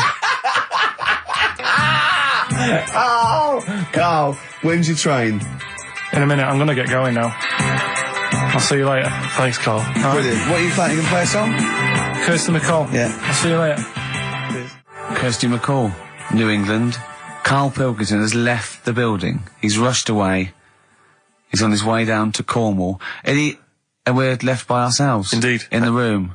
See, if we can do this... If we can press all the buttons and not make any mistakes, strictly speaking, there's no need for Karl. I don't mind if we make mistakes. Well, no, exactly. We never were in the old days. No, sure. I think Karl is going to love Cornwall. Because I think, one, the mayor is probably an animal. Yes. And I imagine the townsfolk think like Karl. Yeah. Do you know what I mean? I imagine he'll stay there. He'll be made king. Have you ever seen Return of the Jedi? In Return of the Jedi, the Ewoks, the little furry creatures, they see C-3PO, and because he can talk and he can speak their language, they actually elevate him to godlike status. What are you doing here? Hooray! He's back. What are you doing? You could have stayed till the end. I'll see you later. What are you doing? What are you doing? Right. Right, well, there he is. He's on his way. Yeah, if Cornwall. you're listening online in Cornwall, I mean, I can't imagine that's ever going to happen. But, you know... on a clothesline with a bean tin at one end and a big bean tin in London. Or if I'm cool in London. Yeah, or if the foil helmet you wear to fend off laser rays from aliens out of space are somehow picking up the show, then Carl's on his way. Look forward to meet the bold one. Because he's got a sort of like, you know, the obligatory sort of red face that would go well down there now. Because I think he's been out in the sun, or he was... pre-boiled when he came in. But he's rushing down to Cornwall now, going from Paddington Station. So, you know... If you're in the Paddington Station area, you want to pop down there and sort of wave him off, then do. Yeah. Don't be afraid. That's not a dirty sexual act. Wave him off. Yeah, I'd love to wave him off. Did you have a good holiday, Karl? Yeah, it was alright. It's alright. Went down to Cornwall. Now you're going to the monkey some odd sanctuary. people down there, Steve. Well, don't look at me, I'm not from Cornwall. Well, you're from that sort of area. Well, not really, but never Genetically, he means. Right. They're weird. Well, you must have slotted right in. What are they weird? What do they look like? Just all sort of odd people. A lot of old people, but not just old, sort of messed up old. What do you mean messed up old? You can't just say that. There was a woman with a funny neck. Okay, in what way was it funny? Why did she have a funny neck? If you were writing an essay, you wouldn't say there was this woman with a funny neck. How would you describe it? She sort of had her head like pointed down all the time. Like Don't do it. It's his radio. No, but just for you, I don't like that. Yeah. About Yeah. Okay. Right. So brilliant. I don't know. I was saying to Suzanne, what happened? You know, what do you think? Because Suzanne knows everything. That's the good thing about her being with you. You just ask her what happened to her, and Suzanne goes, "Carl, I don't know. Yeah. I haven't been here before." Suzanne, your girlfriend, or mummy as you call her. Oh, sparks are flying. Yeah. I got a little bit of chocolate. Can you just lick a tissue and wipe it off? Oh. Well, she said it might have been like, because back in the olden days, they carried stuff on the... The olden days? What do you mean the olden days? This woman was probably, what, 50? No, she looked about 70. Yeah. But like I do on Cheeky Freak of the Week, right? I always turn it round and we get like something good out Something of it. positive, yeah. I said to Suzanne, I bet she finds a lot of money. Yeah. Always staring at the ground, yeah. Oh, So it was always good. So, you're Maybe back. she just had new shoes and she was admiring them. Yeah. Did you think of that? Before you point the finger and judge? Or a necklace was too heavy. Exactly. So, you're back refreshed. Right, come on and Carl, we've got a lot to fit in now. We've insulted a lot of people. Only about 25 minutes to go. We've got Monkey News, we've got Rockbusters. Have we got a Cheeky Freak of the Week this week? Could cram it in, see how we do. Do we want it? Well, me and Carl got a joint favourite lyric now. I love you like a fat kid loves cake. Yeah. That's great, isn't it? Brilliant. But, I mean, I like it because it's funny and humorous and cheeky. You like it because it means something, don't you? You think that that's the absolute truth. If someone was to say that to you, that would be the most romantic thing they could say in it, because it's... No, I'm just thinking that's, you know what it means. It's like the Elephant Man, right? The Elephant Man, that's what he's called. Again, you know what you're going to get. The fat kid loves cake. You've said it all, you don't have to say any more. I can't believe it. I'll tell you what made his day the other day. I love it. Jonathan Ross said The Elephant Man is one of the best films ever made. Yeah. Endorsed by a celebrity. I know. Well, by a film buff, really. It is good though, isn't it? It is a very good film, yeah. We have got Cheeky Freak of the Week coming up. Right. It's That's got the subject a of lot the of stuff going on this week. In the freak world. Yeah. Is it really? Yeah, there's loads. I mean, stuff that we can... The one that hasn't made it. God, this is one that hasn't made it, so we'll judge it on that. Go on. There's a woman, right? Do you know how, I mean, in a way I thought Elephant Man, it was a bit tight because, you know, they sort of took him on a freak show, did a bit of a road show with him and stuff. Yeah. There's some woman, I think she's in India, like now, who, makes a lot of money because she's got 3 legs and like 7 toes, stuff. And she was saying, people pay quite a lot of money. Not Squiddy Patel. It's not that much money, like, compared to here, but over there, it's like loads of money. Sure. And all you do is, you go around to her house and you pay this lot of money, and people just go, oh, look at that. Extra leg. Extra leg. Right.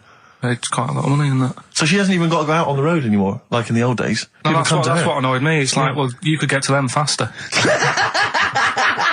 You go and see them if they're paying the money. Sure. But yeah, there's... What she could do is go in and buy a pair of shoes, right, and then nick one on the way out, because they only put one out, don't they? Good idea.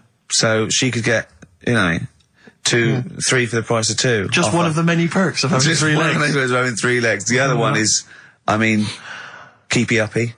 But she'd be good at that. She wouldn't do she? that. She just stays at home and puts her feet up. But anyway, that's not even Cheeky Freak of the Week. That's coming up later. Coming up later. Oh, brilliant. Steve, you're thinking of taking over as producer, aren't you? Well, I just think it's a shambles. I've asked for Cheeky Freak of the Week, and it appears that Carl's not ready. He's not prepared. No, I can sort of remember it. It's just that I like to have all the information. Contempt for But the you've just listener. had just a whole bunch of adverts and placebo in order to get it ready. We're chatting, we're having a chat and that. Right, do you want to sort yourself out in future? Yeah.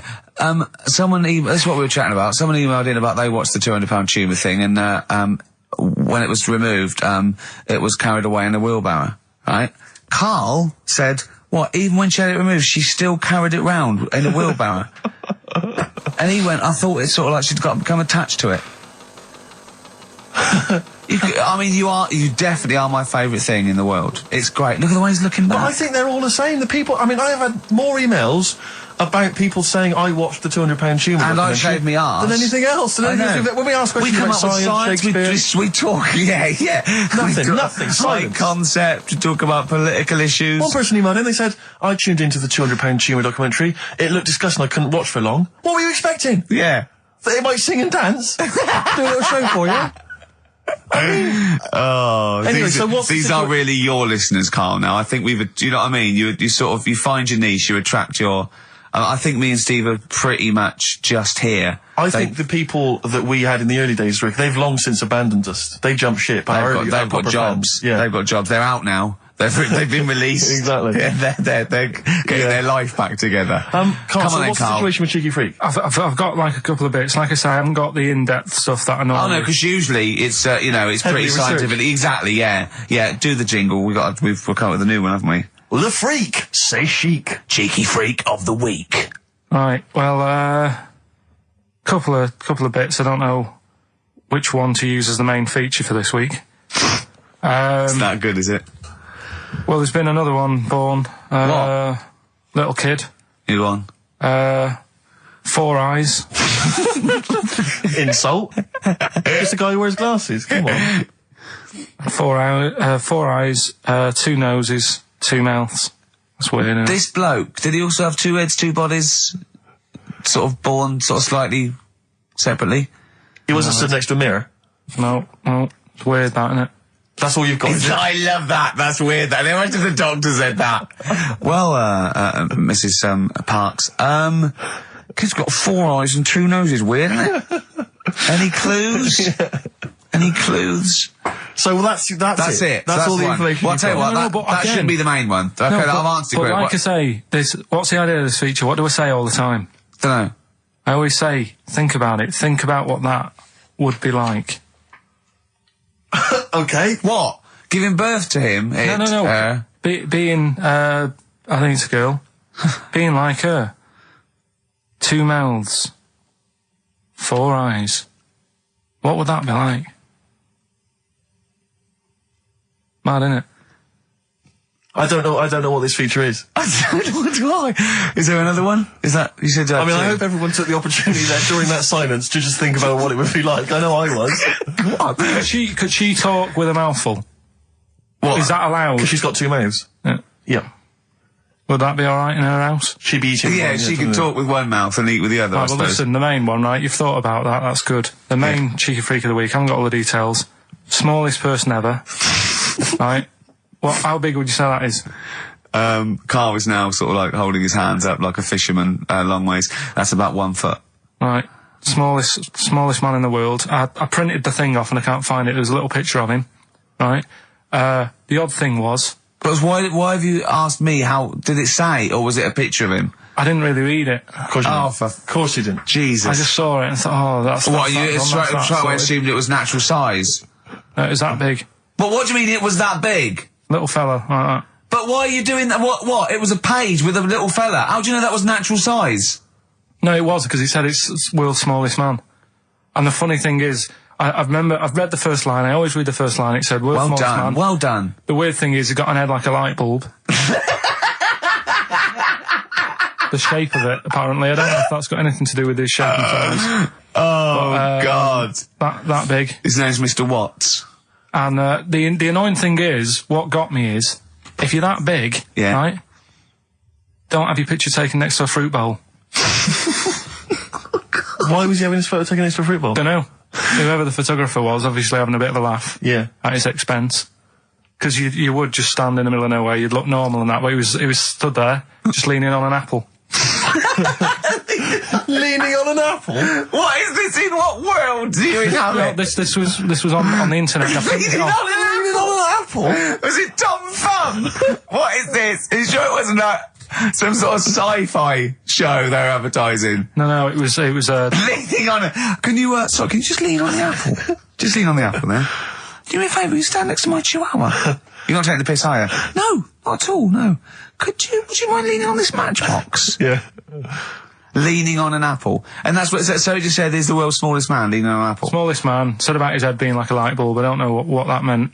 And I just thought, right, that'll do. That's that sorted. Cheeky Freak of the Week done. I think that was on like Monday. Right? I found that. I thought that's done. Printed it off. Forgot to get it off the photocopier. Someone's nicked it. Play a record. You got to... You know, it's just... Steve. No, can I just say, no, Carl, please, if I say, let's have Cheeky Freak of the Week, and you haven't done your research, you haven't got the information, just tell us you can't do it. But don't lead us on. Don't say this like on radio. Hold your hand up to me and go, how tall is that? It's nothing. That's this radio. Is nothing. It's nothing. I think it was that big because he was leaning on an apple. It's not enough information. But, imagine Trevor McDonald coming on, going, some news, some stuff. How big's that? How big do you think that is? Yeah. Because there was a fella, coming up after Chris Tarrant. Play a record. I'm angry. I'm actually angry. And if Monkey News is in any way similar, you've really pulled your finger out with that, have you? Mm-hmm. Good. Let's have Rockbusters answers next. Educating Ricky, it was a feature. Well, actually, about a year ago, I started a feature called Educating Karl because we found out he had 1 E at O level at history. And I'd educate him on things like Rasputin, things that I thought he'd be interested in, you know, Winston Churchill, some of the greats, some scientific facts. And then I said, it's your turn. And he started telling me about people born without legs. Some people have got a funny eye. There's a woman whose tongue's longer than her arm. And really, you know, turning the screw on education. So I don't know what he's got for me today. Maybe a dog born a cat. Let's have a look. We've done that one. We've done that. Is there, because often we should point out there's sometimes a crossover between Educating Ricky and Cheeky Freak of the Week, just in terms of subject matter. Yeah, so we've done Cheeky Freak of the Week. We've done all the freaks.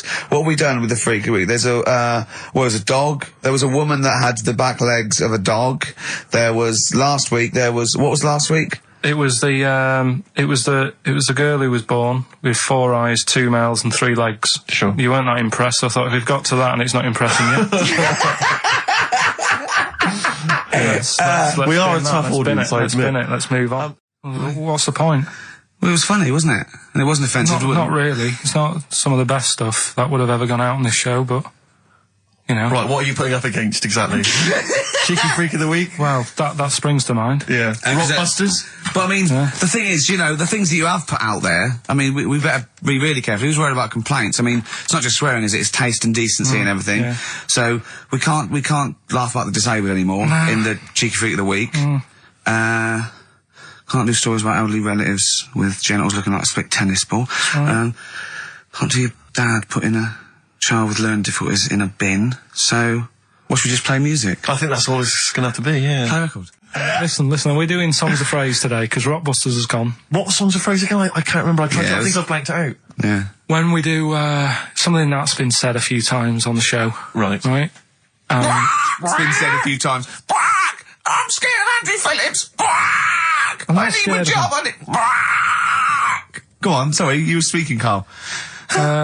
So we take a phrase from the show, right, and just get songs, like the words from the songs, edit them together so something it says like that phrase. Yeah, something like that. Yeah, okay. Yeah, no, just go on.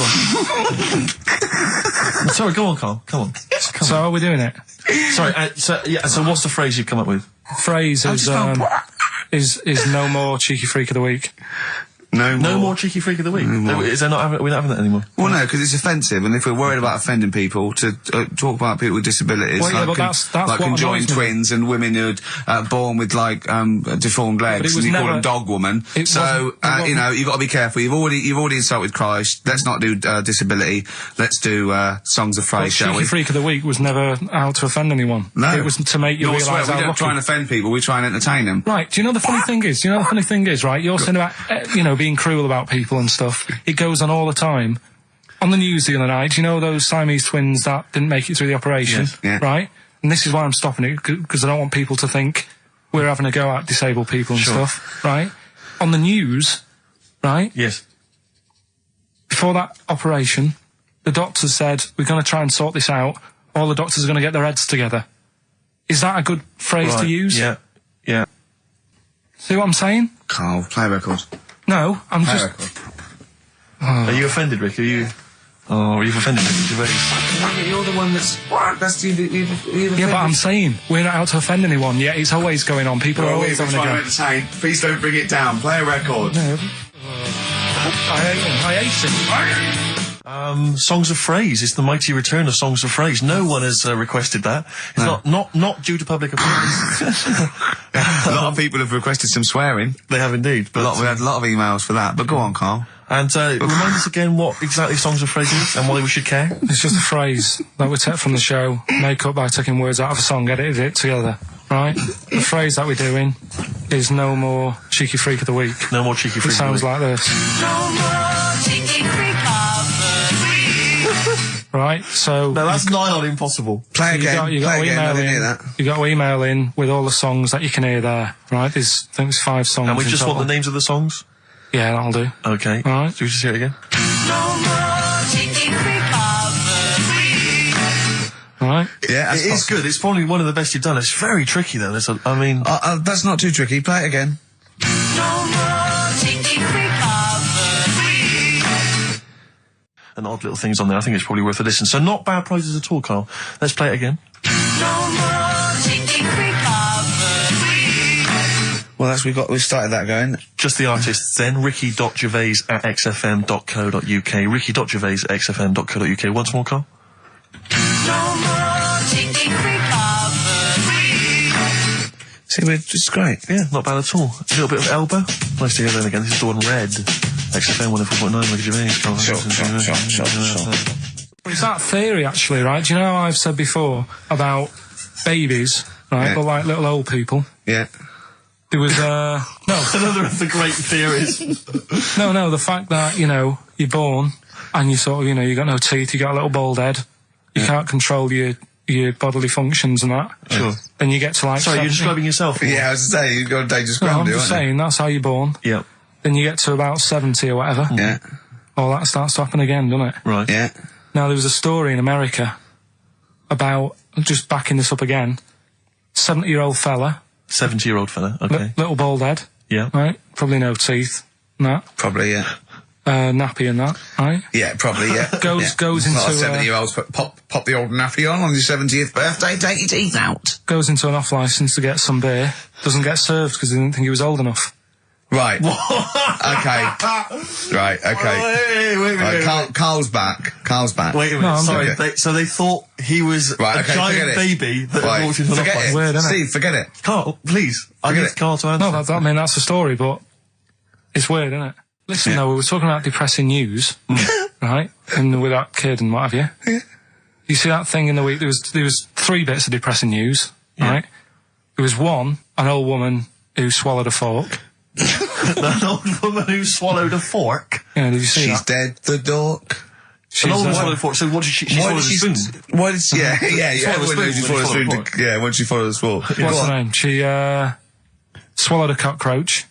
Right? Sorry, whoa, is this the old rhyme Sorry, now? is this a rhyme that you've got slightly wrong? No, You've it's changed just- dog for fork. This is the truth, is it? This is what you read? Oh, Right. no, yeah. Sorry, Yeah. sorry. Yeah, never confuse the two. This is what you read on a spurious website So that- or that- some that happens. mentalist No, hang on, sorry, emailed you. just before you move on from that, there was an old woman who swallowed a cockroach. Yeah. And in order to get the cockroach out, she swallowed a fork? It doesn't rhyme, but it's good. She tries to get it out. With a fork? She went, what I forgot? I'm thinking she's in a kitchen. Yeah. That'll do. She grabs that, she tries to get it out, and she lets go of it. And it goes, swallows a fork? Yeah, Yeah. It was in the paper. The terrible thing was it was a gardening fork. it was awful, you know. What- or is that stupid? That'd be stupid if it was a gardening fork, wouldn't it? I tell you what annoys me though with things like that. 'Cause Me? in the paper, it was, well, you do, and everyone knows that.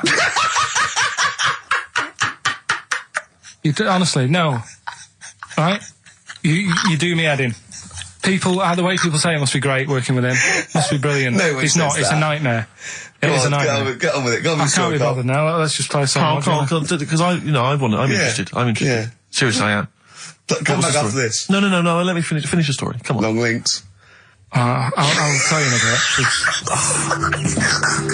bit. I'm getting annoyed. I'm getting so angry. Alright, I'm the player record of this. Right, okay. Now, you were going to tell us something before we started winding you up. What were we talking about? We were talking about the old man who was mistaken for a small child. It was actually, the 70-year-old who they thought was underage. Right, so then we got on to, right, so the old woman, I was saying, she ate a cockroach. Right? She ate a cockroach, yes, Yeah. by mistake. How did she eat a cockroach? Why was there a She was cockroach? cleaning up, she was cleaning up, it jumped in her mouth. Right. So she immediately, the first thing she did was immediately grab a fork and plunge that down her throat. Yeah. Well, no, maybe not immediately. I mean, she tried other methods. She tried plastic spoons, her fingers, maybe washing it out, maybe going, oh, I nearly swallowed a cockroach. Did she try that one? Ugh, how horrible. Right, so anyway, the fork went down, Yes. and it's got this picture in the paper of like the X-ray, and you can see the fork just like going across like that. Yeah. Wow. That's mad, isn't it? Yeah. Well, it was, well, the fork was in her abdomen, was it? In an X-ray? Yeah. Are you sure she swallowed it? Sure she didn't just say that to the doctor? Like, how did it get in there? And you got a fork inside you? No, I know what you're getting at, because I remember years ago, do you know Dr. Steele? Do I know Dr. Steele? Yeah, he does... Is he a it him? superhero? The one on Richard and Judy. Right. What's he, a psychiatrist or the He resident just pops doctor? in and Is he's that got the a sort of problem. like the suave sort of... He's not that smart. I know the one He's you just, mean, yeah, just a normal doctor fella. Sure. And, yeah, this was like in the 90s. And, Richard and Judy said, we got the doctor in again today. We're looking at things that, you know, have been inside people. And there's this one, right? Fella comes on, with an X-ray. Yeah. It's sat on a pint glass. He sat on a pint Well, glass. that's what... He hadn't had That's what he it. said. Sat on a pint glass. I remember that story that was published about the bloke, and this is the excuse he gave to a doctor when he had to go and have something removed. It was a bottle of sort of HB sauce or something up his... what word can we say in case sound You resistance? don't need to, you know, people know what you're saying. Okay. Right. Rectum. Is that all right? No, you didn't need to say it, but... Well, no, I think might as well. It's a medical term, isn't it? Doctors Anyway. say rectum, don't they? Anyway. So the doctor got it out, and the excuse he said he'd been shopping, been to Safeways, he brought his shopping home, and he popped the shopping on the front step, and he realised he's locked himself out. So he started to shimmy up the drain pipe, but his trousers and pants fell down while he was climbing, and he slipped and fell on the HB sauce bottle, right? And that was the note thing, right? And the doctor had put at the bottom on his notes, this would be somewhat more believable if Safeway sold their HB sauce with condoms already attached. Wow. Well, I God. remember bizarre. Why did he put a condom on it? No idea. To use it again on his chips. So he didn't just buy it to have a quick, you know. Yeah. He thought, well, I don't want to waste HB sauce. Sure. I mean, I use it up the arse, then I got on the chips. Safe sauce. I always practice safe Safe sauce. Always have safe sauce. Should we bring back no, can't do Cheeky Freak of the Week. Play some ads. We were talking just before the ads about. I think we were talking about objects being stuck up people's arses. Okay. I think that was the Someone link, can just wasn't it? confirm that. It was objet d'art objet d'art. Arceus. Objet d'art. Objet d'art. Which maybe that's a new feature. Objet d'art. Objet d'art. Using objects you stuck up your French for stuffing stuff up your arse. Yeah. It's like they had a hook. Yeah. Why didn't they have a glove? A hook is never a good idea. It's not a practical enough thing. It is if you're abseiling between two buildings in a hurry, because then you can just use it straight down the wire. But a hook is such a grotesque thing. I mean, because I don't have a go at them. But I mean, there's no one except that weird guy who was up in North London who's still got a hook for a hand. Well, I think it is Such an useful. impractical 'Cause it's thing. good. Well, no, it's good for carrying bags. Yeah, carrying shopping. Do you think that was the concern of pirates? Well, then Tesco. I mean, they didn't have like animatronic sort of stuff then, did they? I know, but it's just so. I mean, you know, if it's just not very flattering, is it? A hook. I mean, you know. Jane was at school with a kid who had lots of different things, like knife, fork, he could screw onto the end of it. That's brilliant. That is brilliant. That's good. That's almost as good as having a hand. Yeah. You know. For the canteen. But at school, you'd be the coolest kid in school, surely. Bit more frightening in the swimming pool. I Or in a suppose bouncy castle. Yeah. But yeah, for chopping up a bit of, I imagine pork. him being banned from the bouncy castle at the fate. You can't let him on. Oi, hooky, get on. You're not welcome on here. Like to apologise for some of the things said in today's show. But what happened when he started asking girls out and stuff? I imagine he spent a lot of time with his hands behind his back. Oh God, with a sauce bottle in one, probably, and so I can tragic. get it out with this one. Yeah. Doctor said, that's handy. There's a fella in Ward 2 that's got a shopping We should bag put up you his two arse. together. Just pop it up there, pull it out, shopping intact, done. So, who's the winner? Answers. Well, let's give us the answers first. Right, well, This was this is how it sounded. No, it's not Rockbusters. I'm calling it Rockbusters because No more, no It's more. all they're all interchangeable in my mind. No more Cheeky Freak of the Week. Right, Paul McCartney, Cheeky Girls, Sugar Babes, Space and Beatles. Okay. Right. Brilliant. You've really, I mean, if you're not interested in it, Carl, seriously, mate. Found myself sat there, right, and I'm not having a go. I know we've stopped Cheeky Freak of the Week and all that, right? So I'm not going to be having a go. Christ, I sat there. I'm scared. No, I'm not having a go. You've always got to remember that. Go on, just get on with it. Get on with it. I'll apologise after. I'm just saying, watching Wimbledon, it wasn't, you know, one of the major games. It was little fellas in a wheelchair having a game. Little fellas in a wheelchair. Right. But for me, I mean, you know, great, they're doing a sport and everything. Don't put it on the telly. What was up with it? There wasn't like a rally going on. No, do you know what I mean? Do you know normally, like with the well, not to Enman, but with some of the other, with some of the other players and that, they're playing for ages, aren't they? It's like, oh, who's going to win this and that? Yeah. None of that. It was just like, hit it, net. Oh, Christ! Oh, God! I don't know what to do! And people would, like, sat there watching it as well, when they've got other games going on in there. That's what I couldn't understand. If you've paid your money to get in... Yeah. I mean, like I say, good on them if they... Do you know what I mean? But it would have been... And they all start first in the marathon. I just thought it would have, you know, given the game a swing ball or something. Yeah. You know what I mean? No, yeah, I understand. Oh, God. Yeah. There's never anything on. XFM in the community. Did anyone confirm, actually, I had an email earlier, Swing ball? No, I'm not having a go, though. Tell them. This is what I'm like, aren't I? Sorry, this is recording you as well. What do you mean I'm not having to go tell them? Do you think you just said that to me? That do you think you haven't got a microphone? You just said to London, keep wheelchair sport off the telly because they can't get a rally going. You called them little fellas in wheelchairs. What? And I meant to go, what Carl meant was... What? I mean, what? They can hear you as well. Yeah, I know. It's just that they might think that I'm having a go, and I don't want them to. That's why I stopped Cheeky Freak of the Week, because some people got the wrong end of the stick. Right. And what have you. So, well, it was funny that a woman was born with deformed legs. They might think you were taking the mick. So anyway, I just was wondering if anyone could confirm. We had an email earlier, I forget who sent it in, but thanks very much indeed for it. They said that the Paralympics began this week, and apparently during the opening show, the entertainment was provided by Riverdance. Now, I don't know if that, I can neither confirm nor deny that, but it does seem rather tactless. Let's play a tune. Ricky Gervais. Don't put my name to this last link. Don't put my name to this last link. Ricky.Gervais, xfm.co.uk. Oh. Magic, Virgin, if you're listening, we are available probably sooner than we thought. it was alright, I'm a bit worried. Like I say, the last thing that we just talked about, I don't want people thinking, you know, we're having a go at anyone, because it does do me head in. Because I'm the one who always has to deal with it as well when people do. What? You know, we're just having a chat about tennis and stuff. Yeah, the little fellas in the wheelchair, as you put it. Yeah, what are you worried about? Just that they think we're having a go and that, because sometimes I do have to take calls and deal with it, all this stuff, right? You don't see that. You don't see the hassle I have to go through. No, but I don't often say things where I'm likely to get a complaint from someone. But I'm just saying it wasn't meant to be taken badly, do you know what I mean? You're allowed to say you thought that the quality of tennis, because they were confined to a wheelchair, was poorer than, say, Sampras versus Agassi. I don't think that's in question.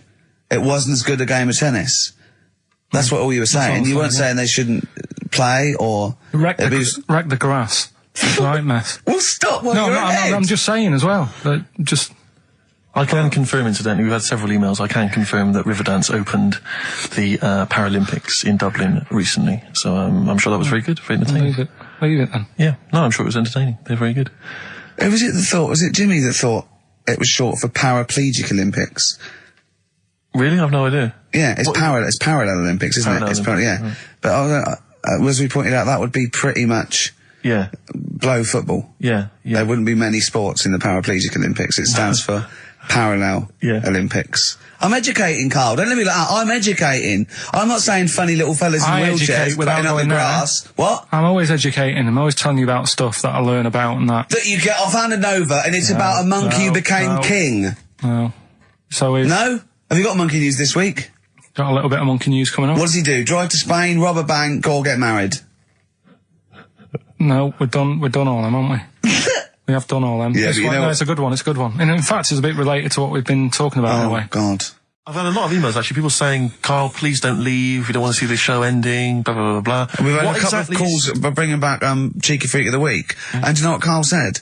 He said, a bloke on the phone said, oh, bring back Cheeky Freak of the Week. He went, can't, not allowed. I don't know, you know. And he went, oh, go on. He went, well, no, I had a story today. A fella born with 2 dicks, but I can't do it. Now, Carl, you cannot not do a feature about a fella born with 2 dicks. Well, look if we need it. I mean, how much more have you got on the Chinese? We're done. We've done that. We've nailed Chinese. We've done it. That's done. That's put to bed. Fella with two dicks, please. No, we might get round to it later. But like I say, cheeky freak of the week. Sort of, we've put that on hold at the moment. Sure. Right. Oh dear. That is so naughty. This show's been a bit naughty, I think. I don't know what's happened to us. I think it's like sort of end of term sort of madness. But I think we've got to calm down here. We've been a bit naughty there. We said, you know, bloke with two dicks. We said Chinese people don't talk properly, which is a little bit offensive. Yeah. Know what I mean, Carl? Well, they don't know. Right, okay, let's leave it now. Okay, stop there, Carl.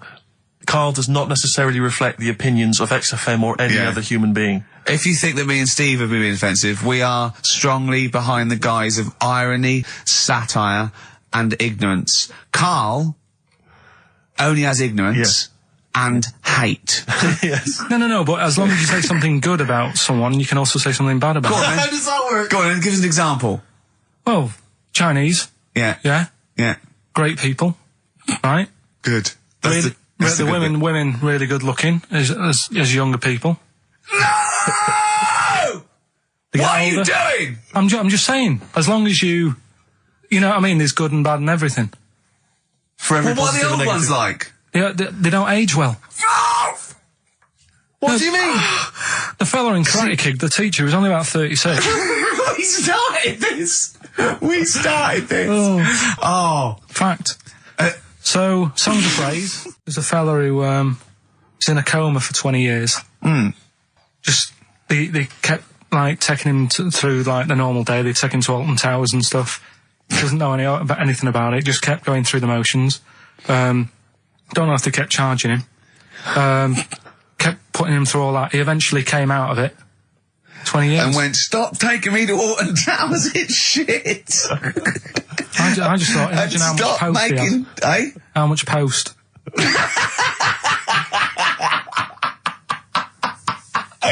Oh, Did you read about that guy in the paper, Carl? He, sorry, on the internet. He in about, I think it was about 1984, 85, he had a terrible car accident. But this must be it. He went into a coma. This must be what he's talking about. Well, they didn't take him to Alton Towers. Of course they didn't. But you've got to try and decipher the truth from the conjecture, from the thing that I mean, don't forget, Carl realises that he's had a dream. He talks to Suzanne and goes, that was good, wasn't it, last night we were in the plane? She goes, no, that's a dream. He goes, oh yeah, where's my cornflakes? You got to, you know what I mean? I can now decipher what he's actually seen, what he's read. Well, go on, what did you... Well, I'm assuming it's the same guy. It is the same guy. It was a guy in some small American town, and he'd had a car crash, and he'd gone into a coma, and his wife had left him. She'd gone on with her life, because he'd been in a coma since then. And he had just woken up. Marriage wasn't working. Marriage wasn't working. He just wasn't paying enough attention. He actually had, she was pregnant at the time, and so now his daughter is basically the same age as he was when he went into the coma.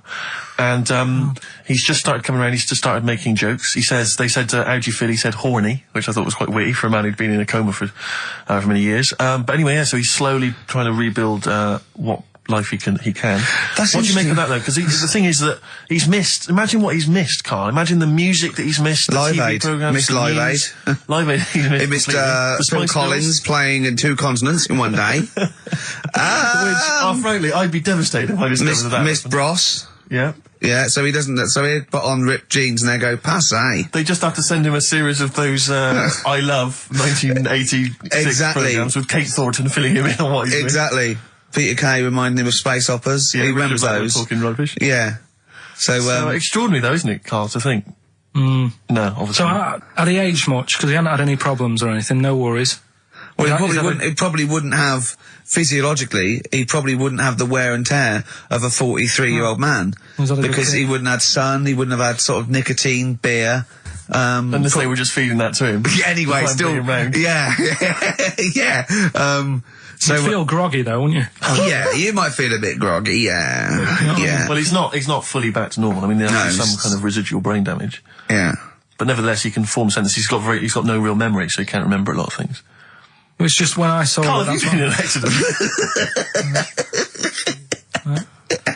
So giving the answers out for what's his name? Oh, later, play a tune. I'm bored. The Snoop Dogg? Oh, play Yeah, this programme was on. It was Wednesday night, something. About this little lad. It was a fella and a woman. At the same time? What do you mean? Like a cartoon with a secret identity. By night? What do you mean? He had both By day a sets? boy, by night a woman. He had it all. What you... Sorry, wait. So he had male and female genitalia. Yeah. So what do you call someone that's born like that? Weird. Yeah. Now, what's the term for it? Go on. You know it. We've talked about it before. Aphrodite. Really? So close. Hermaphrodite. Yeah, hermaphrodite. Yeah. That's weird, don't it? Yeah. And he had the ball. Yeah. And he had the... Well, what happened was he was born, right? Obviously. And the doctor said, there you go. Lovely little boy and girl. So the mum was like, what? So he said... No, I don't think the doctor was sarcastic. Yeah, what? I don't think the doctor was sort of dissing them. Yeah. There you go. What do you mean, doctor? I'm gonna have a look. There's the cock, there's the minch. All right, see you later. What are you going to call her? Hit. But doctor, what do you mean? Have a look. He wasn't sarcastic. He didn't give clues. Tell me what you mean. Give me a straight answer. He probably went, oh shit, she's got a cock. He didn't go... He wasn't sarky to the parents. No, but I'm just getting across. Do you know what I mean? I always had a little bit just to... Yeah, I know you spice do, it yeah. up, You should spice be it a up. newsreader. Be brilliant. So there's a little kid lying there. Yeah. And the mum says, you know, what am I going to do then? So the doctor... I mean, I'm condensing this. It was like an hour long. Sure. Yeah. So he says, she said, what will I do? And the doctor said, well, he's not sort of well hung. Right. Oh, So he's not sort of well on. This doctor has term. been, I assume, has been struck off since for saying these things. It was a real doctor. It wasn't Dr. Fox. Yeah. Right, go on. So the doctor said, so I recommend that we make it a woman. Right. Right?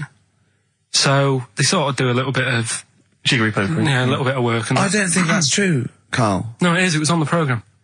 But I think they can tell really what they were meant to be from their chromosomes, can't they? They can tell whether they're X, Y, Y, or Yeah, X. not just... It's not It's very just- well hung. No, I Yeah. tell you what, because back then, when this was going Yeah, on... no, right, I'm just thinking they might not have had to. the doctors then thought if you had a kid, right, and you thought, it's a bit ugly, maybe it'll have a better life if it was a fella. If it was a girl and it's a bit ugly and you think it's going to get hard time. Right, don't talk shite. What? What?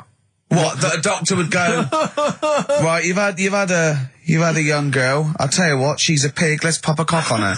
Don't No, talk I'm not saying, shite. I'm not saying that. What I'm saying is, say if you have like I say, a girl. I just think it's harder if a girl's ugly and Yeah. she's growing up. Yeah. She has a harder time. Yeah.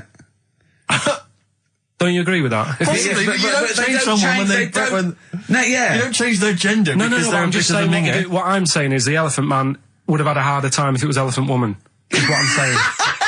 But listen to me, listen. What the doctor was saying is, if you get a baby before it's 2, Yeah. back then they thought you could sort of say, well, instead of giving it a go-kart, give it dolls to play with. Right, back when? What are we talking about?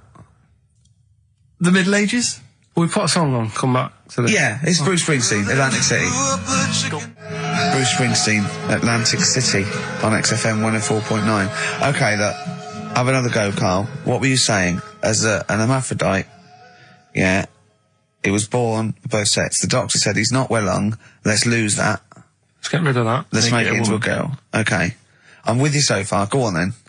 So, anyway, gets away with it a little bit in the early years. Right. Starts going to school, gets away with it a little bit, Sure. right? But then, do you know when you get to that age and your head goes all funny? Like when you're a teenager and you sort of, I don't know, your skull goes... Mine never did. What are you talking about? No. Chris? That What do you sort mean of your head goes all teenage funny? years when you look a bit odd. Do you know what I mean? You go from being quite a good-looking person and then your body starts growing. At a different rate, so you never know till 21 whether you're going to be a looker or not, or whether it's just... Yeah. I know, Right. go on. Yeah, I'm still waiting. So, Your head grew outwards at exactly the same rate, didn't it? That's why it's Your spherical. head grew faster than your hair. He's got a lovely head of hair, but Exactly. just below the skull. Yeah. He's got a little afro in there, Yeah. but it just couldn't get through the follicles. It couldn't catch up the skull. Expanding. Oh, bless him. Oh, come on, Baldy. but the thing is, right, so you see these pictures of the lad stroke woman Yeah. who's trying to be a woman at the age of 14, 15. Yeah. She's got one of them big heads. Right. Like a lad. Doesn't, you know, she starts having a hard time. She doesn't want to play with the mates, with the dolls and all that. She's more into go-karting and that sort of thing. Gets to an older age. Yep. Decides to go back. Is now sort of with a woman and having a life of a fella. But did did the doctor keep it for him in case he needed it? No, he's had one put on though. Has he? Where'd he get that from? Dunno, maybe that bondage shop. What do they do when they do that? Do they put on what do they do? Maybe someone could call in and tell us. If you're a woman and you have a... Do you want to speak to someone who's got that information? Yeah, I do want to know. What do they If you've got that information, I don't want to talk to Do them. they construct one? Do they construct it? From plasticine. Or do they whack on a dead one? What? What? Whack on a dead one? Yeah. What? What? That's not, it's not, what do you mean? No. When a woman has a knob put on Yeah. to have a sex change, where do they get it from? Is it constructed? Do they find, like, I don't know... From a donor. A donut? From a donor. Oh, well, yeah. A donor? A donor, yeah. Yeah, but presumably it's like... Maybe there's someone who wants after to they're become- dead, I mean. No, I thought maybe very few there's- people... It's not like giving someone a kidney and then sort of like maybe celebrating if with you're them. a guy and you want to become a woman, you've That's got one to true. spare. That's true. Yeah. Well, a swap. Yeah, just do a little swap, probably on the internet or something. Or Noel Edmonds.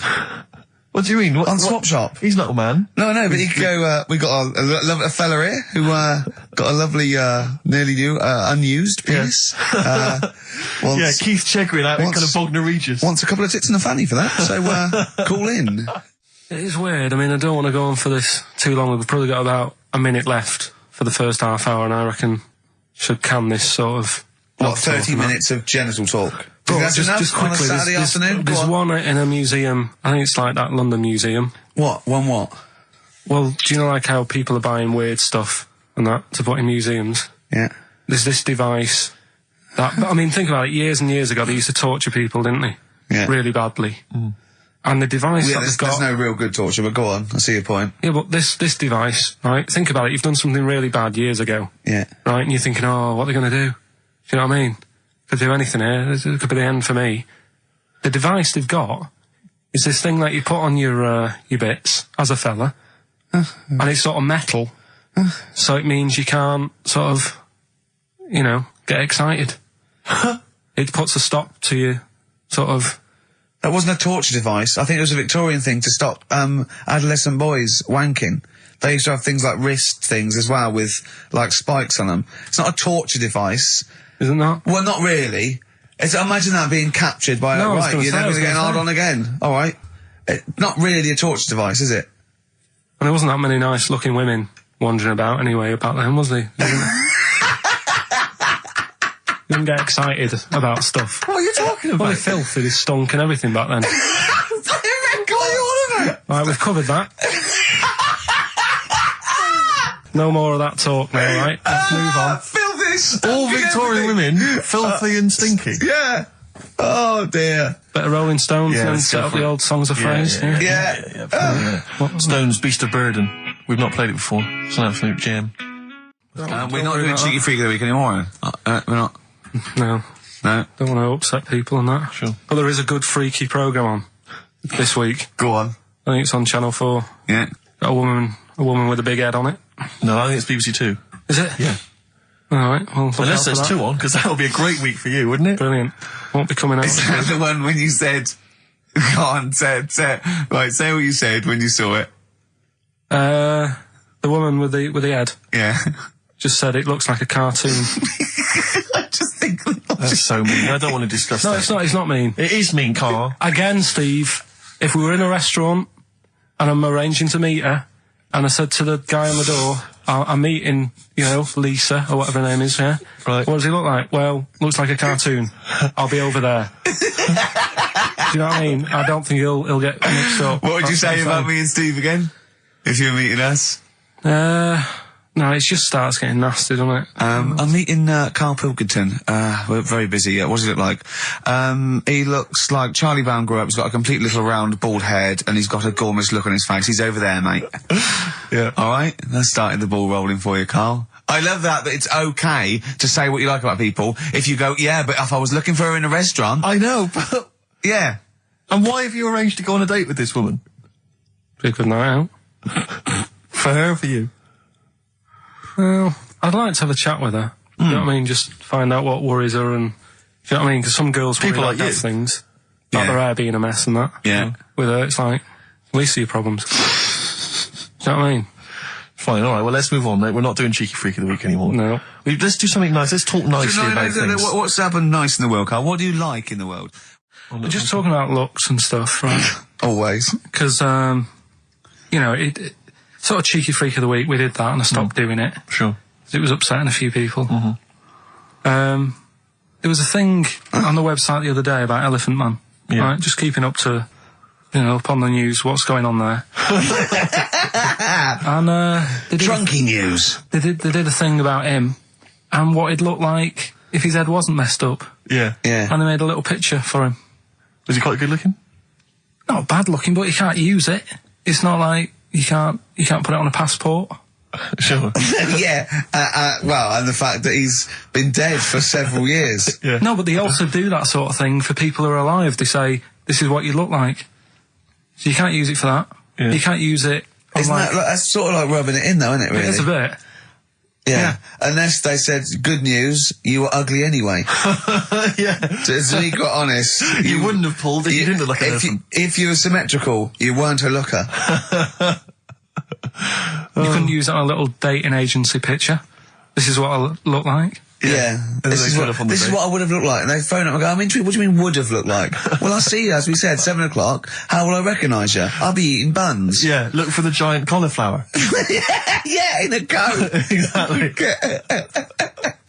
I love the fact that you're keeping up to date with what the Elephant Man might have looked like. Yeah, exactly. That is amazing. Carl's news is largely what's happening in around 1880. Yeah, or what might have happened Exactly, around 1880. No, but it's sad though. Did you watch that thing in the week? That What Are You Staring At programme? I didn't know. I couldn't face it. I know what you mean. It was about people who'd had unfortunate deformities. Yeah, and it was really sad. I suddenly felt bad about, you know, some of the stuff we'd talked about and what have you. Cause Can I just say something, like, that's quite a nice thing to say. I was only about some of the things we talked about. Should we go over what we've discussed today? What? What subjects have we brought up today? How can you feel sorry about things like that when we're still doing it? No, I'm just saying, you know, you have a laugh and that, but then you see a programme about it and you go, oh. What, you realise they're real people you're talking about? Yeah. When do you ever forget that? When do you ever forget that when you bring up these cheeky freaks of the weeks, or when we talk about Rick Waller, that there's not a real person on the other end thinking about it? Yeah, but sometimes it's hard because they don't look like real people. Don't slag off Rick Waller. That girl was on with a big head. It's like Bo Selector.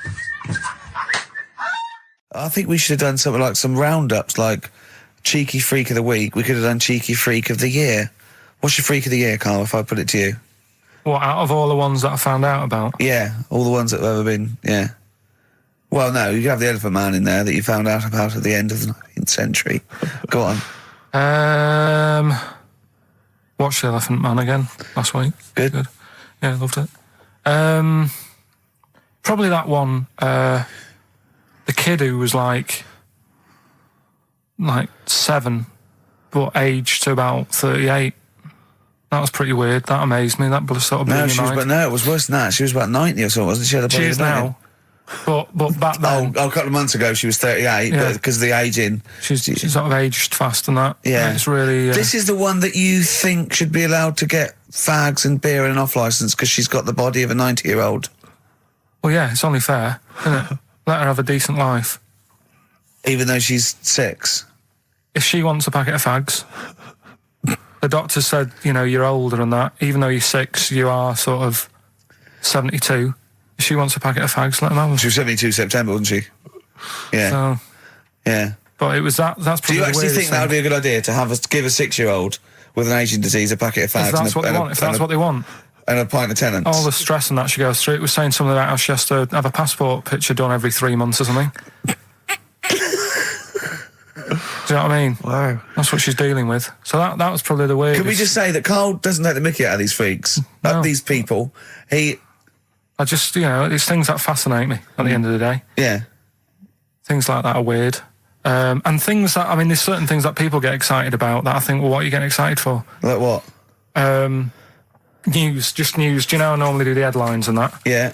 Have we got any headlines? Not really, because there isn't that much going on. Isn't there? This is what annoyed me, though. There was something about a woman who's going up Everest on a bike. Do you know what I mean? And they were like, oh, brilliant. But I don't think that's that good. When someone's done it walking... Where would the woman who complained about you come in the years chart? That's that's the woman with the enormous head. Lest we forget.